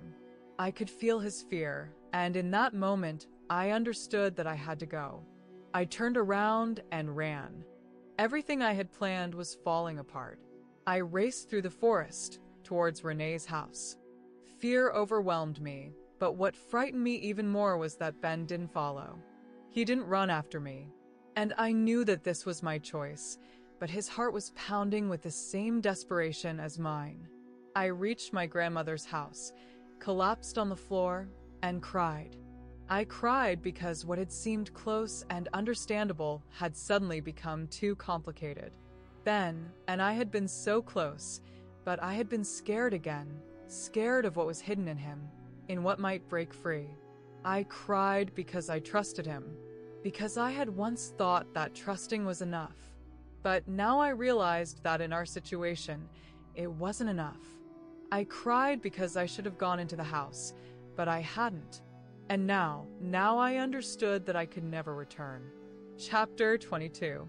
By the time Renee arrived, I was already sitting in the guest room at the table she had set up especially for me. I was staring at a book, trying to appear as though I was reading, but my mind was far away. "Do you want to watch TV?" she suggested, her voice soft, almost caring. I shook my head. My voice was almost gone. I had cried so much that I was hoarse. The tears had stopped being loud long ago, but they hadn't gotten any easier. I was tired of the sadness, tired of not knowing what was happening, especially when it came to Ben. Renee fell silent, sensing I needed to be alone. She just touched my shoulder. "If you need anything, if you want to talk or just watch TV, come to me, okay?" I nodded, and she left. Silence remained, and memories of the house that had once been mine, of the comfort I had once considered my own, now felt foreign. I remembered how I had hoped to find peace there, to return to the days when my parents and I were happy, but now everything was different. In the house, I felt the presence of something unfamiliar, as if someone had been here, watching me. I felt like a stranger in my own past. Everything I had loved was now associated with pain, and this house was no longer mine. I put the book down. Romeo and Juliet. I had studied this play with my mom in 8th grade, and back then it was hard to understand why it was so important. But after the movie, when the words made sense, I understood. It was a love story that destroyed everything in its path. Why had I picked this book? I was assigned another one. I was supposed to read Milton's long poem about paradise, temptation, and how one can lose everything, but I didn't want to read. I didn't even want to think about it. I set the book aside, and although it was still early, I lay down in bed. I thought I wouldn't fall asleep, but my eyes closed on their own. I dreamed of the forest. And my parents. They were sitting at the table, smiling at each other and at me, and my mom waved.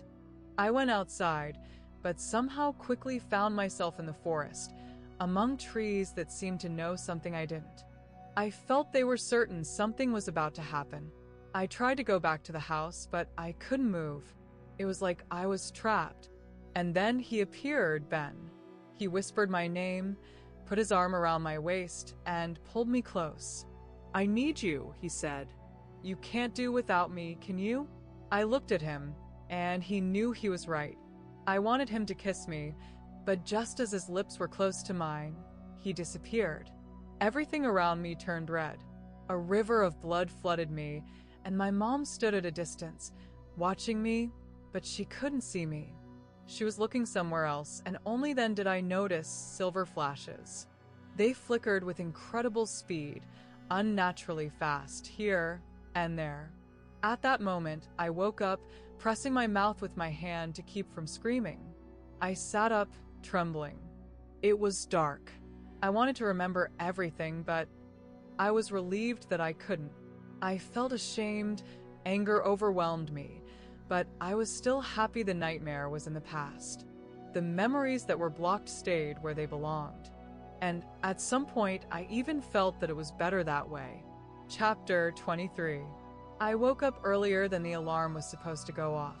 I quickly dressed, grabbed my bag, and headed downstairs. Escaping my thoughts had become my only salvation. School, its routine, seemed to be the only place where I could forget, even if just for a moment. Just to be, like everyone else, not overthinking. When I went downstairs, Renee was already sitting at the kitchen table.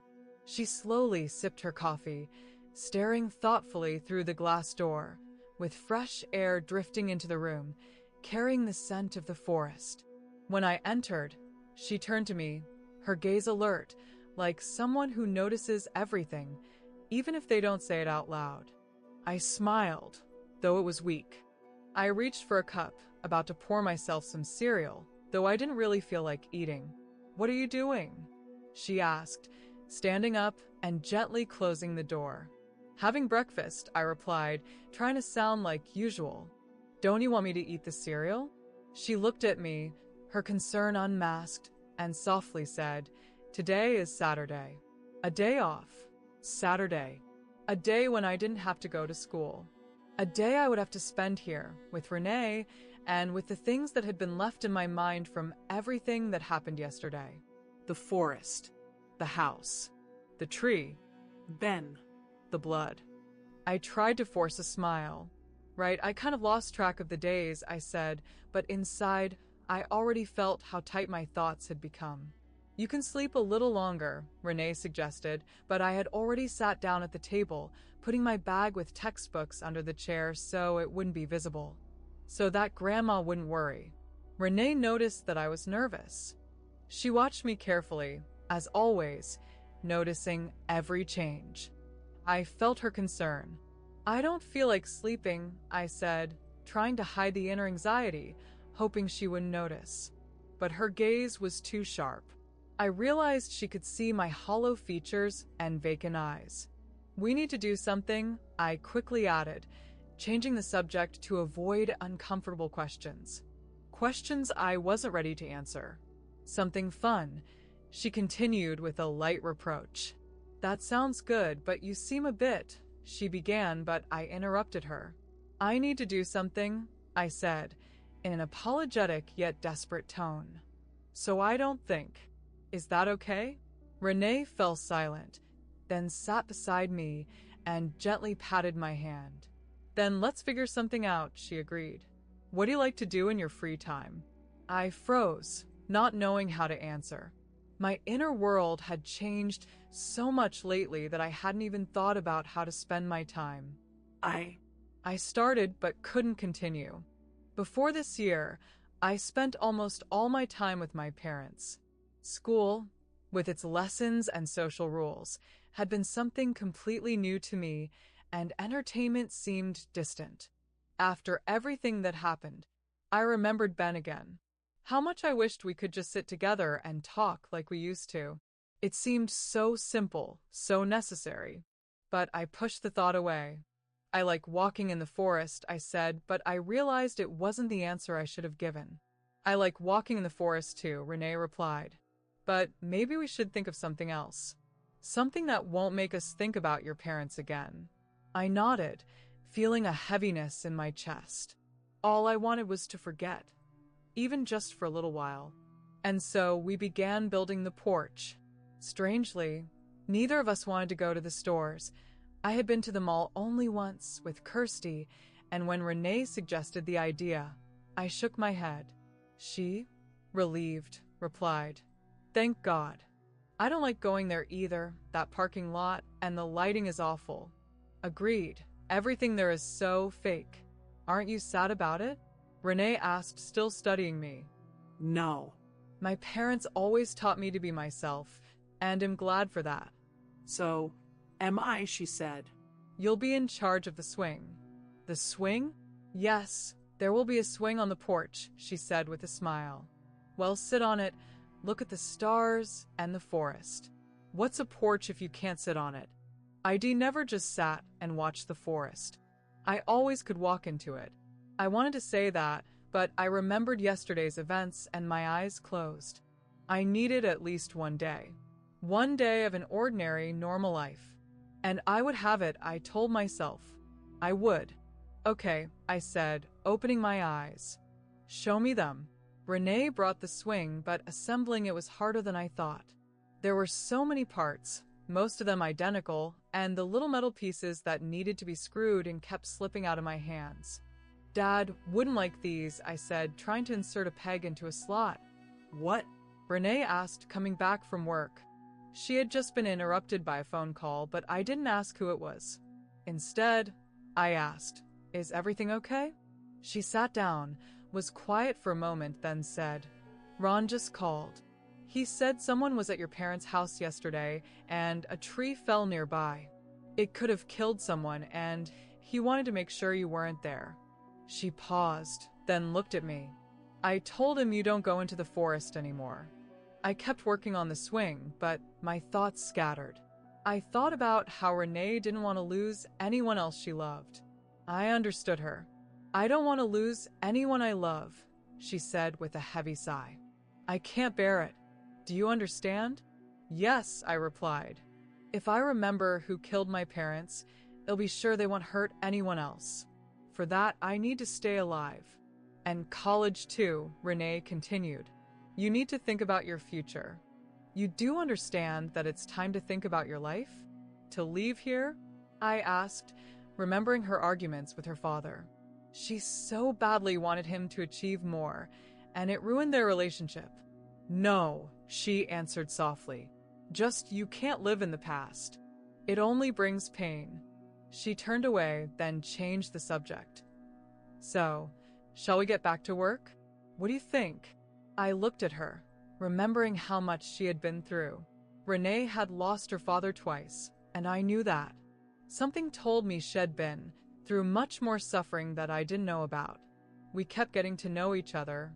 Our relationship was just starting to build, and I felt trust slowly growing. "Okay," I said, and went back to working on the swing. I worked all day, but in the end I managed to assemble it. Renee and I worked tirelessly, taking breaks only for lunch with sandwiches. When I screwed in the last bolt with that strange wrench, my stomach growled. "Let's go have dinner," Renee suggested.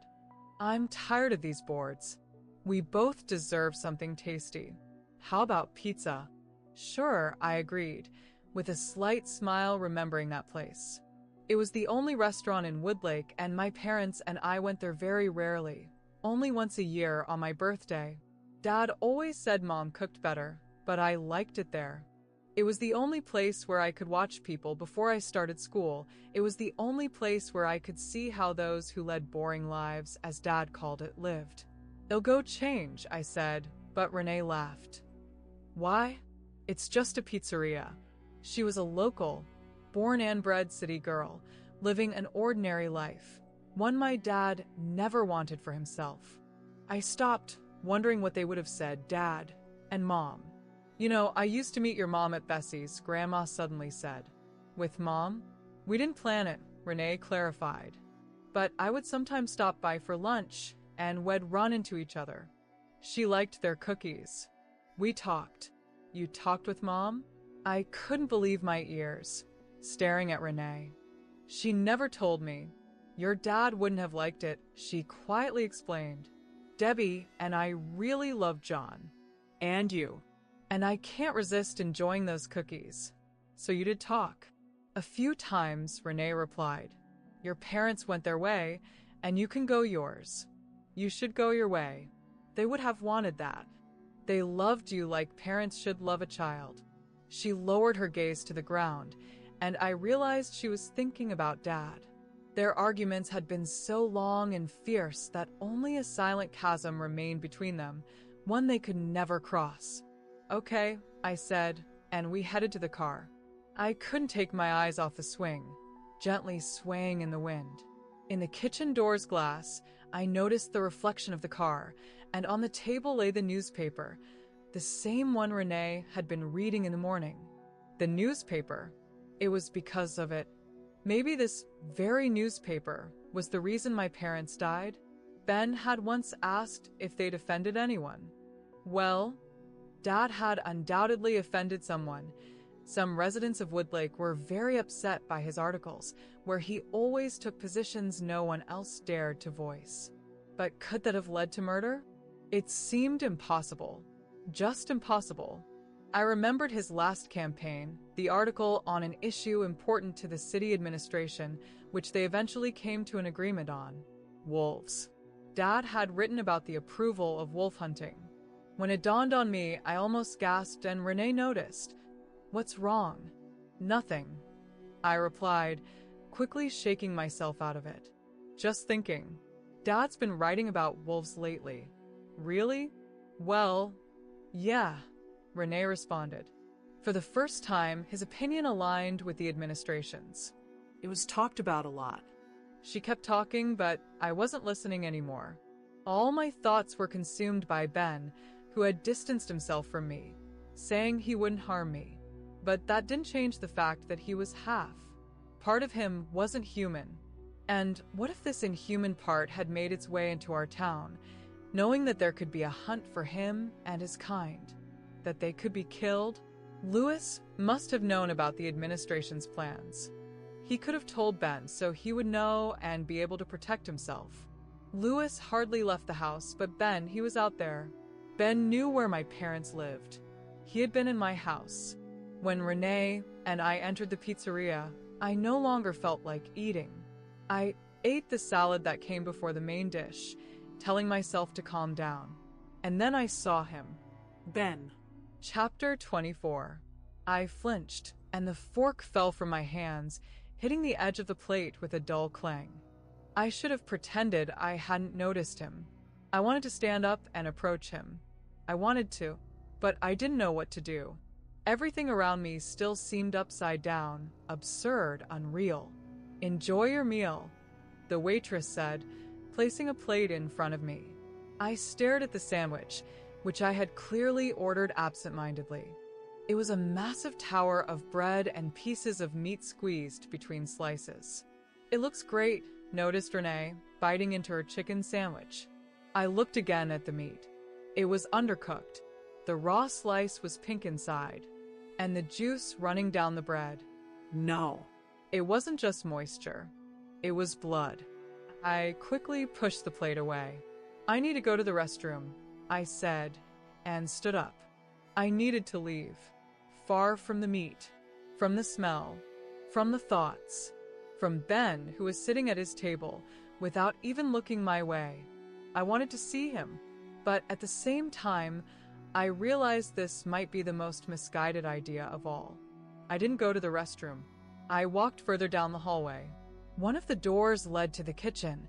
It opened from time to time, releasing clouds of steam and the scent of spices. The second door was closed. I pushed it. The door gave way. I found myself in a narrow alley between the pizzeria and the Sharon ready-made clothing store. At the far end, there were trash bins piled high with boxes. They said that at Bessie's they cooked so well that the customers ate everything down to the last crumb. I always finished my food too. But now, I leaned against the wall, feeling the rough cold of the bricks on my back, and looked up at the sky. The stars here shone faintly. The city lights obscured their brilliance, and that made me uneasy. Somewhere out there should have been the Milky Way, a shining, endless pattern of light and energy. But I couldn't see it. I should go back. I'll tell Renee that I'm not hungry, ask her to take the sandwich with her. Then I'll throw it away and stop thinking about blood. But the memories pulled me back to the past. I was found in blood. It was the last remnant of my former life. Avery. I froze. Ben. He appeared so quietly, I didn't hear his footsteps. Of course. He always moved silently. He was close enough that I could look into his eyes, close enough to reach out and touch him. "I didn't hear you," I said. And suddenly I remembered how one night I saw two wolves from the window, how they glided through the forest without making a sound, how not even through the old crack in the wall could I hear the slightest rustle. Complete, boundless silence. You were lost in thought, Ben said, smiling. In his hands was a pizza bag. The bright yellow letters on the plastic bag seemed so out of place. He could have just gone out into the forest. He could have hunted for his food. I imagined my sandwich again, the crimson drops dripping down the white bread, and my stomach twisted into a tight knot. "What's wrong with you?" Ben asked. His voice carried care, insistent and soft. "Can't you guess?" I looked at him. He swallowed and looked away. "I know. It's about your parents." I looked at Ben, feeling a storm of doubts raging inside me. "Yes, but that's not everything." My voice was quieter than I expected, but firm enough. Ben Flint's head. He looked at me as though I had just hit him. "Avery," he whispered. I spoke from the heart. "I would do anything to not hurt you. You can." I nodded toward the moon, hanging low on the horizon. Full. Heavy. Fiery red. "You were here when they killed my parents. You knew my father wanted to allow wolf hunting?" Surprise flashed in his eyes. "No," he answered briefly.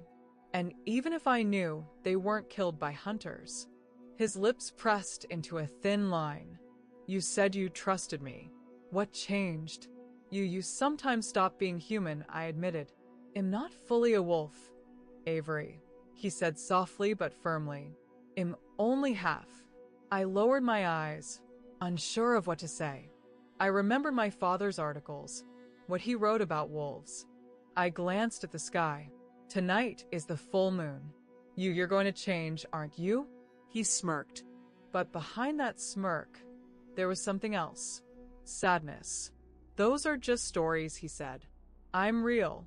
And I don't change at the moon's command. Maybe we're both wrong. Maybe we're not meant to be together, but if you don't trust me, why are you still here?" I closed my eyes, trying to find the answer I was afraid to hear. "Because I exhaled. Because I want to. Because I whispered hoarsely, "I believe in you." He didn't need questions. He already knew. Ben smiled, and that smile lit up his face. "Thank you," he said quietly. For a moment, the world around us disappeared. "So, everything they say about you and the moon is a lie?" He thought for a moment. "If I change shape during the full moon, I won't be able to return until dawn. In that, yes, I am bound to the moon. Can I ask you something?" I began hesitantly.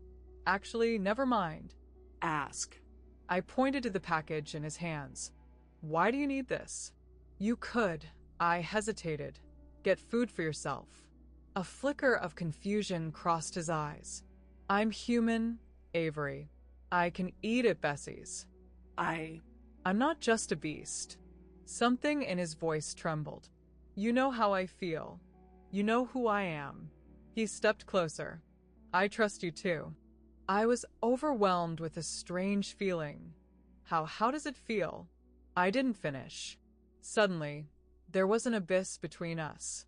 He was half wolf, a creature from myths. And yet, I trusted him. I squeezed my eyes shut, but silver flashes flared before me. "What's wrong?" Ben asked, concerned.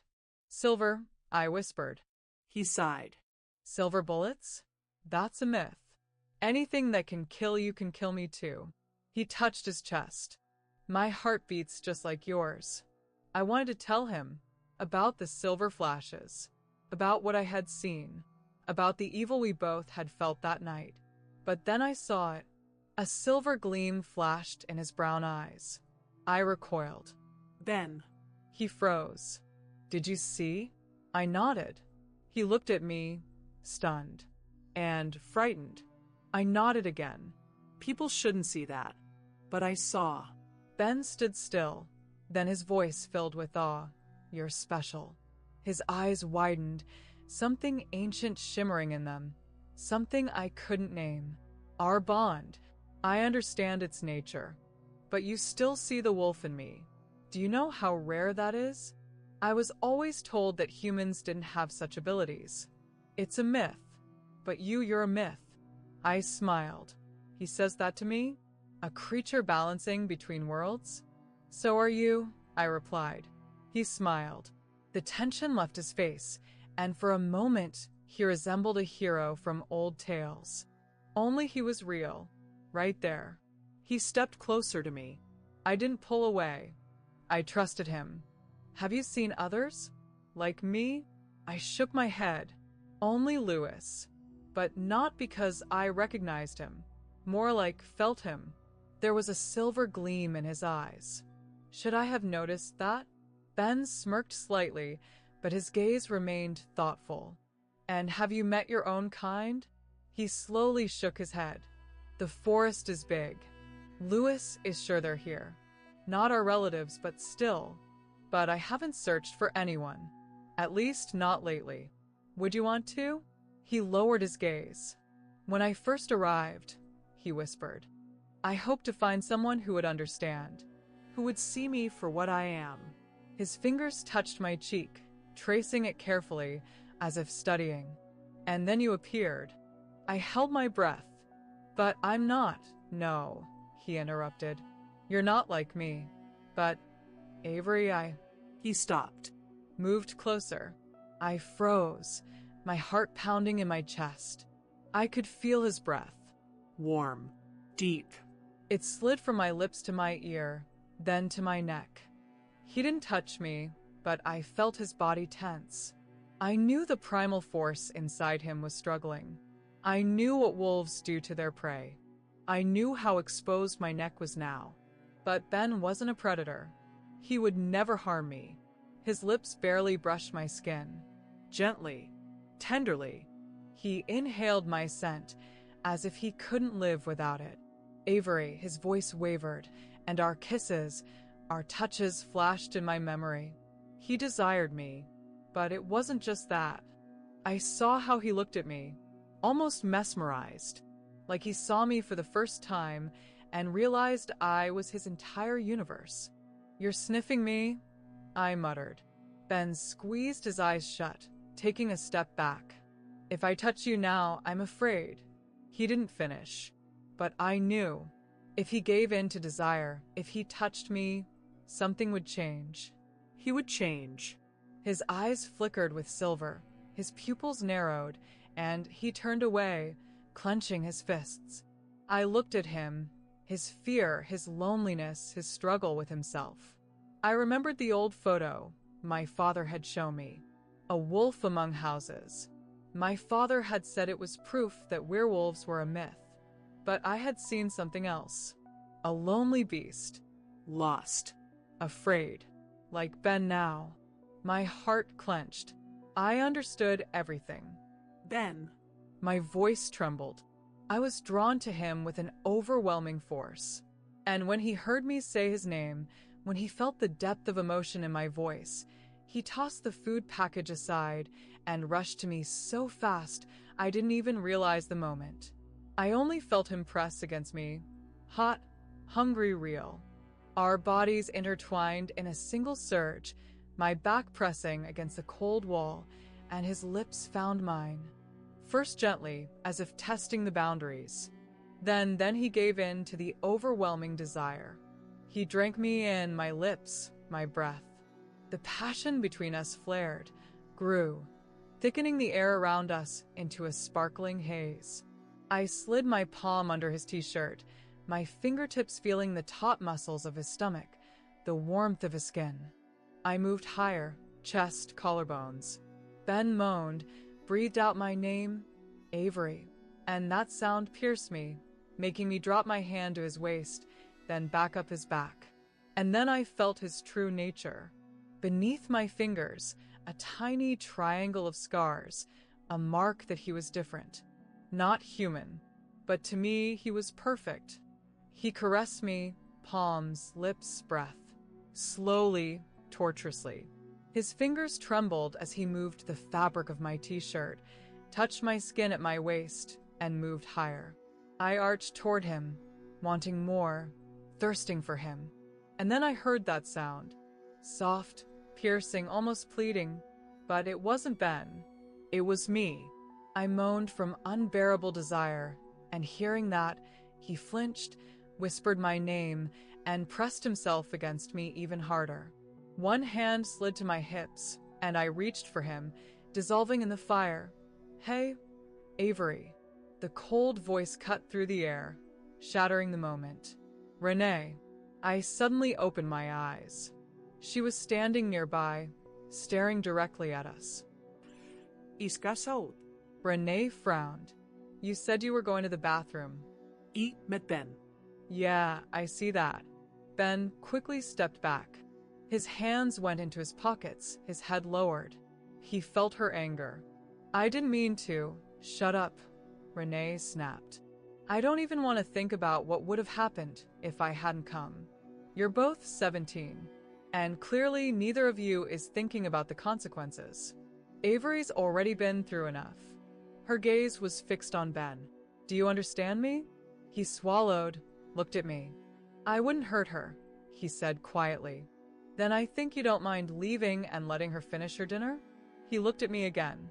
I wanted, but he only nodded, lowered his gaze, picked up the discarded package. Fine, Renee said. Tell Louis the First was curious to meet his relative. Ben hesitated. "Avery, you need to go home," Renee said. He nodded. One last look, and he vanished into the darkness, moving at inhuman speed. Renee didn't even notice. She was too busy with me. I slowly ran my finger over my lips, still feeling the taste of his kiss. "I think we should go home," Renee said, and we drove off. She was silent the whole way. "Didn't know you liked Ben," she finally said. "It's complicated," I replied quietly. "Complicated?" I turned to the window. "I've never felt this before, never." Renee sighed. "You're young. I know you don't want to hear this, but it'll pass. There will be other boys, and you'll feel the same." "No," I said. "I won't." Renee sighed heavily, but remained silent. I knew she was worried. I knew she wanted to protect me, but I wanted to tell her that Ben and I were different, that we were one, that we could do anything, but I didn't say it. And the next morning, I woke up to find out that 3 more people had disappeared. Chapter 25. She didn't know yet. As soon as she woke up, Avery felt heat on her cheeks. Ben had been in her dreams all night. It was a good thing dreams were personal. Or could he feel it? The thought stayed with her as she headed to the bathroom. She tried to sense his emotions. Nothing. Empty. Avery frowned, letting the memory of the dream come back, trying to catch even the smallest response. But there was only silence. She lifted her head and looked at herself in the mirror, and froze. Her hair, a blood-red strand, the same one. It had disappeared when she cut it, but now it was back, brighter, deeper, richer, shining like fresh blood. Her head spun, fingers gripping the sink in a tight hold. The strand fell onto the white porcelain. Avery touched it, expecting it to be sticky. It was dry, but why was it here? Something happened. Something terrible. She went downstairs.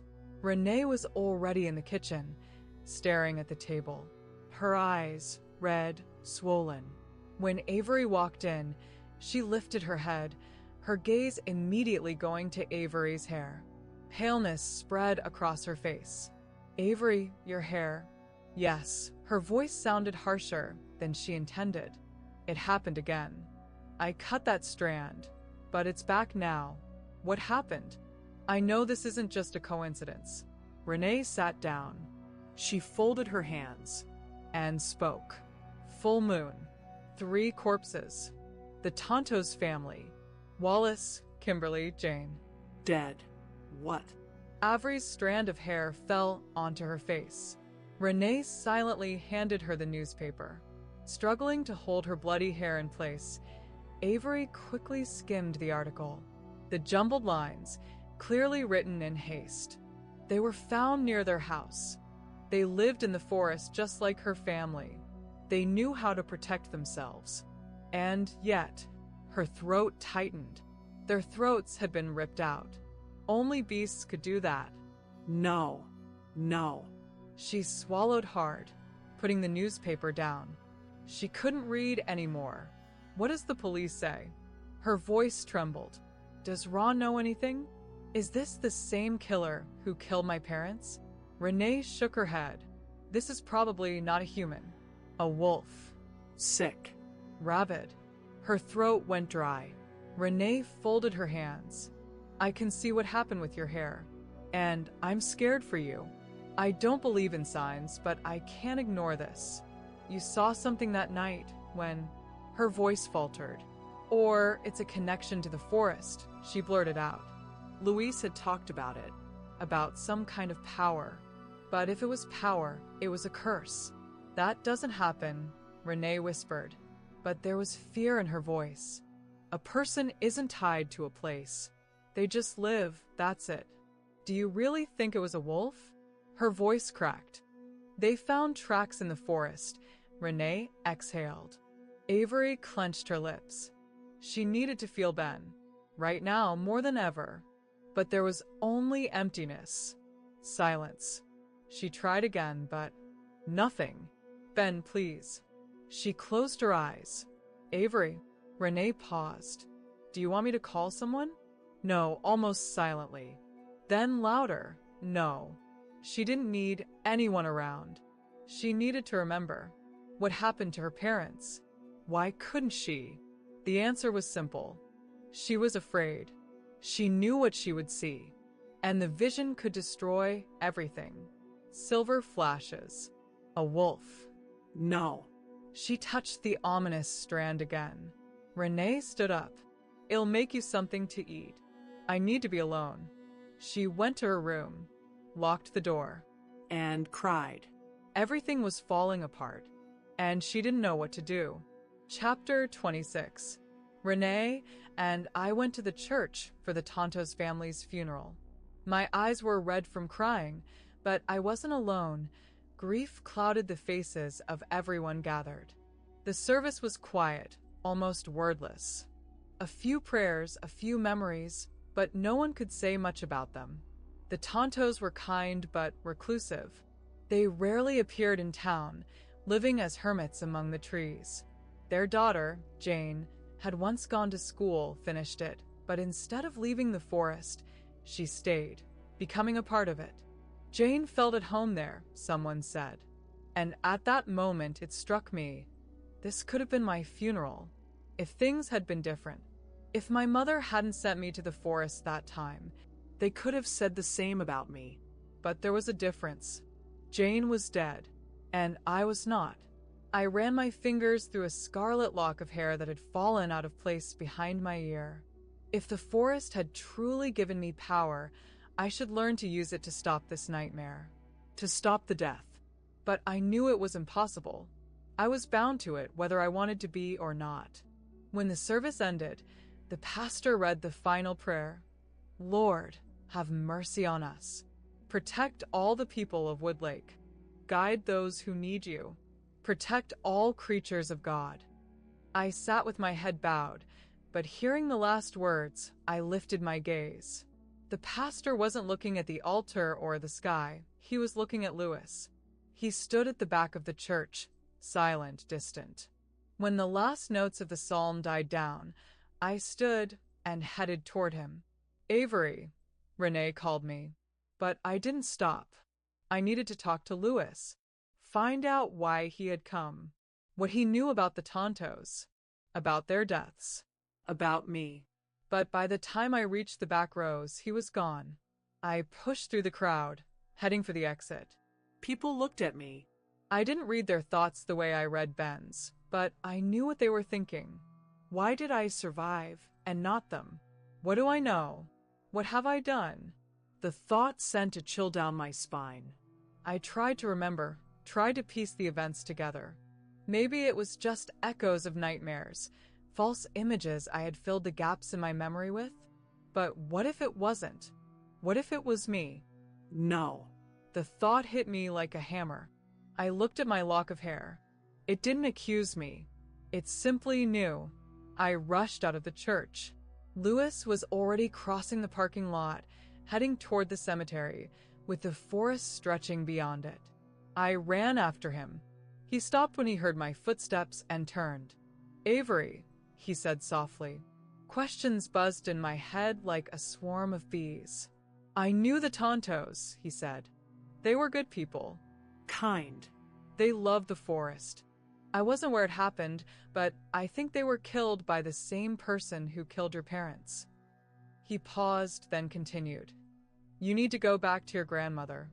Don't go into the forest." "And my power?" I touched the scarlet lock. "Is it death?" "No," his voice trembled. "The forest feels loss. Not like a person, but it feels. And it shows it through you. I thought it wouldn't happen again. I thought it was over." He looked into my eyes. "Hide it, Avery. Even from Renee?" "No," he answered after a pause. "She'll understand. But you still don't want me to see Ben?" "Yes." One word. Direct. Harsh. Why? I asked, but he didn't answer. And then he vanished among the trees. Not like a man, like one who was half-wolf. Lewis could have. No. He didn't kill my parents. He could have killed me at any moment, even now. But instead, he told me the truth about the power I hadn't even realized I had. The forest knew. It knew everything that happened in it. It was obvious. Nature always lives its own life. But I never thought it could feel. And yet it did. Not like a person, but deeper, older, in a way that only the forest could. It chose me. Used me to speak. To express pain, worry. Lewis wasn't a killer. He wanted to protect me. But not from the forest. From Ben. What if I had forgotten not only that night when my parents died? What if the forest had been trying to tell me something more? I ran my fingers through the lock of hair, recalling Ben's words. "You're mythical," he'd said. "You see what others don't." "Avery." I jolted so suddenly that my teeth clicked together. "Renee, what are you doing here?" Mom, Dad." She didn't ask any questions. She just took my hand and led me to the graves. I froze before the tombstones. My knees buckled, and I sank to the ground. I hadn't been here since they were buried. Now, I stared at the level gray soil, at the names etched into the stone. The dates. They were taken too soon. At the corners of both tombstones, engraved trees. A symbol of their love for the forest. Maybe it was that love that killed them. I touched the cold stone, waiting for something, a sign, a response. But nothing. Only emptiness. I lifted my gaze. Lewis had sat in the back row of the church when the pastor spoke about the creatures of God. Did someone else know? Was anyone else wondering about the wolves, the forest legends? Did anyone think that the wolves were still here? "Do you know Lewis well?" I asked, turning to Renee. She didn't answer immediately. She looked at the graves as if expecting them to speak for her. "I used to," she said at last. "We went to the same school, but that was a long time ago. I haven't spoken to him in years." "Doesn't he seem strange to you?" Renee frowned. "He's no stranger than anyone who's lived their whole life in the forest." She didn't look me in the eyes. She knew. I took a deep breath. Maybe he killed the Tontos? And Mom and Dad. Renee froze as though she'd been stunned. "No," she finally exhaled. "Lewis isn't capable of that. It wasn't one of us. There's no one like that in Woodlake. Ron has already contacted the FBI. These murders, they're linked to others that have happened in different places." I felt a chill slide down my spine. Other murders? People dying the same way as my parents? Like the Tontos? Renee was silent, staring at me. Then she barely nodded. Yes. That's why Ron reached out to the FBI. They don't just call them for nothing. She turned to me, her voice softer now. "I was watching you during the service. When people spoke about the Tontos, you thought the same thing I did. Yes, Avery, everything they said about Jane could have been said about you. She took a deep breath. I have some money. We need to leave. Far away, and as soon as possible. I blinked, realizing the meaning of her words. Leave? Right now. Yes. I'll handle everything today. Tomorrow morning we'll go. You don't even need to go to school. Just pack your things. And don't leave the house without me, okay?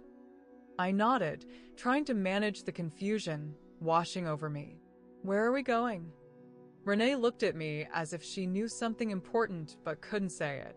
It's a surprise. I understood that she was scared. Scared for me. Scared I might tell someone something I shouldn't. Do you think someone might get information out of me? She nodded slowly. There are people who can get into your mind, even if you don't want to talk. They get to the heart of things. And I need everything to be okay with you. I froze. You mean Ben, don't you? Renee didn't answer, but her silence spoke for itself. How long have you known him? She asked quietly. Recently. But she interrupted. I saw you yesterday. You feel something for him. And when the heart is open, it's easier to manipulate. I don't want you to hurt even more. So yes, if I say it's better not to go out, then it's better not to meet Ben either. But he won't hurt me. He can't make me say what I don't want. But as soon as I said that, I suddenly froze. Was I really sure of that? I remembered how Ben, like Renee, had told me to stay away from the forest. How their voices had sounded equally troubled. How he had looked at me when I didn't listen. What if he knew something I didn't? A blood-red tint flickered through my hair. I gasped. The smell was metallic, raw. Blood. The forest was mourning. I shuddered. Renee touched my hand. Let's go, she said softly. We walked to the car. Ron was waiting for us by the church. He raised his hand in greeting but suddenly froze, looking at me.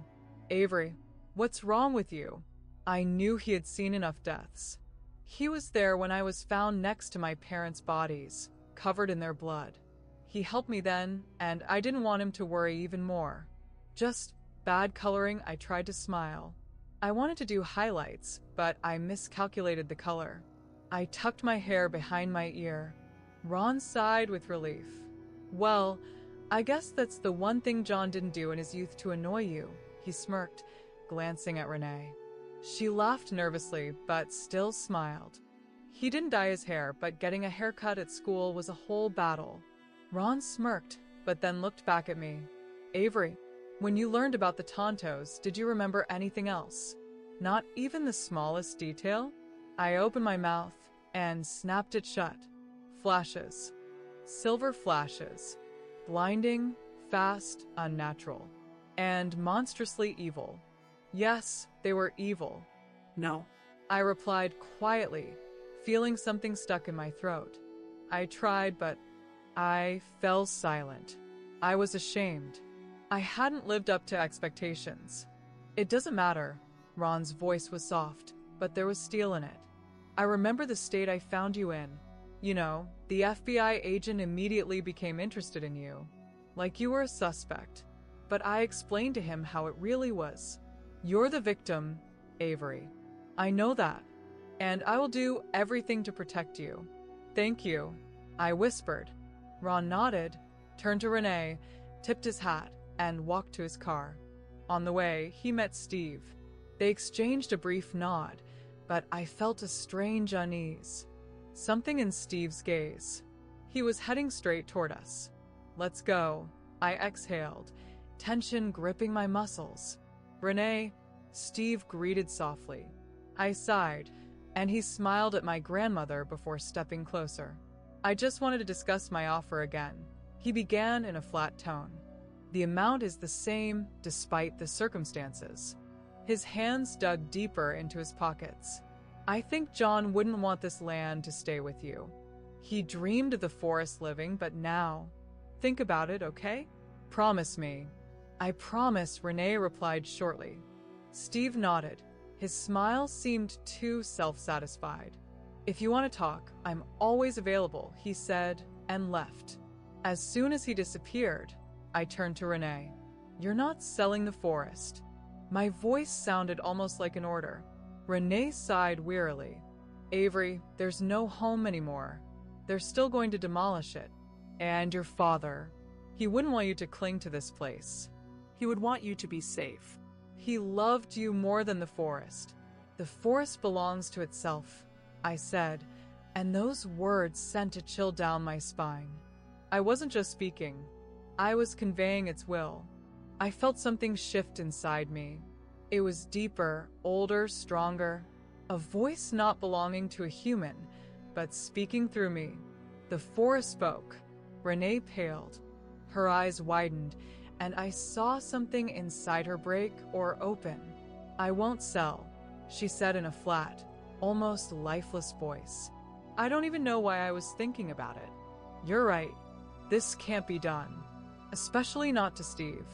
He'll cut down all the trees your parents loved." She blinked, as if returning to herself, and shook her head. "Let's go home." She spoke like usual, but I knew something had changed. I had changed too. As we drove, I felt my hair falling back on my face. I had cut its color, but here they were again. They brushed my lips, and I tasted the metallic tang. Blood. 3 killed. The forest mourned. I remembered ben wis. They could make people do what they wanted, but it didn't work on me.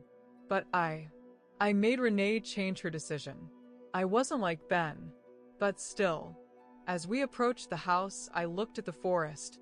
It had changed me, made me its own. But why? What does it want? Why did it choose me? I stared at its dark silhouettes, but it was silent. Only a restless whisper deep in my mind. Ancient, going back centuries. It wasn't my fear. It was the forest's fear. And there was no one else but me to help it. Chapter 27. Renee was firm in her decision. I shouldn't leave the house. She asked for help with lunch, and while she was on the phone, I began sanding a wide wooden board. I remembered how my father used to do this when he was building something.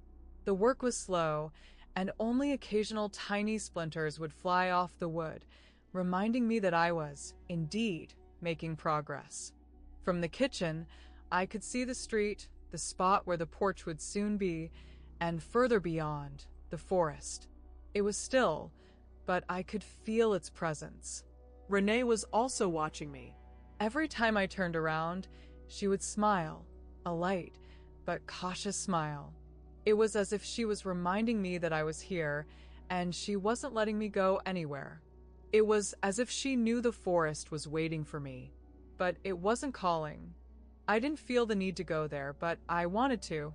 The forest had always been the place I'd go when things were tough, when I needed to think. My parents had done the same. They'd taught me that. But now they weren't there. They rested in the ground, in a cemetery where no trees grew. I tried to remember. The last thing my mother said before sending me for mushrooms. Why weren't they found with me? Where had I been? What had I seen? I always carried a small basket, woven by my mother. It blended with the forest floor and was tied with a strap to my waist or wrist. It could have fallen and gotten lost among the leaves. If it wasn't found, it meant it was still there. If I found it, I would know where I was that night. And if I knew that, maybe I'd remember everything else. I closed my eyes and thought about Ben. I wanted to feel him, catch his emotions, feel desired. But nothing came. Only anxiety. Deep, bottomless. I could feel him trying to push it away, but the fear didn't leave. Something was wrong. Ben didn't want me to go into the forest. And then everything changed. Panic dissolved, giving way to something older, primal. He transformed. I froze, trying to understand why, and realized he was scared. And my voice, my presence, scared him even more. I remembered his words about the full moon. If he had transformed the night before, he wouldn't be able to become human again until dawn. I needed to see him. I needed the basket. I turned the board, continuing to sand it. Out of the corner of my eye, I noticed that Renee had stopped watching me. Her gaze was now fixed on the forest. She was holding a phone, quietly speaking into it. I didn't ask for permission to go outside. I knew I wouldn't get it. I wouldn't escape at night either. She wouldn't sleep. She would be on watch. She knew I had met Ben, and she didn't want it to continue. When she finished her call, I asked, "Where are we going?" "It's a surprise." I nodded as if everything were fine, as if there was nothing strange about her not telling me anything. "Can I pack my things? I want to do something." Renee approached and took my hands. "Of course. I'm not saying where we're going, because I want to make sure you're safe. Do you understand?" No. But I didn't say it out loud. Dad also sanded boards like this. I smiled instead. Renee responded with a warm smile. "I know. Let me finish and then you go pack. I'll come check on you in a few minutes." I nodded. "I'll leave the door open. If you need anything, call." "Okay." I took a step toward the door but stopped. "I don't have a suitcase. Ron brought my things in boxes." "There's one in the attic," Renee said. "I'll find it in about 15 minutes. "Great." I helped her open the door leading upstairs and silently watched her climb the stairs. When my grandmother went up to the attic for the suitcase, I silently, almost without touching the steps, went downstairs. Everything happened so quickly that I didn't even realize it.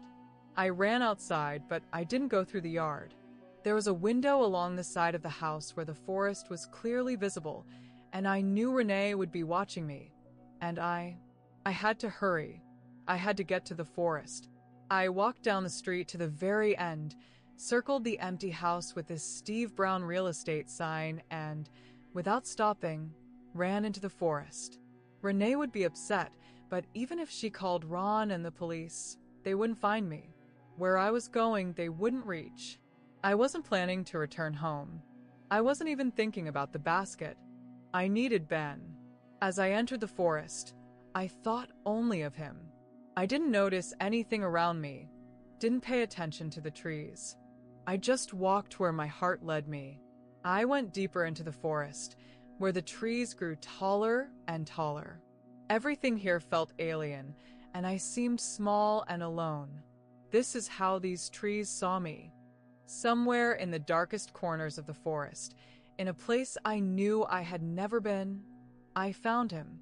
Ben was sitting by one of the old trees, holding his head in his hands.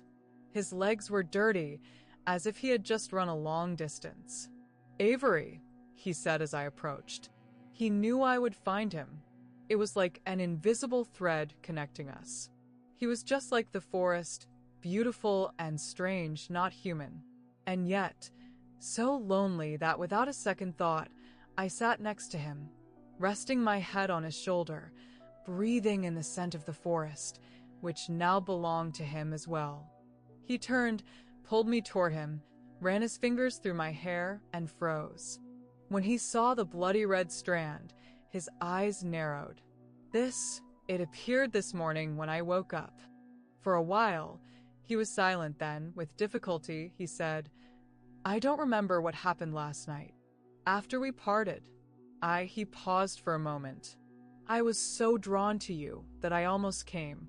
I wanted to run to your grandmother's, find you, come inside, and touch you." I felt a shiver run through me from his words. I imagined him standing next to me, in my room, in my bed. I took a step closer, my breath quickening, but Ben suddenly pulled away, letting out a soft cry. "I was transforming," he said with a strained voice. I was so drawn to you that I got scared, and did this to avoid coming to you." "You were transforming? You said that on a full moon, you wouldn't be able to change back until morning, that you would be..." I stopped, remembering what happened that night. The death of the Tontos, how the beast ripped out their throats. The newspaper mentioned a wolf. Ben didn't answer. His silence was dark. "Ben, you really don't remember anything?" I whispered, but he didn't even move. He didn't look at me. Chapter 28. Then, I said again, but his gaze was empty, not lingering on me. He shook his head, as if trying to shake off his thoughts. I can't remember what happened that night. His voice was barely audible. But I know one thing. I didn't harm the Tontos. I'm not capable of that. But you must remember something, I insisted, feeling my heart race in my chest. I felt you when you were not human. It's a completely different sensation. You must have felt something, which means your essence must have recorded everything. You saw what happened. Avery, please. I understood him. Fear was in every movement of his. He couldn't forget, couldn't rid himself of that feeling. Ben was filled with fear from the previous night. I could feel how he, desperately yearning for something he couldn't name, ran deeper into the forest to find peace in something his animal side couldn't understand. And everything changed. His entire being focused on the hunt, on that moment when pursuit becomes victory. No, y whispered, trembling. It's my nature. His voice grew softer, like an echo in the forest. When I change, I always run far, to where there are no people, where no one can see me, because I can't allow anyone to witness it. Who were you hunting? Who did you kill? An animal. I don't remember which one. When I woke up, the body was gone. Ben swallowed, his eyes dull, unable to meet my gaze. Did you eat everything? I felt the crunch of bones in my mind, and a wave of nausea hit me. No, when I was full, I ran further, he said, looking away. I'm telling you honestly, it couldn't have been a person. People don't come here. But I came. Avery, you're not quite like everyone else. His gaze lingered on my hair. I feel you. You're part of the forest. This forest inside you knows far more than I do, far more than I can understand. I closed my eyes, but the forest was silent. He was quiet, as if waiting for me to continue asking questions I didn't want to hear. I took a deep breath and turned away. It became easier to ask without looking at him. Then, when you woke up, were there any signs of who you ate? None. Was there blood on you? I was there. My voice trembled and my heart pounded. Yes, on my hands, he whispered, and finally, I met his gaze. How did you get blood on your hands? I asked, but he turned away. He remained silent. I didn't demand an answer. I understood that he didn't know what or who he had eaten, and that scared me. My heart was pounding wildly, and I felt like the trees were swaying with me, as if their hearts were beating in unison with mine. The leaves trembled. Ben, where were you when my parents were killed? Nowhere. I just arrived. You didn't go out? I walked around the forest a bit. His words were slow, like honey. Did you transform? Avery, his voice was almost soundless. Suddenly, I remembered the silver strands in his hair, which indicated his wolf nature. I already knew the answer. You transformed, didn't you? I said, my voice trembling, and he nodded. Then he stood, walked toward me, and took my hands. When I tried to pull away, a pleading look flashed in his brown eyes. I'm sure I didn't touch your parents or anyone else, he said, his words full of desperation. Can you really think I did that? After what happened to my family, I know myself. I'm not a killer. But you don't remember what you did last night. I was here, he replied. And I know for sure there were no people here. People don't come here. And I'm here now. Avery, what if I came here last night? You came today because you felt my emotions and because you wanted to find me, he said, his voice carrying a hint of doubt. But yesterday, you wouldn't have been able to. But even if you came, I would have recognized you, even in the form of a wolf. I interrupted. Yes, he answered, tension evident in his voice. His jaw was clenched, and I couldn't tell what lay behind it, anger or fear. His emotions were tangled like a chaotic knot.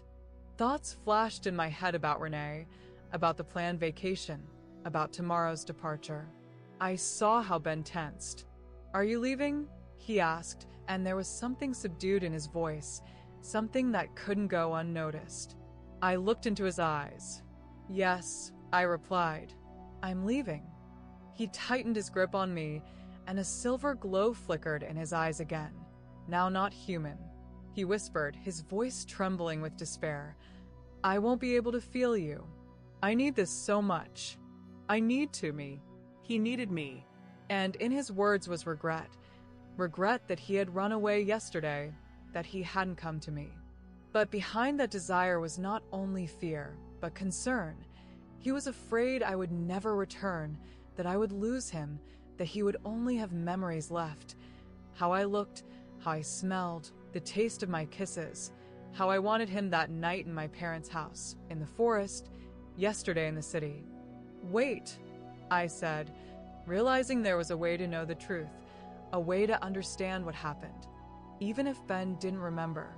I told him about the mushroom basket, that I had taken it with me, and then it disappeared. I think if I find it, I'll remember what happened. If I remember, then this whole story will end. Will you help me find it? We'll find it together. And then I paused, feeling Ben tense, feeling the horror overcome him. I saw his fear pierce through him, and my heart clenched. What's wrong? But as soon as I spoke those words, I understood. I felt the taste of his guilt. "You already found it," I said, my voice tightening. "Right? When I came here, I went straight into the forest. I left my old life behind, and Lewis, he's a good guy, but I didn't really know him. I needed to be in the forest. I went, and I understood what he had been silent about. You transformed." Ben nodded. Then I found the basket on the ground. "At my house?" He seemed slightly embarrassed, his face shifting slightly. "Well, sort of. It was lying on the ground, and I thought it was handmade. I remembered my family, what I had lost, and I took it for myself. I just stood there, trembling. Were there mushrooms in it?" "A few," he replied quietly. I remembered my mom's words, the moment I regained consciousness, and the basket had already disappeared. Disappeared because Ben had taken it. "You found it," I said. "It reminded you of what you lost. You were lonely and sad. You were angry." He was silent, and I felt his gaze avoid me. "No," I said, my eyes filling with tears, and I stepped back, shaken. "When my parents died, you were already here in Woodlake. You were here, and then you weren't human. You..." "No," he sharply disagreed, shaking his head. "No, that couldn't have been. I found the basket when I was already human, not far from your house." "I'm sure I didn't." "Are you sure?" I asked, unable to hide my anxiety. I looked him in the eyes, and I didn't believe a word he said. He wasn't sure. "I never did anything bad to anyone," Ben said confidently. "Yes, I found your basket, and yes, I transformed last night, but I was here. Because you're not even sure you could control your animal side if I were nearby, right? And if it wasn't me but someone else, would you regret it?" "Yes, and it's not that simple," Ben said, his voice full of tension. "It's not as it seems.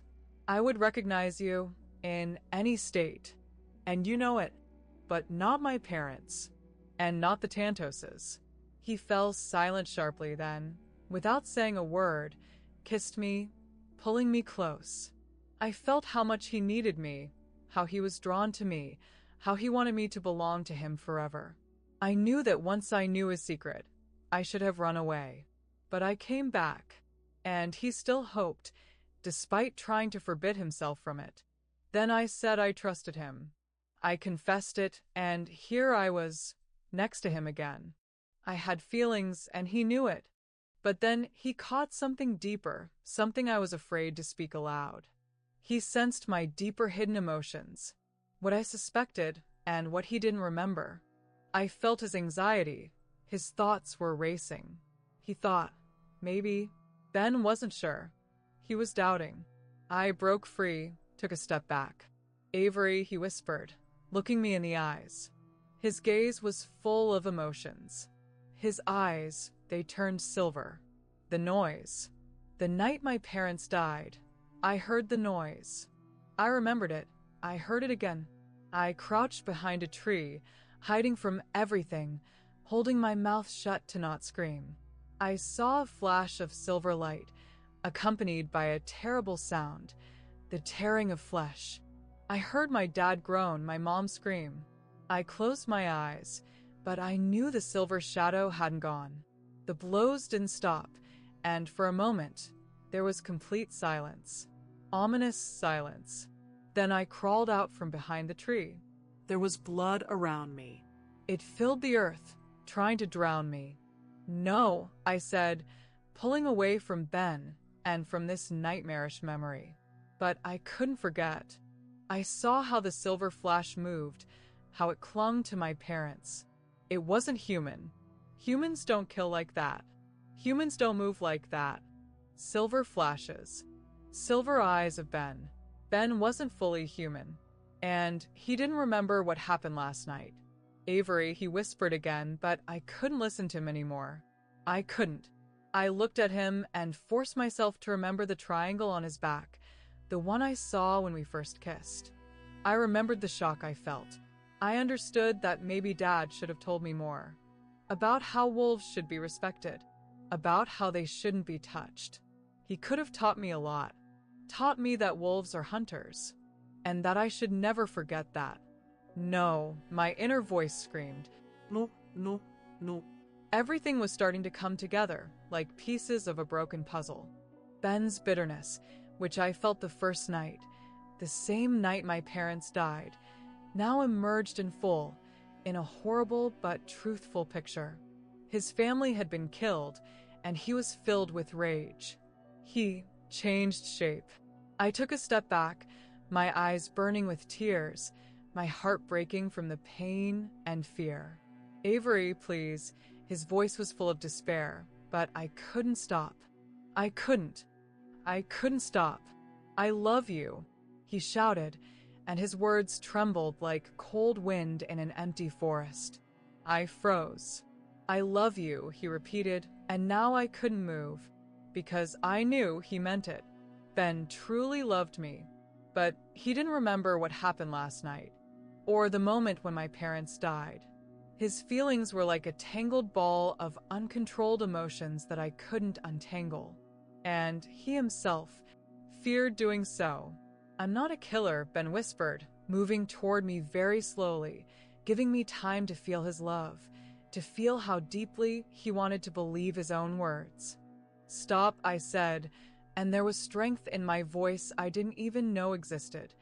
In those words spoke the forest itself, the vast, wild, powerful forest. He froze, his eyes wide. I saw how he tried to move, but couldn't. The forest held him back. It held him back because I wanted it to.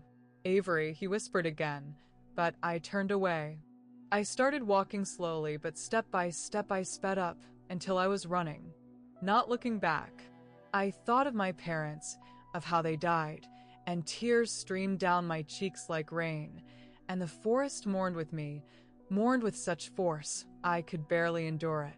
It was something primal, unimaginably powerful, that overshadowed my thoughts. I couldn't say for sure what it was: rage, grief, fear, or all of it together. I just knew all these emotions I was experiencing inside. My heart beat so loudly I felt it would burst out of my chest, and inside me was held an endlessly long scream, born deep in my heart. I knew whose scream it was. Ben's. My heart was full of Ben, and I needed to forget about it.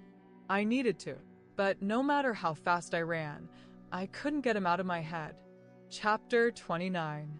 I rushed into the house, not thinking about leaving Renee alone in the attic, confident she would return with the suitcase. But as soon as I stepped over the threshold, I remembered. She was sitting on the floor, hugging her knees to her chest, crying as if the world had fallen apart. And in that moment, I too felt the urge to burst into tears like she was. "Avery," my grandmother said, noticing me.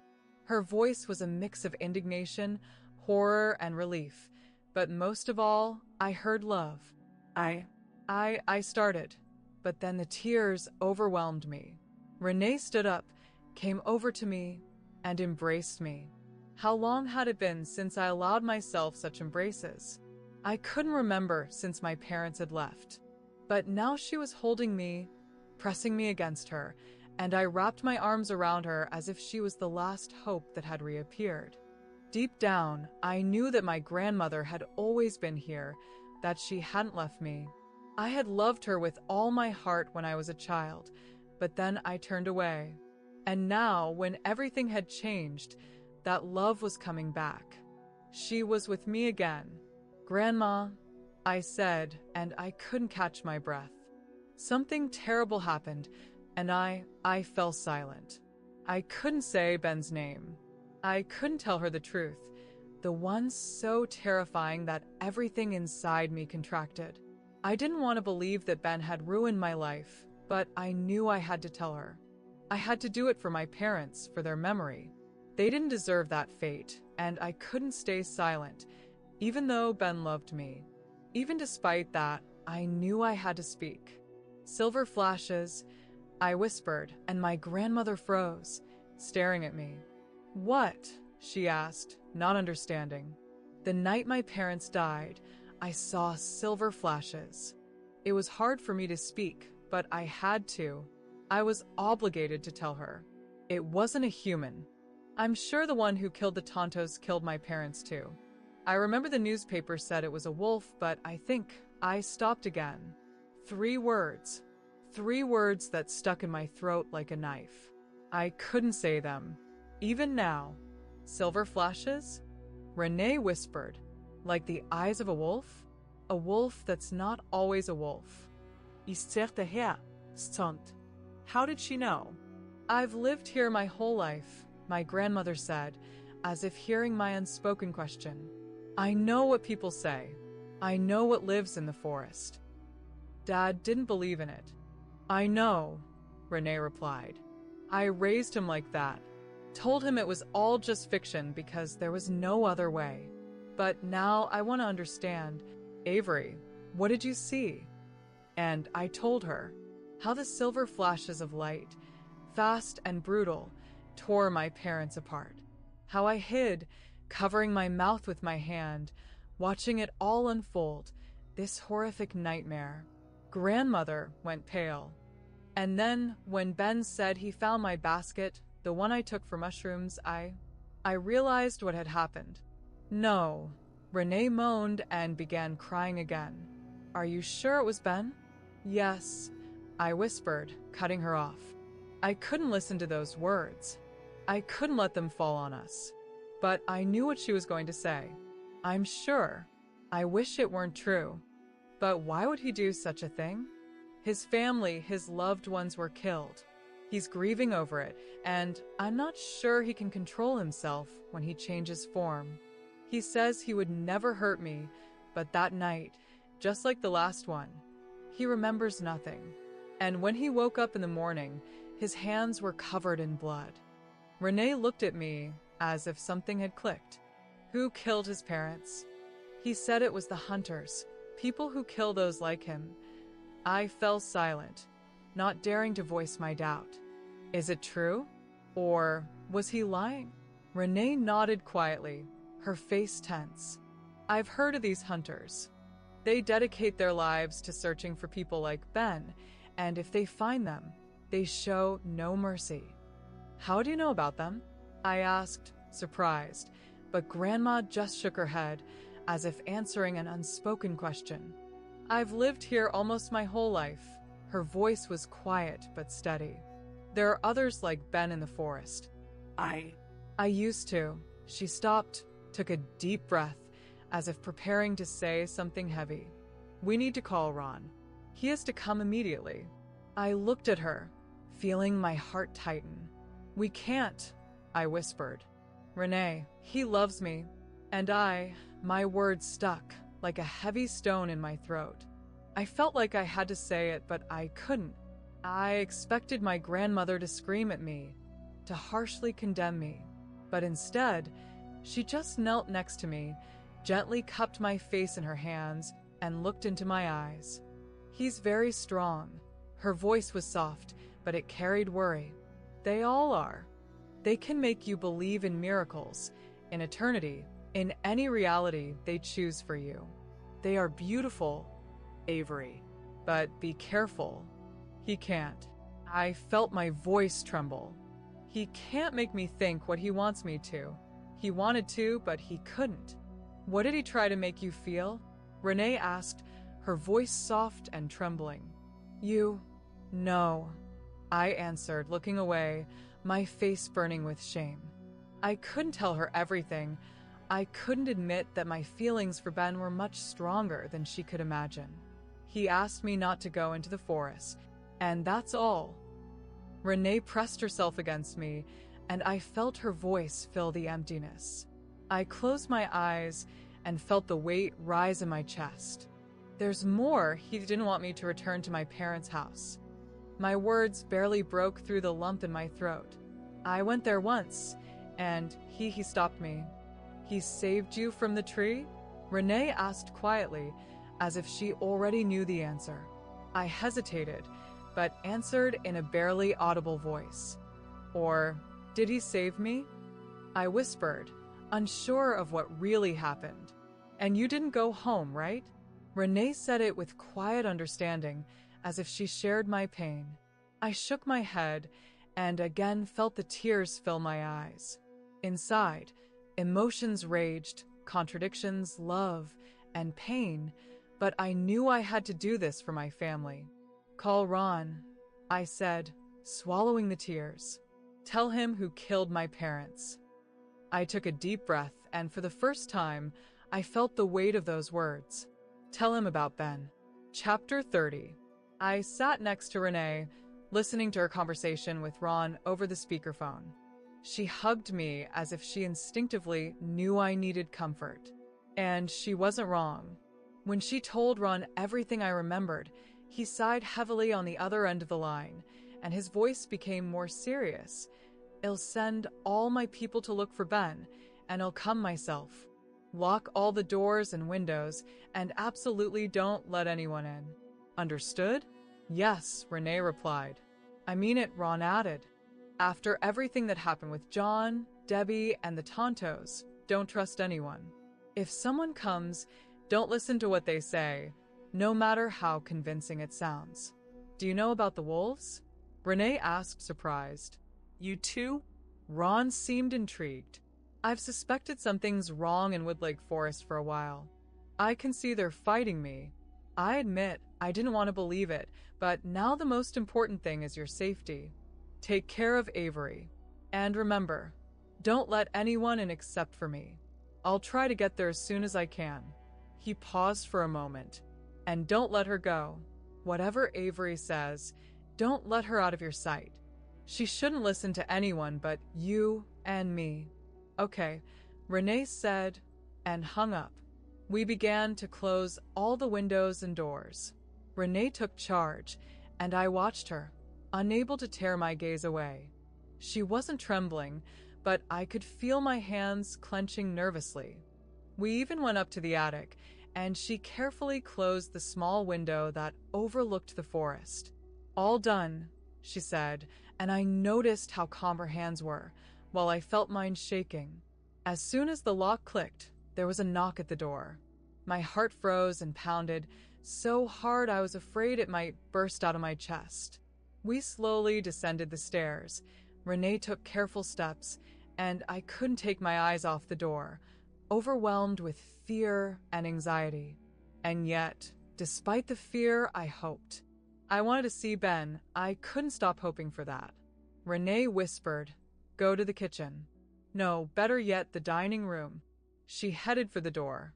I took a few steps, but suddenly stopped when I heard her heavy sigh. She stood by the peephole, her fists clenched against the door. "You're in danger," I heard a voice. Lewis. Lewis? He knew what Ben had done? I ran to the door and exclaimed, "Why didn't you tell me about Ben? Why didn't you tell me that he—" "Avery, he didn't do anything wrong," Lewis interrupted. "Renee, you need to leave. Danger is close, like a shadow. Please believe me. If you ever trusted me, do what I'm asking." My eyes widened in shock, and I turned to Renee. She closed her eyes and pressed against the door, her fists clenched as if trying to block out what was happening. "Stop," she whispered, her voice full of pain. "I know who you are and what you can do. I know that Ben—" "There's a connection between Ben and Avery," Lewis said, his voice quiet but determined. "And she didn't run from it." "She didn't run, Renee. Something is wrong, and I don't want anything bad to happen to you. Please." "Ben will be arrested," Renee interrupted. "And he won't harm anyone again. I know what he did." "Do you really think I've taken in a murder? Do you really think that, Renee?" Lewis was overwhelmed with emotion, and I felt his voice crack. I flinched. I couldn't believe that Lewis could care so much. He was clearly shaken. "Ben didn't kill your son," he continued, sounding pleading. "He hasn't killed anyone. Please, Renee." Renee covered her ears with her hands, trying not to listen, and replied in a sharp, knife-like voice, "Stop. Just go into the forest and live there. I'll stay here, in my miserable life," and she fell silent, her shoulders sagging. "If you ever meant anything to me, you'll leave." Silence. I quietly approached the door and pressed against Renee, who stood with her eyes closed and trembling hands. I looked through the peephole. Lewis was gone. "He's gone," I whispered, gently touching her hand. Renee removed her hands from her ears, and I repeated, "He's gone." She closed her eyes, and when she opened them again, there were no tears, no trace of them. "Okay," she said, her voice now steady, but I could hear a heaviness in it. "We're safe. And what he said about you and Ben isn't true. I know. Ben's been here too recently for you." She trailed off, as if recalling that evening when she found us together. "Go to the dining room," as I said, Renee continued, her voice slightly trembling. "And don't come out, even if Ben comes. Understood?" Grah. You know, she smiled. "I've already gotten used to Renee. When this is all over, we'll talk about it. We'll talk about a lot of things. But now." She gently nudged me toward the dining room. "Avery, you need to hide. Do you understand?" "Hide." I left, hiding in a quiet corner. I crawled under the table, holding my breath, feeling that something was wrong. I didn't want to hide. It felt absurd. If I were in the shoes of whoever was looking for me, the first place I'd check would be under the table. Just like a hunter looks for their prey. And Ben, he wasn't an ordinary person. He'd know exactly where to find me. It wouldn't be hard for him. All I could think about was how Ben looked at me, how I felt in his presence, and how he swore he'd never hurt me. I kept replaying those moments in my head. I crawled out from under the table and sat by the cupboard where Renee kept the china. It wasn't a good hiding spot. Anyone would notice me immediately. But in that moment, I wasn't seeking protection. I was seeking answers. Suddenly, the doorbell rang. I tensed and immediately understood it was Ron. He had come, just as he promised. And now we were safe. I took a deep breath. Everything would be okay. As for Ben, no, I shouldn't think about him anymore. It was time to forget. But deep inside, I still silently called for him. One last time. Then I stood up and walked to the door, to Ron, to find out what happened to the Tontos, to my parents, and to me. "Avery?" Ron called me. I shook off the lingering thoughts of Ben and went out. It was time to listen to what had happened. Chapter 31. "There you are," Ron said when I came out of the dining room, looking up at me. He adjusted the bag, hanging from his shoulder. "I wasn't sure you were still here. I was afraid you might have left if Ben came." I heard that you—" "No, I quickly interrupted, perhaps too hastily. Good, Ron replied, not noticing how urgently I had protested. I'm glad you stayed. Is everything all right? Did anyone come by? I was ready for anything, but still, I glanced at Renee. She hadn't told Ron about Lewis. No, Ian Sweat. We did everything as you said. Closed the windows and doors. Well done, Ron repeated. Renee, I didn't park the car nearby to avoid drawing attention. We don't know yet if we've caught Ben, and I haven't told anyone I'm here. No one needs to know, to keep you out of danger. Renee sighed and nodded. I wouldn't have thought of that, she said, forcing a nervous smile. Well, sit down. I guess you'll tell us what's going on. Maybe a sandwich? Or something else. Her voice sounded tense, but she still smiled at me with trembling lips, as if trying to reassure both of us that everything was fine now, that we were safe. No, don't worry, Ron answered. The important thing is that you calm down. Both you and Avery. You've already been through so much. So much. I feel so sorry for you. You didn't know, Renee replied. No one wanted to even think that all these legends could be true. But it is. John didn't believe it, but the forest still loved him, Ron said. Renee nodded. Yes, you're right. He didn't believe. Maybe if he had, I know. But it's too painful to think about, right? The forest really loved him, almost in a human way. When we went hiking, it always showed him wonders, and all I got was mosquito bites. Ron shook his head. John didn't want Woodlake to change. He didn't even want to think about what it could become. He turned his gaze to me. Your father always said, we don't need shopping malls. We don't need roads leading to stockyards or highways. Ron smiled. In his spirit, right? Yes. He really loved the forest, I replied, looking down. I couldn't say his name. Why did they die for that love?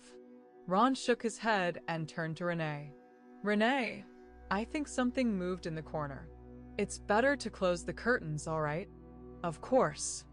Renee went to the window and closed the curtains. Did you see something? Was it? She glanced at me. Ben.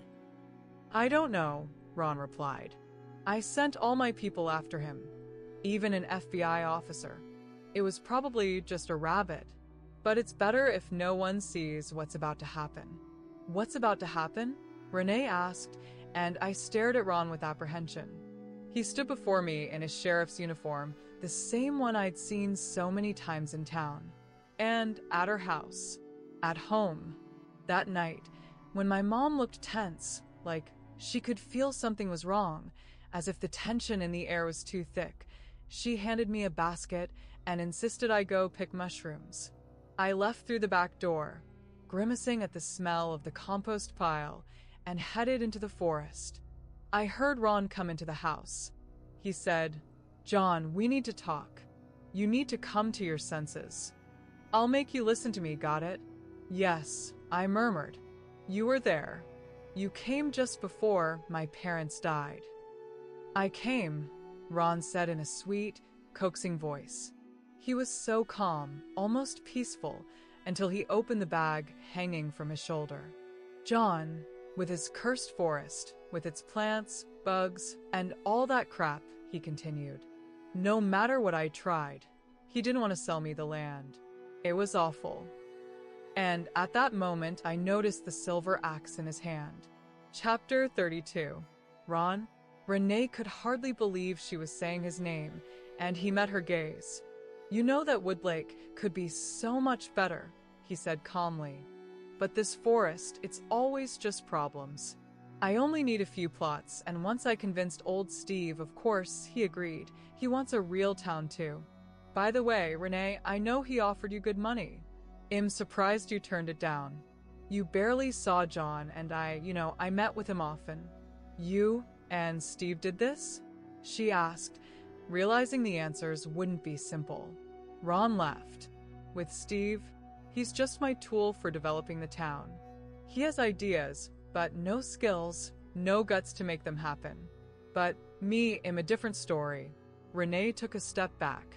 I could feel the tension building, and with every word, it became clearer that retreat was no longer an option. We had locked all the windows and doors, drawn the curtains. Ron's car was parked far away, meaning no one would come. No one would know he was here. No one would see him standing in front of us with an axe in his hand, cold and silver. I felt a crushing pain, not from fear, but something much heavier. And then, as if at some point, everything I had long forgotten came rushing back. I remembered, although it was too late, I was back in that forest where it all began. It all started with those mushrooms and my father's voice cutting through the night. I heard his scream. "You," I muttered, and everything inside me tightened. When the first screams rang out, I ran toward the house, but I stopped, hiding behind a tree. I could hear my mother's words so clearly, as if she were standing right next to me. "Avery's not home. She's with a friend. Ron, she's still a child. She's lived her whole life just as you said," Ron said, raising the axe. "She doesn't understand that clearing the forest is the path to prosperity. Woodlake can be a real town. Where is she? I know she doesn't socialize much at school. I know a lot from my work. Debbie, sign these papers. Once you sign them, I'll leave, and everything will be fine. We'll make your life in the city easier. Steve will help. You won't even leave me alive," my mother whispered, and Ron just sighed, then continued. "I always told John that you were too smart," he said, and then there was a sharp thud of the silver axe. Ron? He struck with the axe. He killed my mother. With the axe, the shine of blood reflected in the light. And he hummed. The axe flew so fast, it seemed like it wasn't a person, but some kind of monster. He chopped mercilessly, like meat, something senseless and inhuman. I couldn't hold back. I clamped my mouth shut with my hand, trying not to scream, but I couldn't. I watched as he killed, and the blood dripped from the silver blade. And when he left, leaving everything in blood, I understood. He killed my parents. For the land. He cut them up and then left, as if nothing had happened. "You killed them," I barely managed to say, "and all for land? You killed them like animals and hummed while doing it?" Ron smirked, as if it was just a game. "I thought you didn't remember anything. But I was wrong. When Sharp found you before me, I was angry. And when you looked at me with those empty eyes, I realized you remember everything." Renee grabbed my hand, pulling me toward the kitchen, and Ron continued with a sinister smile. "So, you remember everything. You thought Ben was guilty, didn't you? He's not guilty, Avery. He just moved here. But you saw me. You've always been a problem. I don't think you'll forget. I'll sign everything," Renee said, and it became hard for me to breathe. She was ready to sign the papers, just to end it. "And you?" Ron asked. "Will you forget how it all went down? Or I doubt it." He stepped closer, his gaze cold and furious. "I chose an easy death for you, Avery," he said, and his voice carried a threat. "You would have just hanged yourself, and it would have all been over. But now you remember everything, and for you, it's a different ending." I couldn't respond. I thought about the evil hiding in his eyes, about what Ben had warned me, and I realized it was Ron. Ron. He was the one who chopped the tree down. He was the threat Ben and I had felt in the forest. "You regret nothing. You killed my parents and the Tontos family. All for land? You're worse than Steve because you want to destroy the forest, right? But it's not yours, Ron. It will never be yours, no matter how much you chop it down. Enough," he thundered, barely containing his rage. "Now I'll get what I need. You and Renee will die, and John's land will be mine. The forest will get smaller. It will disappear. I'll finish this, and that's it." His gaze was icy. "I've done so much for this. No one appreciates woodcutters, you know? but it's a craft. You have to know which tree to cut, how to fell it so it falls in the right place. But my efforts will go unnoticed. I force myself to meet his gaze. It was hard, but I said, I told Ben everything. We made a plan for you to confess. Everything you said is recorded. This is evidence. Really? His laugh was ominous. Avery, you don't know how to lie. You really think that boy just moved here, killed your parents? You think that? He shrugged as if puzzled. On Monday, I'll go to school, take his fingerprints, and find them here. Then the crime wave in town will be over, and people can sleep peacefully again. He turned his gaze to Renee. Are you going to do something? Your festive dish won't bother me. But if you're upset, then I must be having some trouble, huh? I felt a memory rise. Everything became clear. After Ron left, I crawled out from behind the tree and hurried to my parents. I tried to bring them back to life, but I couldn't. Then I just froze, unwilling to leave them. I mourned, but I knew I had to tell the truth, even if no one believed me. I was supposed to stay silent, but I couldn't.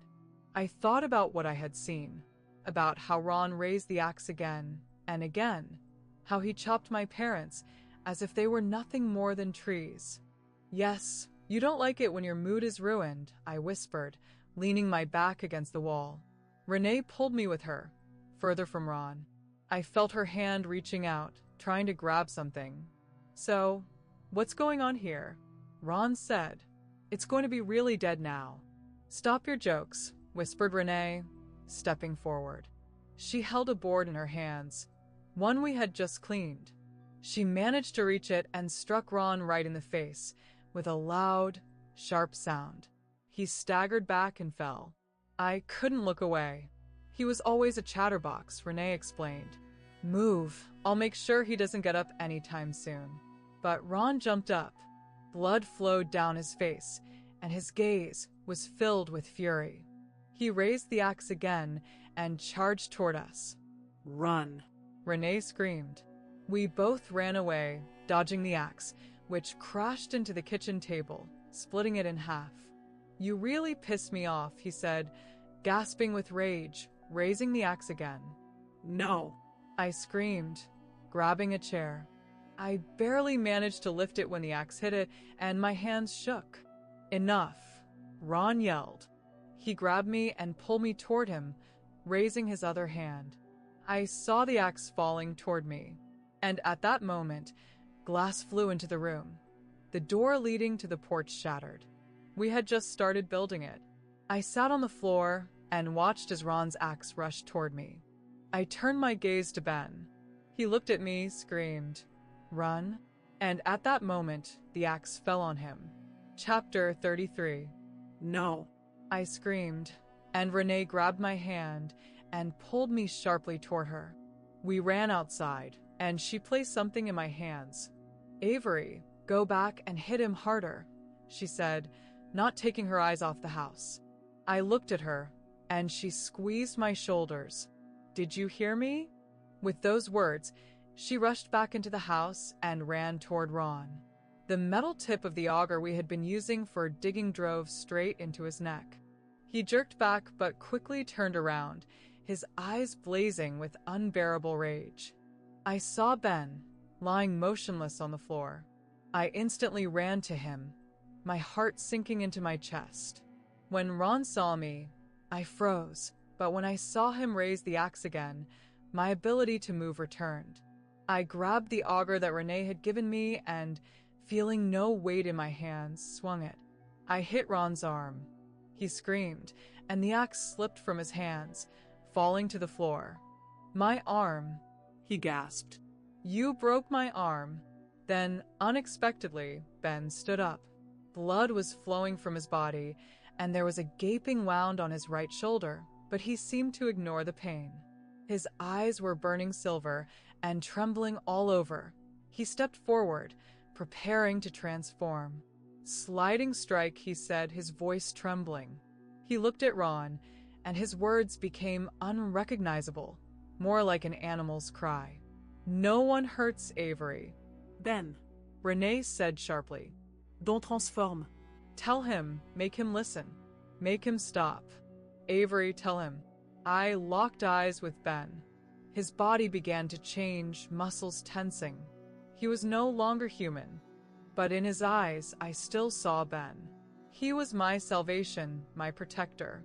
I was scared, he whispered. I felt like I had to be here to make sure you're okay. When I realized Ron wanted to kill us, I swallowed hard, but Ben's words made me realize that this was the moment when everything could change. What he had seen became our salvation. Thank you, I said, and although Ben continued to tremble, he came back to me. His silver eyes closed, and he collapsed to the floor, bleeding. I gasped and sat down beside him, taking his hands. Renee quietly touched my hand.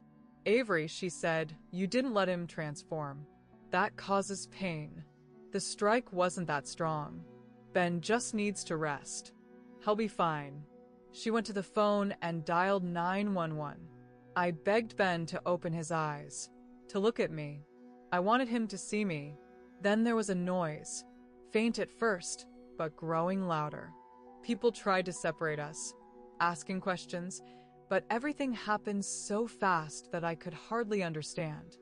All right, Renee said loudly, and there was silence. Everyone turned to her. Ron Jericho just tried to kill me and my granddaughter.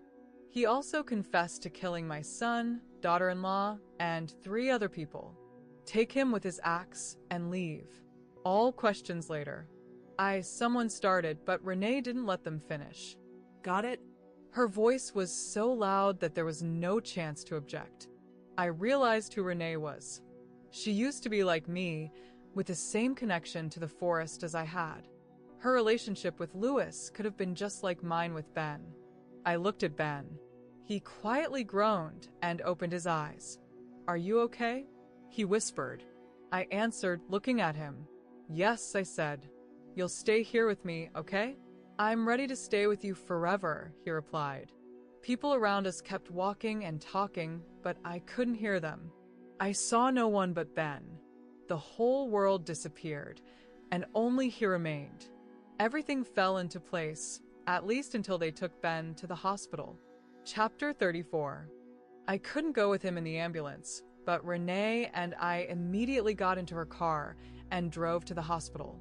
Don't worry, she said as we approached the hospital. She ran her hand over my strand of hair, the one I had dyed and couldn't get rid of. People like Ben can endure anything. Everything will be fine. ITLL passed normally. Other questions swirled in my mind. I wanted to talk to Renee about the forest and understand what had happened between her and Lewis. But that could wait. The main thing now was to find Ben. I found him not in the emergency room as I had expected, but in the waiting area. He was sitting there as if nothing had happened. I rushed to him. You were hit with an axe. Even if the wound isn't deep, you still need stitches. He shook his head. I heal quickly. Don't worry. I don't need doctors. Blood tests will give strange results, and there will be questions, and I can't allow that. He glanced at Renee, who had followed me in, and she, after thinking for a moment, asked, Are you sure everything will be okay? Yes. Good, but let Lewis at least check your shoulder. Ben no did. And tell him. Renee stopped, as if recalling something. Actually, never mind, she smiled. We'll talk later about how you'll pay for the door. Ben smiled back at her, and she added, Avery, I'll go talk to the police. Stay here? Of course, I replied. Renee smiled once more, leaned down, and kissed me on the top of my head. You're a champ, she whispered and left. I looked back at Ben. He was pale, his clothes soaked in dried blood, and everything about him mattered to me. I wanted to hug him so badly and never let go. At that moment, there was a noise at the door. People burst in. I'm telling you, I saw something. Ron was shouting. It's not a human. Everything they say about our town, the forest, it's true. The wolves are coming. I see them. A dark-haired man, leaning toward Ron, said, Interesting statement. But, the FBI doesn't really like it when investigations start with agents and end with the sheriff confessing to murders and millions from real estate deals. The mental hospital isn't in your future, no matter how much you spin it. He turned and said to someone, "Tell Steve Browning that if he's waiting for favors, he'd better tell everything about how he helped Ron Jericho." The forest. Ron continued shouting. "It's just like I said. Blood will spill. This won't end. Everyone's in danger. Even you." I shuddered. Ben looked at me, but I felt more than just his gaze. Something inside me responded, as if the forest itself was here, nearby. I felt that something was coming. The man standing next to Ron continued, "Tell us, Mr. Jericho," and Ron was taken away. Everyone watched him go, but Ben and I stayed unmoving. "You felt something, didn't you?" Ben asked. "The forest? I don't know, but something's going to happen. We'll be ready," he said, squeezing my hands tightly. "Your hair hasn't changed," Ben remarked, touching that same strand again. "The first time I cut it, thinking it was connected to death," I said, "but now I understand differently. I think it's the forest's mourning. It feels too, and I won't touch my hair. Let it remind us of what we've been through, of those we've lost." I looked into his eyes, and our fingers intertwined. "Of those who stayed with me, who I need." I took a deep breath. I was ready to say what I had kept in my heart all this time. "I love you," I confessed. Ben sighed and whispered, "Avery," and then kissed me, right there in the waiting room, and that was enough for me. I had lost so much, and so had he, but we had found something. We found each other. We found love, and now we would hold on to it with all our might. And despite everything, we would keep it. I felt our confidence coming together into one powerful force, and our hearts and minds pulsed in unison. And, as if in response, the forest sighed too, saying goodbye to part of its worries. "Maybe we should do something ordinary?" Ben suggested. I smiled at him. "I'd love to." How about a movie this weekend? "Or you explain to me why there's no lake in Woodlake." "Well, what can I say?" I began. "Those who settled here first had big hopes for it. You know what hope sometimes leads to?" "Yeah, now I know," he replied, kissing me again. We both couldn't stop smiling.